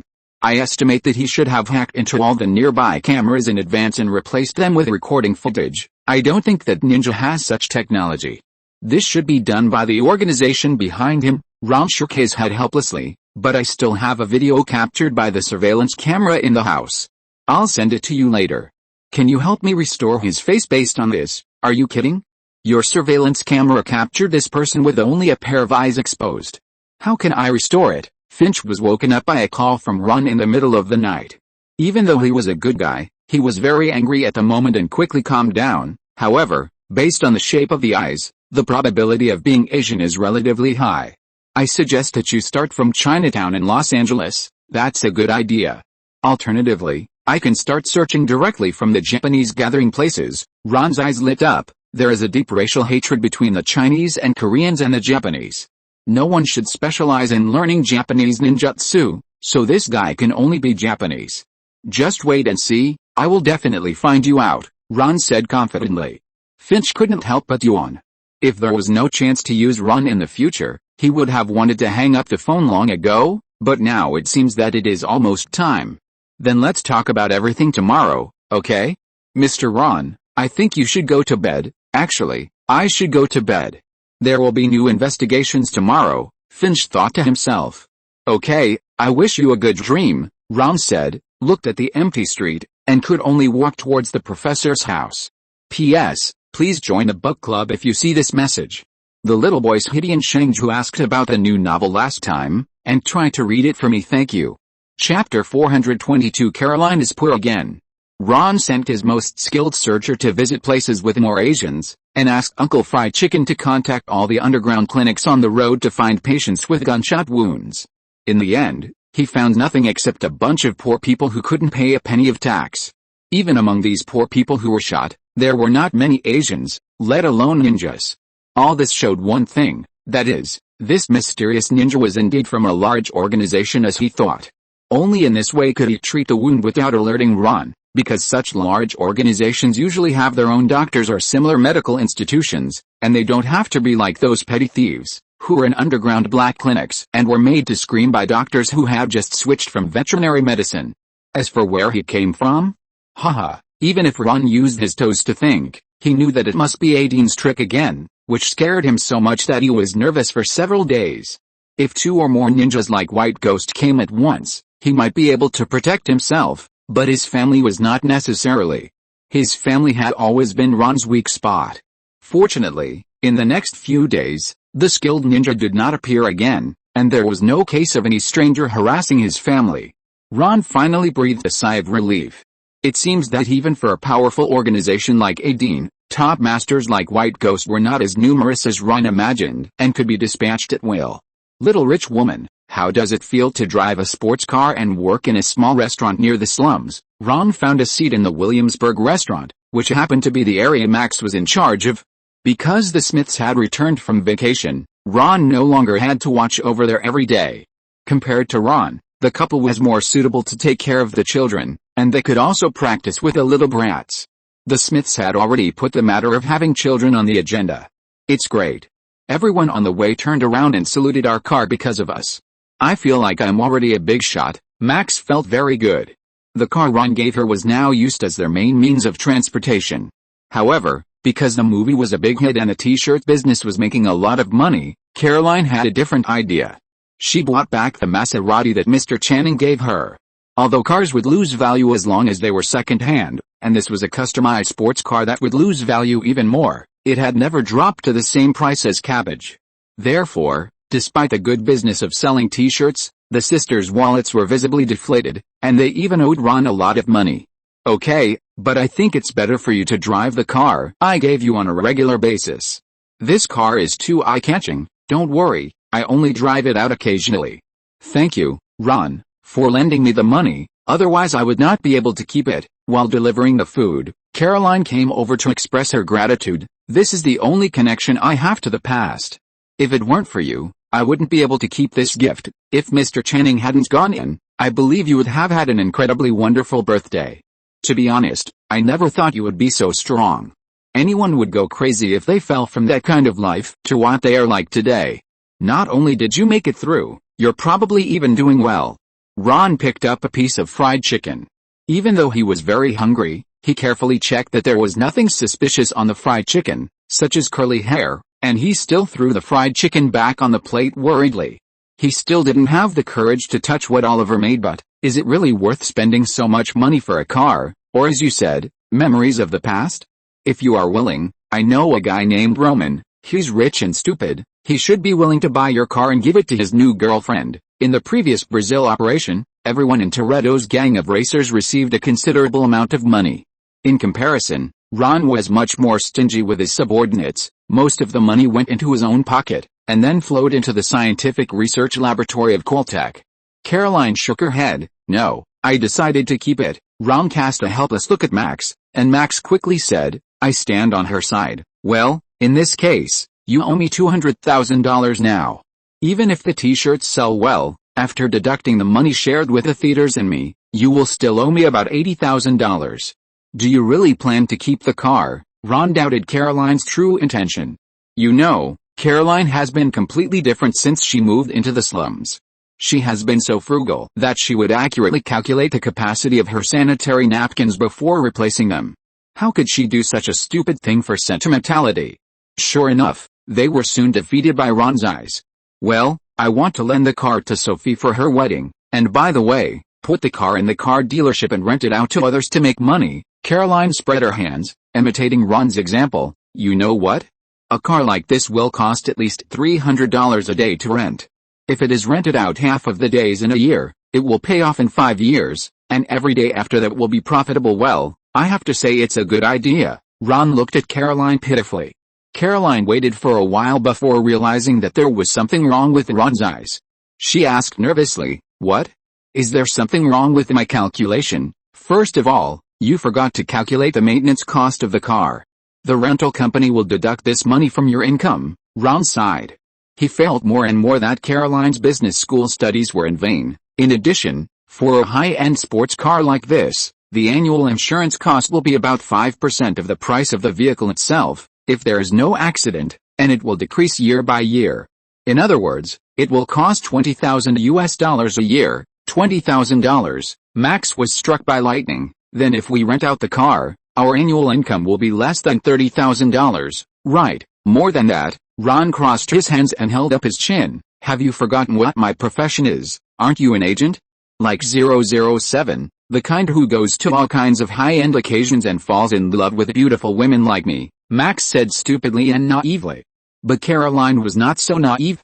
At this moment, she finally remembered the fear of being dominated by the IRS, and even her voice trembled. You are an agent of the IRS. Yes, that's right. So I have one more thing to remind you, that is, the income from renting out assets under your name has a special term here, called capital gains tax. According to the state's tax rate, you need to pay 30% of your net income. Ron took out a 1040 form from his pocket and looked at the two unlucky girls helplessly. So, are you ready to pay taxes? Sorry, I drank too much yesterday. I will try my best to behave well today and make sure that the book will continue to get better, dear readers. Please be merciful and don't blame me. Chapter 423, Resolving the Crisis. Ignoring danger has never been Ron's personal style. Ron also doesn't believe that Aideen will give up before he gets what he likes. The ninja who dueled with Ron might do so. It can be seen that he has the pride of a strong man and his own bottom line, not killing women. But other Aideen may not be the same. This is indeed the case. Ron arranged for Finch to use his hacking skills to control the nearby cameras to observe for a few days, and finally found suspicious people nearby, the professor's next-door neighbors, a Korean couple who just moved in and looked very kind. Ron looked at the photo and didn't feel strange at all, because Ron had seen this couple more than once, and they would greet him at the door almost every morning when he ran. CIA agents are getting worse and worse. Are they too lazy to check even people who move in? It's such a coincidence, Ron complained in his heart, and he had already come to the outside of the next door. There was no light in the house, which was in sharp contrast to the lively professor's house next door, but Ron knew that in the dark, there must be a pair of eyes in this house spying over there. Ron walked carefully along the corner to the door, and did not find any detectors along the way. This was obviously different from the behavior of Aideen he knew. Isn't this too careless? Not even an alarm sensor? Have even the bad guys been infected by the CIA and become so rubbish now? Ron looked inside from the window while insulting the CIA as usual. There was a person lying on the windowsill, observing the next door with a telescope as Ron expected, but the posture was a little strange. Ron didn't understand it at first, but when he thought that the other party was Korean, he immediately lost his doubts. God knows what kind of strange problems a race that eats kimchi every day will have. The man's wife was lying on the sofa next to her. She probably fell asleep while taking turns to observe. Ron took out his gun, counted to 3 in his mind, and suddenly kicked the door open. IRS. Don't move, but the two people seemed not to hear it and still didn't react. Ron realized something was wrong, turned on the light and walked over. There was a not-so-obvious wound on each of the two men's backs, with a kunai stuck in it. The two men were already dead. The temperature of the bodies was cold, which meant they had been dead for at least an hour. As for who did it? Is there any need to guess? It must be White Ghost, it's written on the wall. This time I lost, I'm willing to accept the defeat, my people have been cleaned up, don't worry, we'll compete again next time, I look forward to fighting you again, White Ghost. Tisk, it's unnecessary, it's as if I can't handle it myself. Ron grumbled in dissatisfaction, called the Smiths to deal with the follow-up and left the house. Although I don't know when the ninja thing started to be popular with chivalry, this incident is over, Hobbs and the others just need to slowly look for information. As for Ron? He rubbed his rumbling stomach. He should go to his brother's house for a meal. From the time he was in our hand store just now, he hasn't eaten anything. Is there any way to make our comic store stand out from its peers? Ron, why are you here? Sheldon walked into the apartment and threw the keys into the bowl. When he looked up, he was startled to find Ron sitting in his seat. I'm hungry, so I ordered a pizza. Of course, I used your money. Are you hungry? Do you want to join us? Ron held up a pizza and greeted Howard and the others behind Sheldon. By the way, to answer your question just now, the people who buy comics are all children, of course, except for you guys. If you can get more children to your store, business will be very good. Sheldon glared at the cushion under Ron's butt unhappily. That's my seat, get out of my seat. Okay, Ron moved his butt. I don't know, when did you open a comic book store? Just now. We plan to invest in Stuart and reopen his comic book store, so that we will be the owners of the bookstore. Leonard happily took the pizza. I have dreamed of having my own comic book store since I was a child, and we will definitely make a fortune. The other friends also looked happy. Ron was depressed. Why did he feel like everyone had to do business tonight? Okay, geniuses, congratulations on your dream coming true. Ron rolled his eyes without sincerity, but kindly reminded, but as for getting rich, have you ever thought about why Stuart is still a pauper after running a comic book store for so long? The four heads shook their heads at the same time. Their smart little heads couldn't figure out what the comic book store had to do with this. Ron was helpless and could only continue to remind, okay, since you are opening a store, do you have any business plan? Several people were silent, and Rajesh had a flash of inspiration. We plan to get a van and pick up children on the street to come to the bookstore. What do you think? Good idea. Sheldon was very impressed by this. We can go to places where there are many children, such as schools and parks, and toy stores. Wait? You mean, your idea is to get a van and drive around on the street to pick up children? Of course, the four heads nodded in unison. Are you going to lure them into the car with candy? Ron quietly picked up his phone and tried for the last time. This is an even better idea. Ron, you are a business genius. Do you want to join us? Howard jumped up excitedly. If he jumped up another 10 centimeters, he would be able to hit Yao Ming's knees. Hello? Los Angeles Police Department? There is a group of kidnappers here, trying to trick children into a van with candy. Ron hung up the phone. Hello? Wait? Ron, what are you doing? Leonard was anxious. Of course I'm calling the police to arrest you. We are not kidnappers. Ron put down the phone. Think about our conversation just now, gentlemen. Okay, I understand. After thinking about it, Leonard lowered his head. In places where children often appear, such as schools or parks, using candy and toys to trick children into a van without license plates, isn't this a common routine for kidnapping? Sheldon looked puzzled. Hey, what do you understand? Why do I still understand nothing? It doesn't matter. You don't have to understand. Anyway, this method won't work, unless you want to be locked in an iron cage with a dozen prisoners who are in prison for theft and robbery, and you can only pee in a basin in front of them, Ron said directly, ignoring Sheldon's feelings. Chapter 424, Scientists Who Get Rich. No, absolutely not. Sheldon's face turned pale. He once again recalled the horrible experience of being imprisoned and almost urinating in front of a whole room. He shuddered and said, Okay, I'll think of another way. What else can you do? If I remember correctly, Stewart's comic book store was doing very poorly before the fire. If it weren't for the distance, his business would have been taken away by the First Bookstore. The First Bookstore is a store next to Hollywood Boulevard. Although it is called a bookstore, it actually focuses on comics. Especially after the recent Marvel movies became popular, it specially got life-size statues of Marvel heroes to be placed at the door to attract customers. Suddenly, it became the hottest comic book store in Los Angeles. Stewart's store used to have good business, but it was squeezed by the emerging First Bookstore and began to go downhill.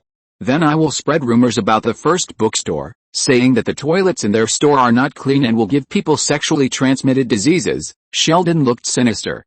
His idea caused several other friends to nod frequently, and everyone turned their inquiring eyes to Ron. Ron was simply defeated by the genius business acumen of these scientists. He rolled his eyes and said, to be honest, if we talk about scientific research, such as physics, you guys are the best in the industry. If I am qualified to judge the Nobel Prize, I will give each of you a trophy. Ron looked at the scientists in front of him. All those who were swept by his eyes proudly puffed out their chests. Immediately, Ron's next words suppressed their just-raised pride. But I don't think you can do business well. Let's not talk about whether your rumors can be effective. Even if they are effective, the other party can disinfect the whole store at most a few times to eliminate the impact immediately. But what about the comic book stores of Uwaticus?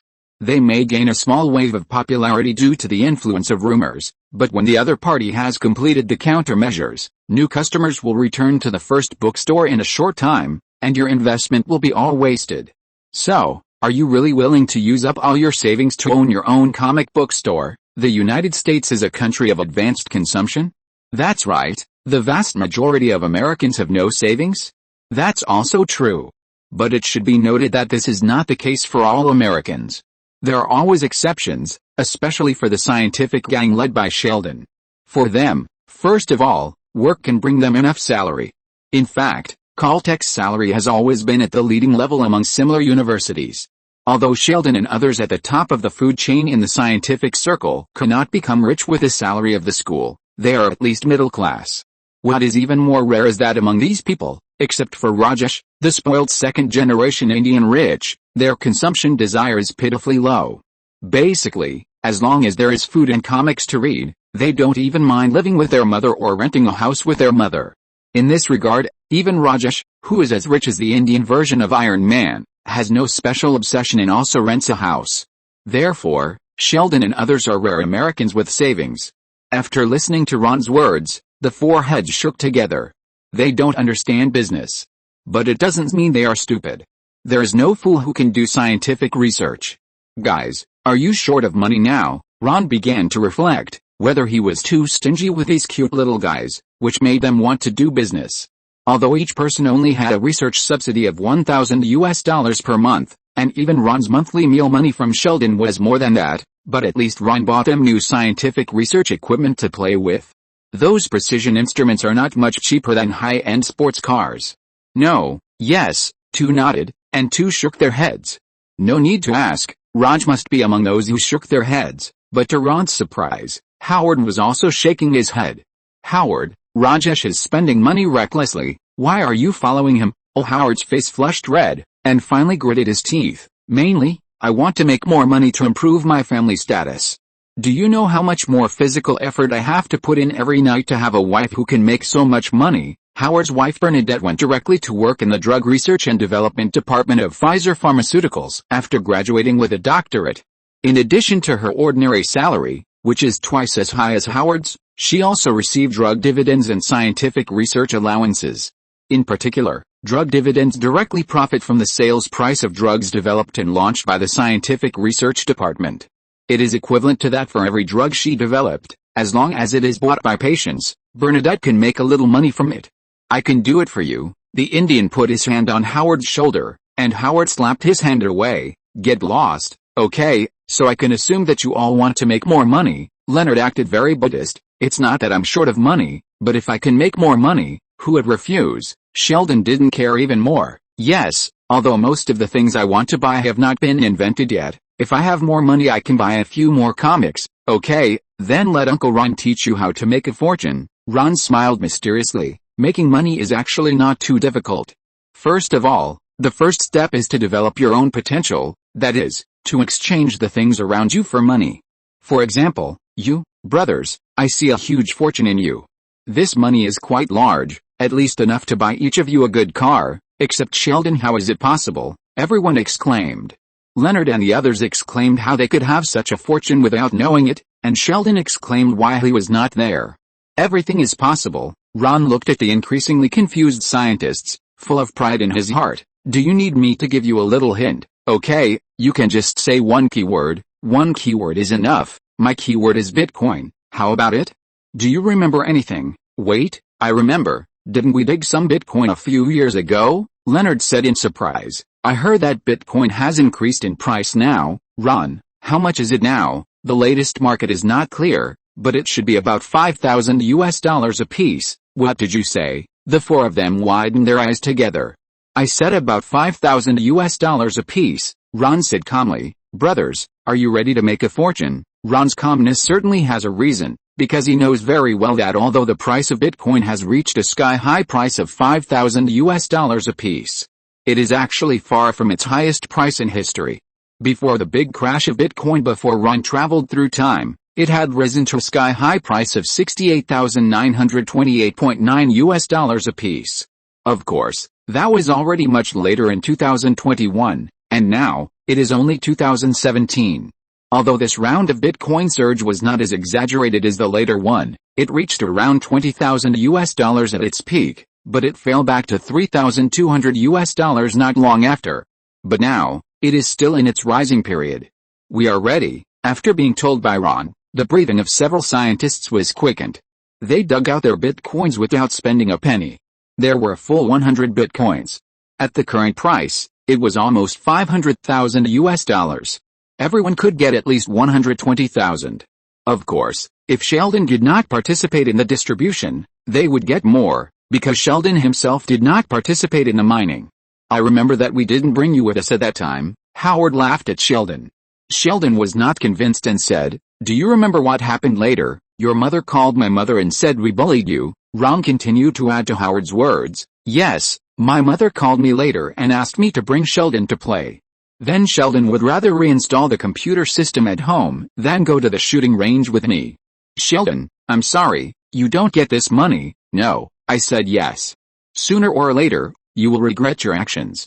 So, do you know what day it is today? We make a fortune and you have nothing, Leonard retorted, then turned his head and said very righteously, don't worry, Ron, I remember you were there at the time.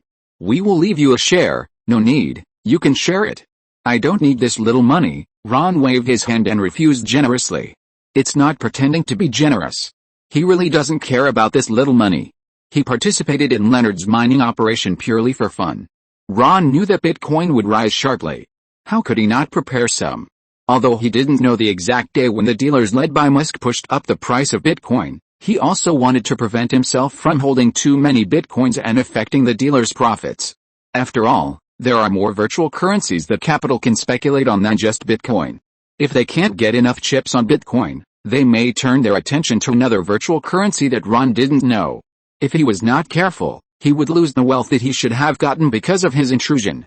Ron didn't hold Bitcoin on a large scale from the beginning. Instead, he waited until every time Bitcoin crashed, and took advantage of the chaos to buy some low-priced Bitcoins. Even so, he didn't dare to buy too much, for fear of affecting the dealer's judgment. Therefore, Ron only had a pitiful 10,000 Bitcoins in his hands. Yet, several people cheered and clapped their hands.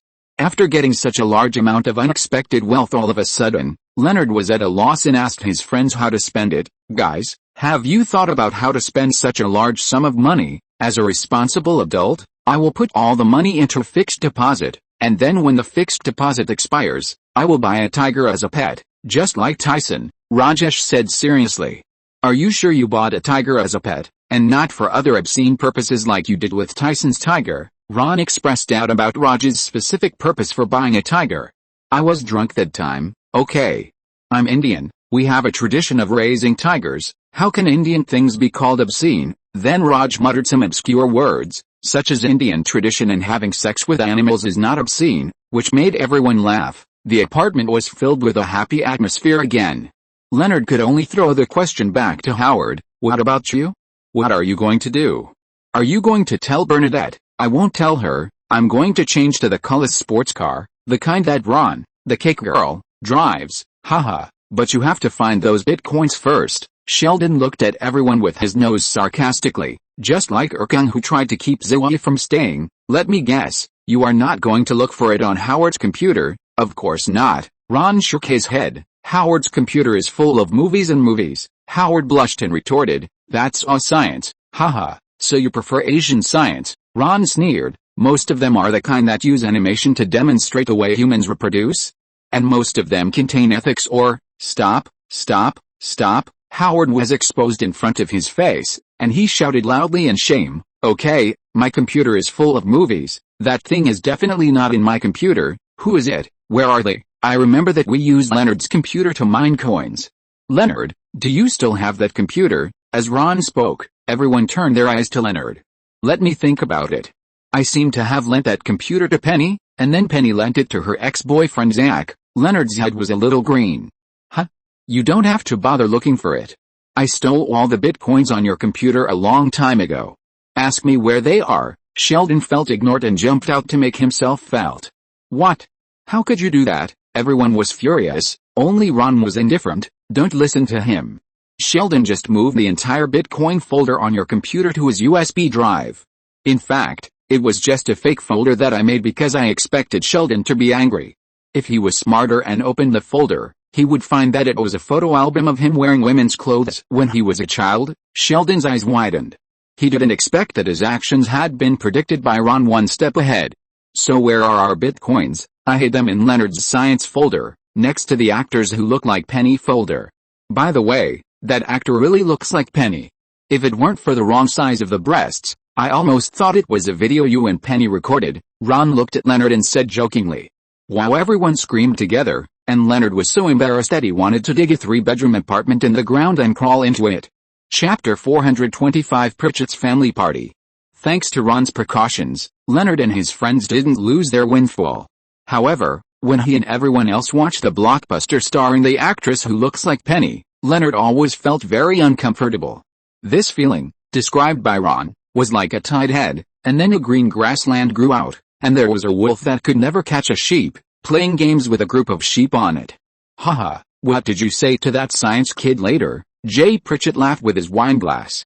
Then I told him, hey, men, relax, everyone here has seen your girlfriend's naked body. Do you remember the large-scale movie she has filmed? Yes, Jay, remember the girl I told you about who filmed the movie Killer Ape with me? She is the girlfriend of the science kid. Ron clinked his wine glass with Jay and happily told Leonard's embarrassing story. Today is the day for the Pritchett family to gather again. The Pritchett family, under Jay's leadership, is a very united family that gets together almost every week. Ron has his own things to do, so he rarely attends, unless it is a major holiday, or two important things happen like today. First, today is Jay Pritchett's birthday, and second, Alex, Jay's granddaughter, Ron's cousin Claire's second daughter, was admitted to Caltech.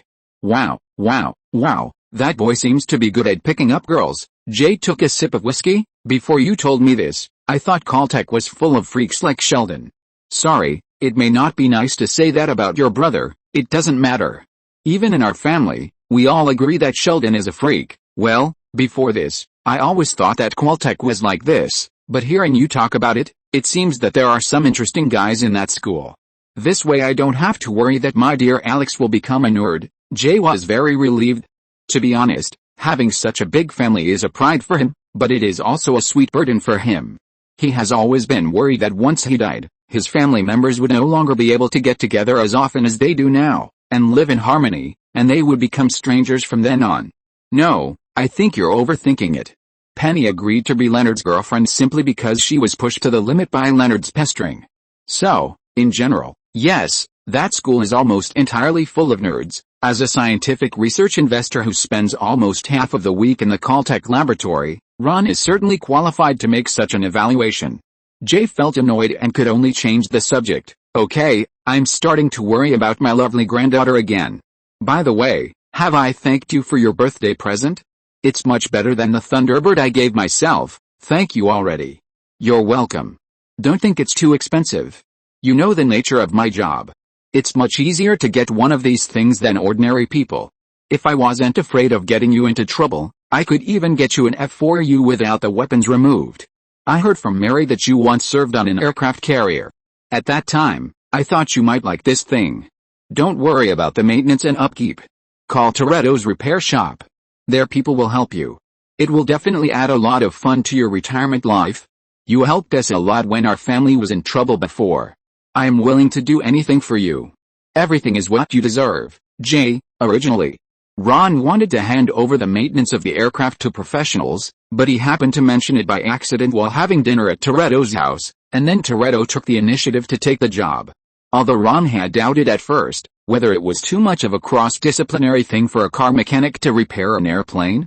But later, Toretto proved to him that if a person could repair a car, he could also repair an airplane. Not to mention that this was a World War II-era airplane, which was a piece of cake. He even used modern technology to modify the airplane on a large scale. Except for a shell, almost all the parts inside, including the engine, were replaced. It is not an exaggeration to say that it is a modern piston airplane in the skin of a World War II airplane. As for the issue of money, that is even less of a problem. In recent days, the rise of Bitcoin has been quite good. It has broken through the historical high of $10,000 and is moving towards $20,000, which made Leonard and others say that it was too early to sell it, otherwise they would definitely be able to earn enough money for a few more comics. Hey, speaking of helping me, there is one thing. Gloria suspects that Luke is planning to steal some wine. Can you go and help her deal with it? The little guy won't admit it if we ask him directly. We have to think of a way to catch him. As he spoke, the old naughty boy Jay showed a mischievous smile. But he didn't smile for long before Phil spotted him and waved at him foolishly. Well, it seems that I still have to deal with my silly son-in-law now. Don't forget to tell me the process when you succeed. Happy birthday, Jay. Come with me to see the best birthday present I prepared for you. Phil greeted Ron and excitedly showed off to Jay. But before that, I have to blindfold you. Jay had an expression of kill me now and he felt like he had lost all hope in life. Ron immediately gave up his seat and gave them an unforgettable happy time as father-in-law and son-in-law. Gloria, Jay said you need someone to help you deal with the little bad guy who is planning to steal alcohol. Ron walked into the house. Jay's wife Gloria was standing by the bar. Do you know what kind of alcohol Luke is planning to steal? Maybe if we know his target, we can play a targeted prank on him. Gloria raised the bottle angrily. This is it, tequila. Every time Luke comes here recently, he keeps staring at this bottle. And the way he looks at it is just like the way Jay looks at me in the bedroom. Okay, then everything will be much simpler. We just need to think of a way. Ron was thinking about ideas for a prank when he suddenly noticed that Haley was outside greeting everyone with a strange man. Hi, who is the man Haley brought with her? Her new boyfriend. I forgot his name, but he seems to be a doctor. Have you thought of a way? No, but now I have. Ron looked at Haley's new boyfriend. An idea flashed in his mind, and a plan came to his mind. Maybe we can discuss it with her new friend. I have a plan that will be very interesting. As Ron spoke, Gloria's eyes became brighter and brighter. That's a good idea.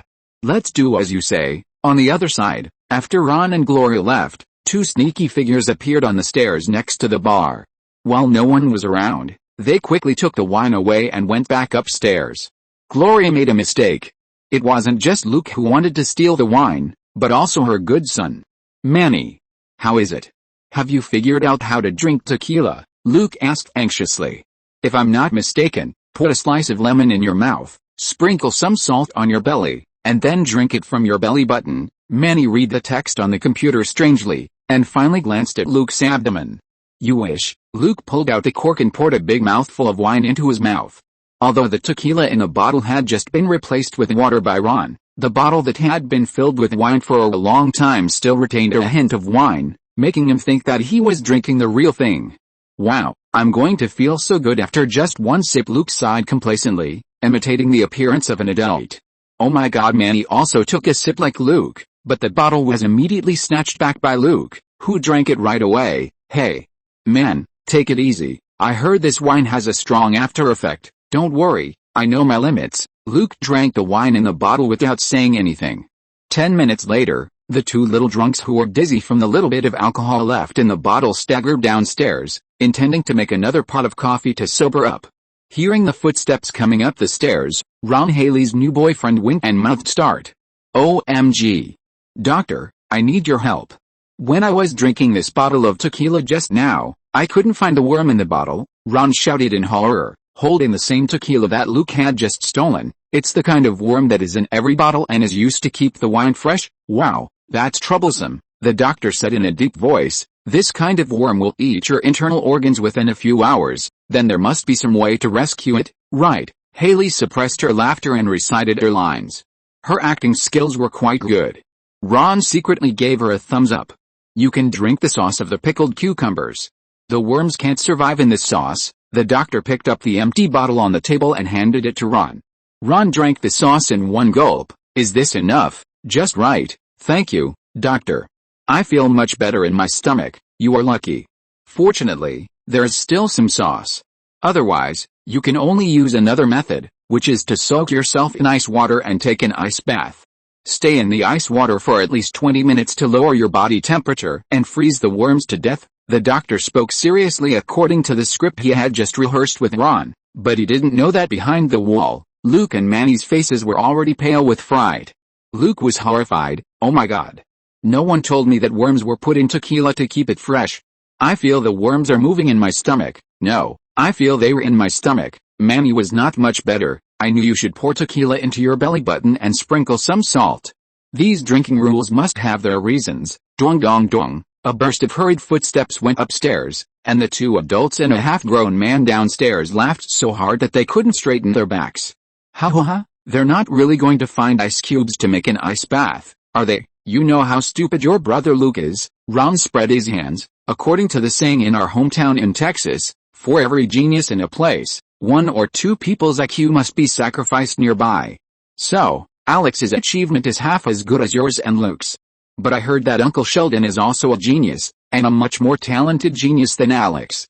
But you and Missy seem to be amazing too. Well, Sheldon's genius was earned by sacrificing the IQs of neighbor children, such as your Aunt Missy's husband Forrest Gump, and our other neighbor Billy. You may not believe it, but when he was in junior high school, he was still picking up food from the ground. Do you want to go up with me to see those two little idiots? Let me teach you another very interesting thing. You can take pictures of Luke's stupid things, and then make the pictures into greeting cards. They will surely shine in the family at Christmas. Ron looked at Haley with a smirk. For some reason, he could always see some of Missy's childhood in Haley. They both don't like studying, have high emotional intelligence, and are both cute, but when it comes to choosing men, Haley seems to be a little worse than Missy. Missy had long since chosen Forrest Gump, a good man, and had been with him since childhood. But looking back at the boyfriends Haley has dated so far, Dylan at first, then the weather forecast host who is as old as her father, and the doctor in the past and now, it seems that none of them is a particularly suitable choice. They are not even as good as Rajesh. At least Rajesh has nothing wrong with him except that he is a little effeminate. Wait? Ron suddenly had an idea. If Haley and Rajesh can get together, it seems to be a good choice. Good idea. Uncle Ron, let's go up. Haley hugged Ron's arm excitedly. Of course, we can also talk about your views on Indians. In the bathroom of Manny's bedroom on the second floor, the two little fools were putting their feet into the bathtub full of ice cubes. Ah. It's too cold, I can't do it. Luke quickly retracted his feet. Either be cold for 20 minutes now, or become a cold corpse forever, your choice. Manny sat in the bathtub while shivering. Hurry up, man. The two brothers in distress screamed and hugged each other in the cold ice water.